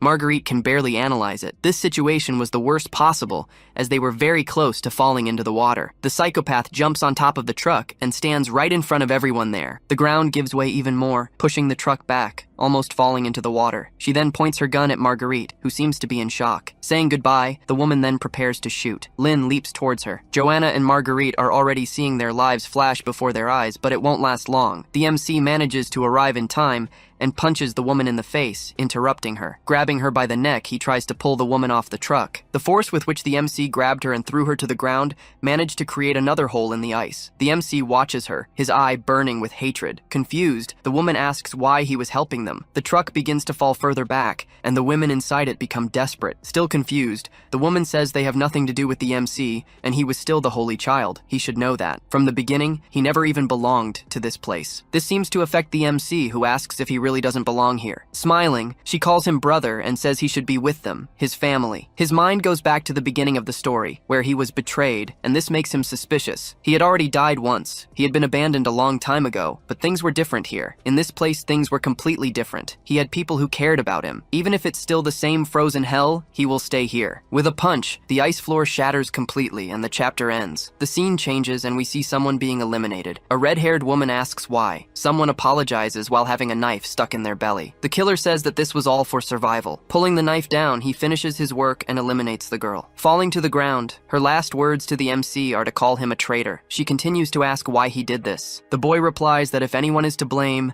it's better to blame this frozen world. He steals the bags from the dead and says that with this, he can survive for another month. Something inside the woman's body says that now he will pay the price, and red veins appear on her lifeless face. The MC hadn't noticed this, and a monster begins to appear behind him. He finally notices the movement and looks back to see what it is. A white skin appears and lunges to attack Lin Mo, which startles him. The giant snake manages to grab his backpack with its mouth and still wrap its body around him. Trapped, the monster calls him a traitor once more. It opens its mouth and lunges to devour the protagonist once and for all. We return to the present, with the MC's final punch on the madwoman. He looks down, and something catches his attention. Black snakes appear, trying to grab him. Several of them advance on the MC. The woman begins to smile again as she conjures the snakes. We see an explosion where the boy was. He manages to dodge it by jumping back, but is thrown very far away. Unfazed, he says that this was not very surprising in the end. Standing up, the woman, who has now turned into a kind of Medusa, says that it's not bad coming from the one who managed to hurt Yilin, so she would need to take this fight seriously. The truck was falling more and more into the water. Marguerite shouts that they are going to fall, and the door won't open because of the previous impact. With the system failing, they were completely trapped inside the truck. Changing its center of gravity, the truck begins to slide towards its end. Finally, it begins to fall into the abyss, and everyone starts to scream in despair. Looking at this, the MC notices that the situation was bad. Lee shouts for everyone there to hold on to something, and Maggie clings to her mother. Lin Mo activates his armor to try to save his friends. The truck was falling at full speed. Suddenly, it stops falling, which leaves everyone there confused. Lin was using all his strength to hold on to a small part of the truck. Inside, Lee realizes that the truck was starting to rise again. The MC begins to scream with all the force he is exerting. After much effort, he manages to save the truck and put it back on the ground, and I have no idea how the psycho didn't take that opportunity to split the boy in two. Looking up, we see something strange and purple-colored above them. The mad woman's weird snakes advance on the MC. They manage to bite the boy through the armor. This seems to have poisoned the MC as he falls to his knees while the woman approaches. She asks if he still doesn't understand what was happening. Look at him now. To her, he was just a child playing hero. She had told him this before. Those people inside the truck were insignificant. She wanted to know if he would choose for the truck to sink into the sea with them, or would he prefer her poison to devour the boy completely. The truck hits the ground. Joanna then asks if this was the work of Code Zero, and Marguerite says they are safe. The MC was transformed into his berserk form, yet he seemed very calm. Curious, he looks at his hand for a moment. Lin then calls for the parasite and asks if she was the one who did this, but she says she only used the energy from the protective suit. He should thank that dangerous woman who gave him the suit. The MC asks if she was talking about Joe and asks if she hates her. The parasite changes the subject, saying now is not the time to talk about that, and points forward. Charging at full speed was the mad woman, ready to strike the MC. It wasn't exactly the woman, but a rocket she had conjured. Lin deflects it with ease, and the missile flies past him. The explosion occurs far from where he was, in a safe place. Safe for him, at least. Who's to say he didn't just destroy the refugee camp with it? Looking at the woman, he says that once again, he had almost forgotten about her. Once more, she says this was interesting. Was this the power that defeated number 13? It was understandable now why the speaker was so interested in him. The stronger the opponent, the stronger the MC became, and that was enviable. The speaker always instructed them to act according to the plan, but he would probably want to take this gift from the MC when the time was right. All this talk makes the boy curious. The parasite is already aware and says that the so-called gift was her. Continuing her speech, the woman says the speaker emphasized that she should not attack the MC, only eliminate the mortals. However, if he continues to interfere, she will have no other choice. For her, disobeying the speaker's orders wouldn't be a problem, and so she lunges at the MC. She wanted to test the boy's strength, so she charges in a straight line, which the MC finds perfect. Lin starts running towards her, excited as well, wanting to test his own power. Advancing, the woman uses her legs to make an X-shaped cut in the air. As if she had opened a portal, she steps into the gash. The next instant, she was behind Lin Mo. He turns to try and defend himself. Unfortunately, he wasn't fast enough and takes her blow to the chest. This teleportation ability caught the MC by surprise. The crosses in the air seemed to be the portals that allowed her to move freely. The parasite explains that this was actually a spatial rift. Unlike a portal, it was a pocket dimension, and she can pass through space to appear behind him. The energy of these dimensions is extremely unstable and full of antimatter. This makes him remember that the slits on her body were spatial rifts. The weapons she created were inside these rifts, which is why they vanished after being used. Even the parasite is impressed with the psycho's skill level. He hears the parasite say it was something close to the source and asks what she meant by that. This wasn't the moment to talk about such things, as the psycho was already behind the MC again. He tries to turn and defend against the blow. The psycho uses a point-blank sword slash against the boy. Initially, she thinks she landed the hit, but she soon sees he was no longer there. Startled, she looks to the side. Lin had leaped to avoid the blow and was now in an advantageous position. Taking advantage of the distance between them, the boy prepares a leg strike. Smiling, the psycho thinks this was perfect. She then prepares to defend and launch her counterattack. Convinced, she says the boy was a meal walking straight into her mouth. A spatial rift opens right above the psycho, and the boy is heading straight for it. Lin is startled. Perhaps he didn't expect this move. The rift becomes gigantic, to the point where it could devour him, and he asks what the hell that was. He wasn't going to be able to stop falling towards the rift. Finally, the boy passes through and ends up in the psycho's pocket dimension. There was no gravity there, but he continued to fall due to the inertia of his descent. This makes him nervous, and he quickly looks for something to hold on to, or this would be his end. He tries to grab anything he can use to escape. The boy manages to grab a rock, but it begins to emit a sound and a road. This makes him quite irritated. An explosion occurs, pushing him back. All that debris had already turned into antimatter. Several buildings were inside that place. Her power was immense and frightening. Looking further down, he sees something that catches his attention. Human bodies completely deteriorated by antimatter. Agents from various departments were lost forever in that place. Men who were active at the beginning of the freezing disaster. This meant the Oracle was acting behind the scenes from the very beginning, which led them to this state as soon as the Ice Age began. Worried, Lin realizes that if he doesn't get out of there soon, he too will turn into antimatter. A rift to the real world opens near him, and he wonders why it appeared. Deciding not to think too much about it, he throws himself towards the exit as fast as he can. Passing through the portal, something takes him by surprise. As soon as he passes through the rift, he is thrown towards another rift. As he passes through the real world, the Psycho asks if he really thought she would let him escape. Until she was satisfied, he would remain in this situation, just like Loki in Thor 3. The MC's falling speed begins to accelerate absurdly. He was already passing through the portals at a speed a normal human could not withstand. This was a very effective method of torture. And finally, it was about to end. Pulling a gigantic weapon from her body, she says that a moment like this requires a big gun. Her body creates this weapon, which seems to be a piercing type. The next instant, a sniper rifle is created and is aiming at the boy. The bargain bin Medusa gives a smile, ready to eliminate the MC once and for all. With perfect aim, she takes the shot the moment the boy appears. A blast of power erupts from the sniper rifle. The bullet seems to be on a perfect trajectory with no chance of missing. Realizing he was about to be hit,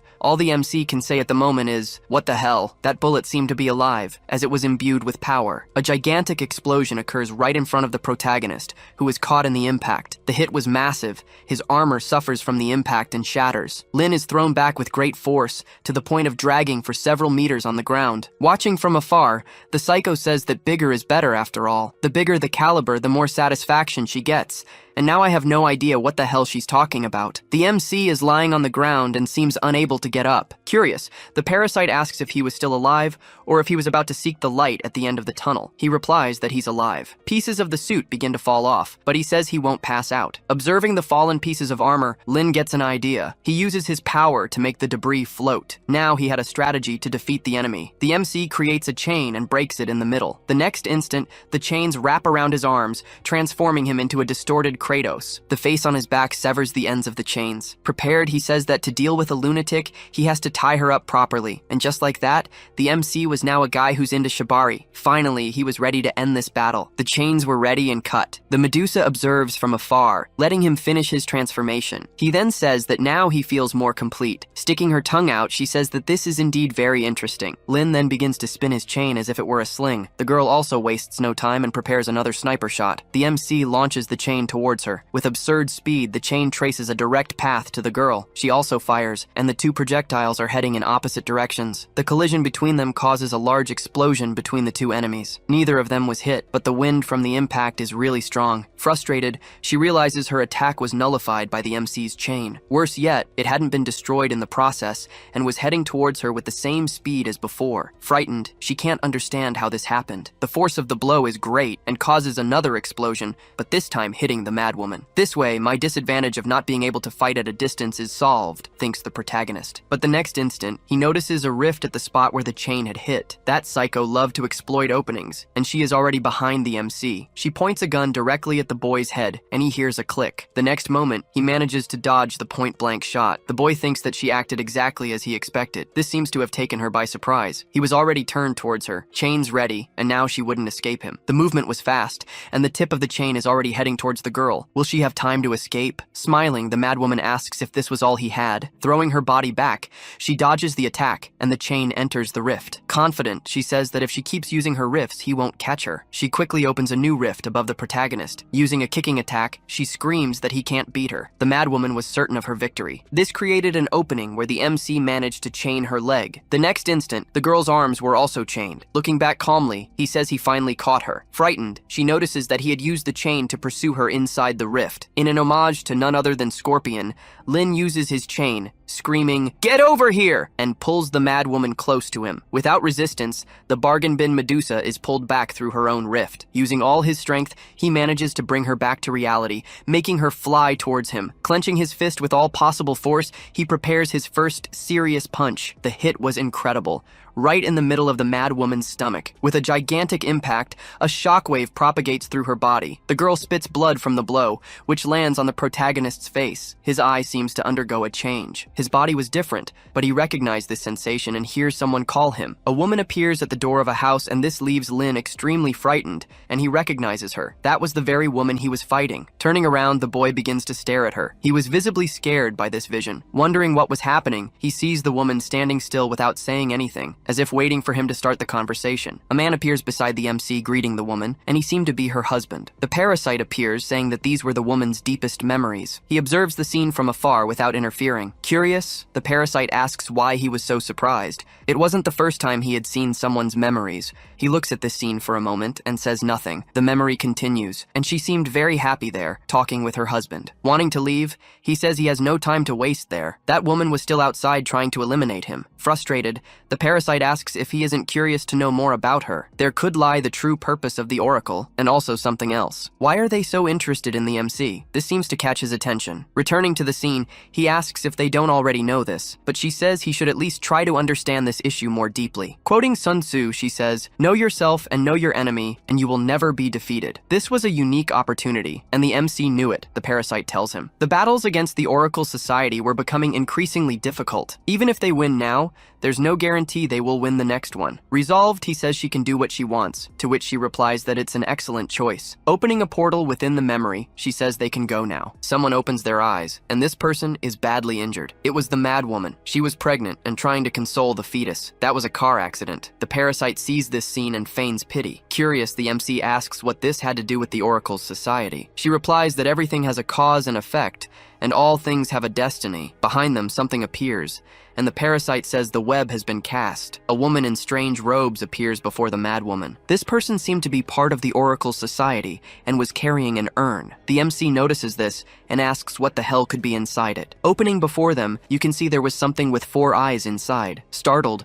the two of them understand exactly what it is. That was another parasite, exactly like the one that belonged to the MC. She was confused and asks why her species would be involved with the Oracle's society. The woman then takes the parasite in her hands, calling it the Holy Spirit and asking it to complete its mission. The parasite then, seeing the woman on the ground, advances towards her. Dazed, she is not even aware of what was about to happen to her at that moment. Entering through her mouth, the parasite then finishes possessing the woman's body. Agonizing in pain, she begins to undergo a mutation. Her eye acquires a purple color as she awakens her new powers. Finally, her body finishes assimilating the parasite. She seems to faint for a moment, and the rain continues to fall on her. Her legs begin to tremble slightly. She finally stands up, and the MC notices that she healed just as it had happened to him before. Looking around, she asks what happened, and he notices that she had lost her memories. This confuses him. How could he be in her memories of something she doesn't even know? It doesn't make sense. The parasite laughs and says this also happened to him, but he doesn't remember. Conjuring a golden magic, the woman from the society begins to aim at the mad woman. She then tells her to travel through death and go to the other shore. Finally, she launches the spell directly at the mad woman, which passes through her easily. The hit was exactly on her neck. She had no chance of survival there. The cultist then says that death is not the end.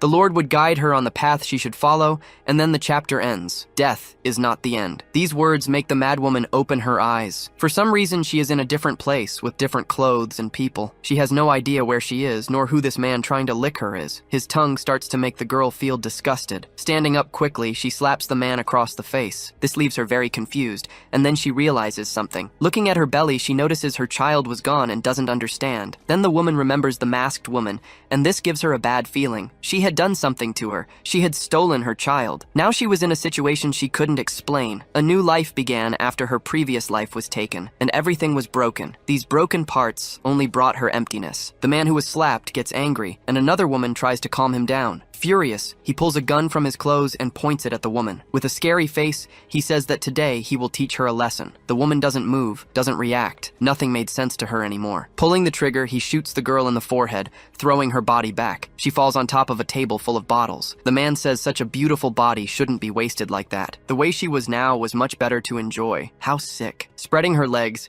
he tries to use the girl, saying this is how an obedient woman should be. Purple veins begin to appear on the woman's face. Her eyes open, and they were no longer the same as before. Raising her hands, she tries to grab the man's head, who is startled to see her still alive. Her forehead had a huge hole in it, and yet she grabs his head with hatred. Desperate, he asks why she didn't die. die, and she was already in her Medusa form. Smiling, she tells him to guess. The next instant, he is afflicted by an instantaneous decomposition of his body. Antimatter takes over the bandit's body and makes him explode in front of everyone there. Blood splatters everywhere, soiling everyone in the room. She looks at those present and says she has finally found something that can fill the emptiness she feels. With her tongue out, she begins to prepare to clean that room, but in the opposite way. The doorknob has a bloodstain on it. In front of the door was the MC, understanding what had happened to her. In the MC's case, he became awakened by accident, but that memory was proof that the Oracle's society was creating awakened beings artificially. Furthermore, they seem to have some kind of connection with parallel worlds, which appears to be a prerequisite for creating these awakened. If that's the case,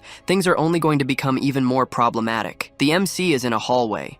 What appears to be another version of the MC is talking to someone named Cross. He approaches the room where the madwoman is and says he will leave her with him, to which Cross asks why he came there personally. The alternate MC jokes that Cross is a kind of pastor who can persuade anyone, which makes him embarrassed. They had to deal with that problem, so Cross enters to talk with Han. Something strange happens. The alternate MC knows of the real MC's presence there and speaks to him. Once again, Lin had been through this before. He had already seen that he was seen by his other version. He says they have already met in the near future, and it was the last time they saw each other. Lin is confused. His future self would meet this alternate MC. Seeing that the MC is confused, the alternate realizes that he is a projection from someone's memory. He should have realized that in the end, this is the true reality. This scares the MC, and the alternate says that everything has cause and effect, everything has its destiny. Time is not continuous. The present is 1 hour before the freeze. At this moment, his past self must be contemplating the prelude to the disaster. His current self and his past self can coexist, so cause and effect can be reversed. These words leave the MC in shock for a moment, and he remains silent. Finally, he speaks and asks what the hell his alternate self was talking about. Laughing, he apologizes for forgetting that he couldn't understand this yet. In the end, reality was harsh. His current self was still pathetically weak. Annoyed, he tells his alternate self to repeat what he said. The alternate tells him to calm down, as he knows what he's thinking right now. At this moment, he was nothing more than a projection in that timeline. He was not physical like the alternate. He couldn't interfere with anything there,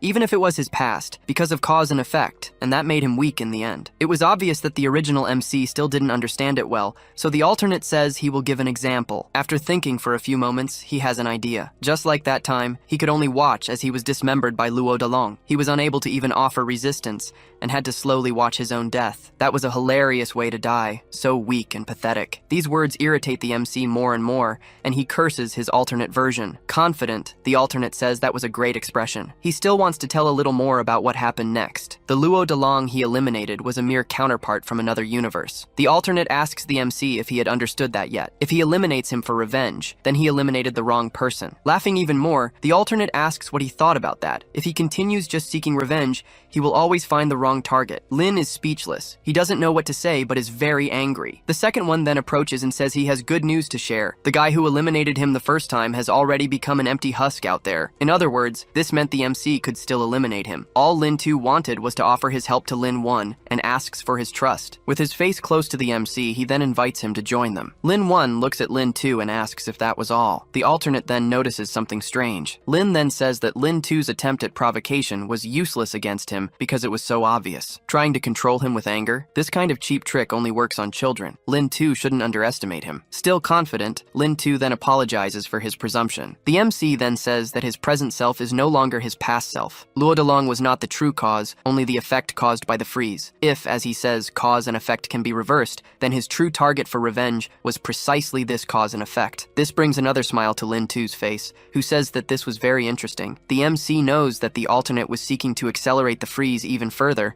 This makes him furious to the point of saying that stopping Lin 2 was the first step of his revenge against the freeze. Without losing his composure, the alternate finds the MC's attitude very good. He is pleased to see that the MC was really much better than before, not letting himself be controlled by emotions. This Lin was completely different from the others. Confused, the MC asks who these others are. Putting his hands in his robes, he says he will give the MC a reward. He removes his cloak, showing his left arm, which is larger than his right, probably from continuous use if you know what I mean. Showing his true nature, Lin 2 will tell him something even crueler. If an awakened wants to become stronger, he had to do one thing. The parasite appears, and, impressed, sees that his arm has become like Danzo's. The MC becomes furious, which gives the alternate an opening to attack him from behind. Turning quickly, he manages to defend against the blow in a hurry. Whispering in his ear, he repeats Luo Dalong's phrase from the beginning of the story to the MC. The weak are prey to the strong. If he really wants to get stronger, he had to go out and devour other awakened. Opening a portal to leave, the alternate welcomes the MC to the survival of the fittest. The MC was thrown into the portal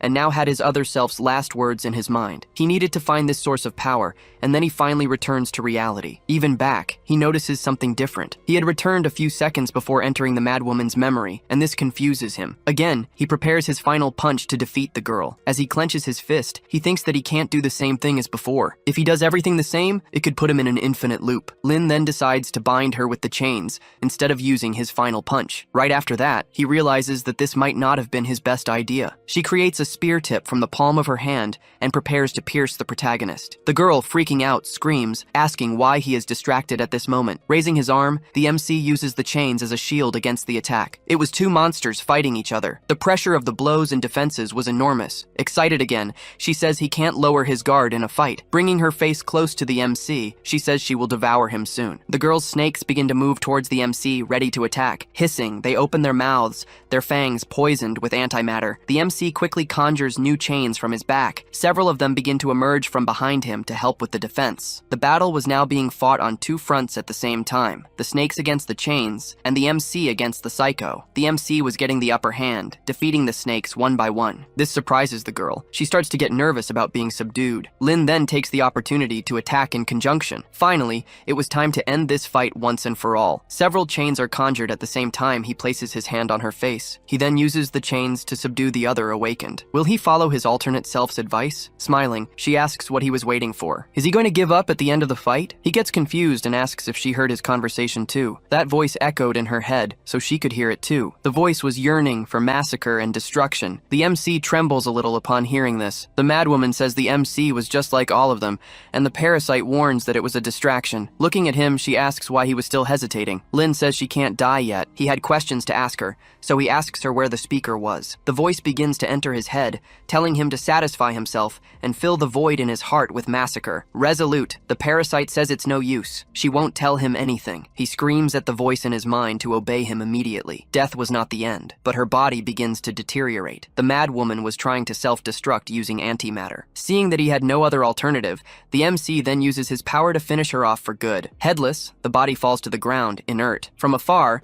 the truck with the humans was still nearby. Marguerite says it was finally over, and Joanna looks on, stunned. Lin watches the body, which now looks like an empty husk. His only clue to get revenge against the Freeze was gone. That voice continued to echo in his mind, talking about satisfaction. He looks at the parasite, who is confused by the boy, but it wasn't her voice saying these things to him. All things have a cause and effect. The MC turns to leave, accepting that he will need to find more clues to achieve his goal. But wait, a hand appears from inside the empty husk of the madwoman's body. She had not been completely defeated yet, and the MC thinks that all this has only created more questions in his head than it has given answers. As the madwoman moved, Lin realizes she was still alive. Looking back, he waits to see what she will do. Coming completely out of the husk, we see she looks like she's made of mud and falls to the ground. This leaves the MC very disturbed. Finally, the girl stands up, and her presence was like that of a serpent. She begins to grow gigantic, and the parasite explains that the MC had destroyed her brain. Her body could still function, and when that happens, she becomes something much worse than before, an empty husk. The monster seemed to be about 8 meters tall, something like the female Titan from SNK. Furious, Lin asks why she didn't warn him about this before. With a silly face, she slaps her own head and says she only remembered it now. Activating his armor, he decides to let it go and eliminate the madwoman again. The parasite says she doesn't want to be a spoilsport, but she needs to remind him of something. His energy was drained, as he had given almost everything in the last battle. He needed to be careful, as he might not be able to maintain his infinite state, so he needed to end this quickly. Advancing, he hears her say that in the end, his greatest advantage was his speed. Lin is in Lightning McQueen mode, and runs while the husk summons snakes. He manages to dodge them and makes a direct charge to try and end this. With a few leaps, he reaches the height of the monster's face. Lin then begins to conjure his chains again. Covering his arm with them, he prepares to deliver his final blow. Raising his arm, he leaves his hand open to use a piercing strike. The husk seems to have identified this movement. With a movement too fast for its size,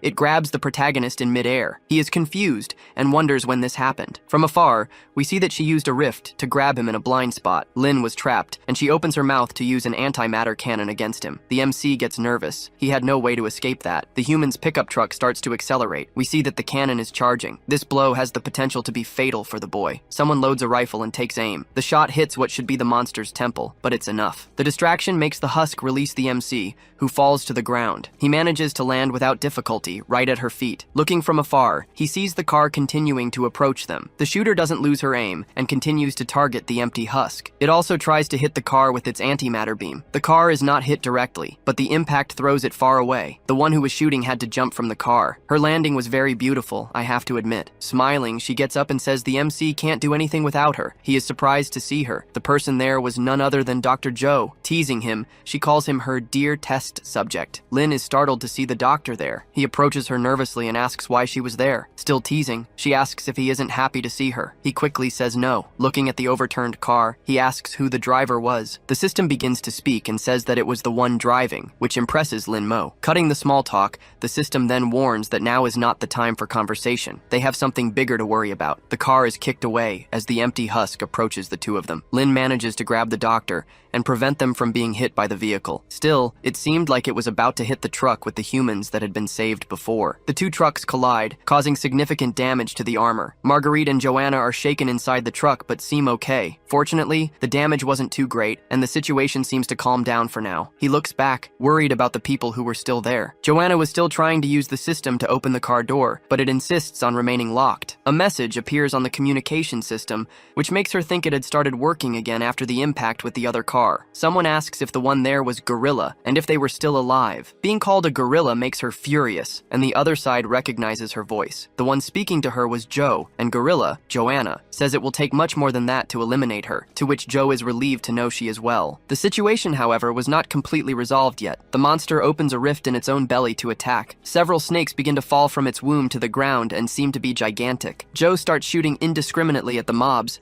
eliminating several of them alongside Lin. From inside the car, Joanna hears an apology from Joe and finds this attitude strange. Annoyed, she shouts that the doctor was playing a trick on her again. She wanted to save everyone, just like Joanna, and so she asks for her help in that situation. Joanna doesn't respond immediately, and Joe calls for her one more time. Frustrated, she says she feels like an idiot for believing a bastard like her. Still, she agrees to help and asks what she can do. Joe tells her to get something that was inside the overturned car. It was in the back seat, and she needed to be careful with the remaining snakes. Managing to get out of the car, she gets a giant case and asks what to do now. The doctor asks her to open it, and the sight of what was inside surprises Joanna. Taking the weapon from the case, she asks if this wasn't experimental. How did she get access to it? Joe tells her not to ask questions. Preparing herself, she asks what she should do now. Aiming at the empty husk, she asks if that was the target, but Joe says no. Confused, she then asks who their target would be. The doctor then says that the one who should receive the shot was Code Zero. This leaves the girl confused, and she asks if this was some kind of joke, but Joe says it wasn't. All she asks is for Joanna to stop wasting time and trust her, so she shoots. Furious, Joanna says she doesn't care anymore. If anything bad happens, it would be Joe's fault. Pushing in a radioactive bullet, she prepares her shot against the MC. She aims exactly at the protagonist's back, who seems to be waiting for the shot. A green beam comes out of the weapon, like fell magic from World of Warcraft. The bullet travels at full speed, causing great damage to the ice floor. Joanna shouts for the MC to get ready, and he says it was finally here. Lin is hit in the back by the green beam, and it seems to have caused some damage. The beam dissipates, and we no longer see the protagonist standing. Joe remains impassive, waiting to see what would happen. She remembers the last moment they had together. The experimental weapon was inside the car. Lin says that dealing with the enemy ahead was the priority, but she says she wants to use that energy for the boy to absorb, since he claims he can absorb any type of energy. This should include atomic energy. Wouldn't he like to try? It could make him evolve to the next stage. If this succeeds, things would be different, combining atomic energy and then evolving to the next stage. With this, the MC would have a power that would break all his limiters. A surreal amount of power was emanating from the MC's body. Joe is pleased to see this. It seems her theory has been proven correct once again. Watching from afar, Joanna is impressed. That was incredible. Without her noticing, two snakes begin to approach her from behind. Before she could react, they lunge to attack. The girl turns, managing to see the attack, but won't have time to react. The next instant, Lin passes by her, destroying all the snakes with one blow. Joanna's eyes widen in pure terror and surprise at what the MC had just done. He looks at her, farming as much aura as possible. Joe asks the system if it had collected the data from this experiment, to which the robot confirms it did, but says the data may be inaccurate. Would she like to perform a reassessment? Preparing her weapon, she says it wasn't necessary unnecessary, as she already had enough. Lin was already beside the doctor again, and the two prepare for the fight. She asks if he feels faster now, and he says yes. It was as if his energy was infinite inside his body, and now he can use his full power. This energy seemed to be constantly overflowing because his body generated it continuously. His speed was on a completely new level, so fast that Joanna was incredulous at what Lin had done a second ago. The empty husk finally stops waiting and launches its attack. Lin tells Joe to hold on tight to him, but she brandishes her weapon and says she doesn't need to. He is confused by this and looks at her. The monster strikes the ground with full force, causing a large explosion. Joe takes advantage of this opening and leaps, ending up right in front of the monster's face. Using the debris that rose in the explosion as support,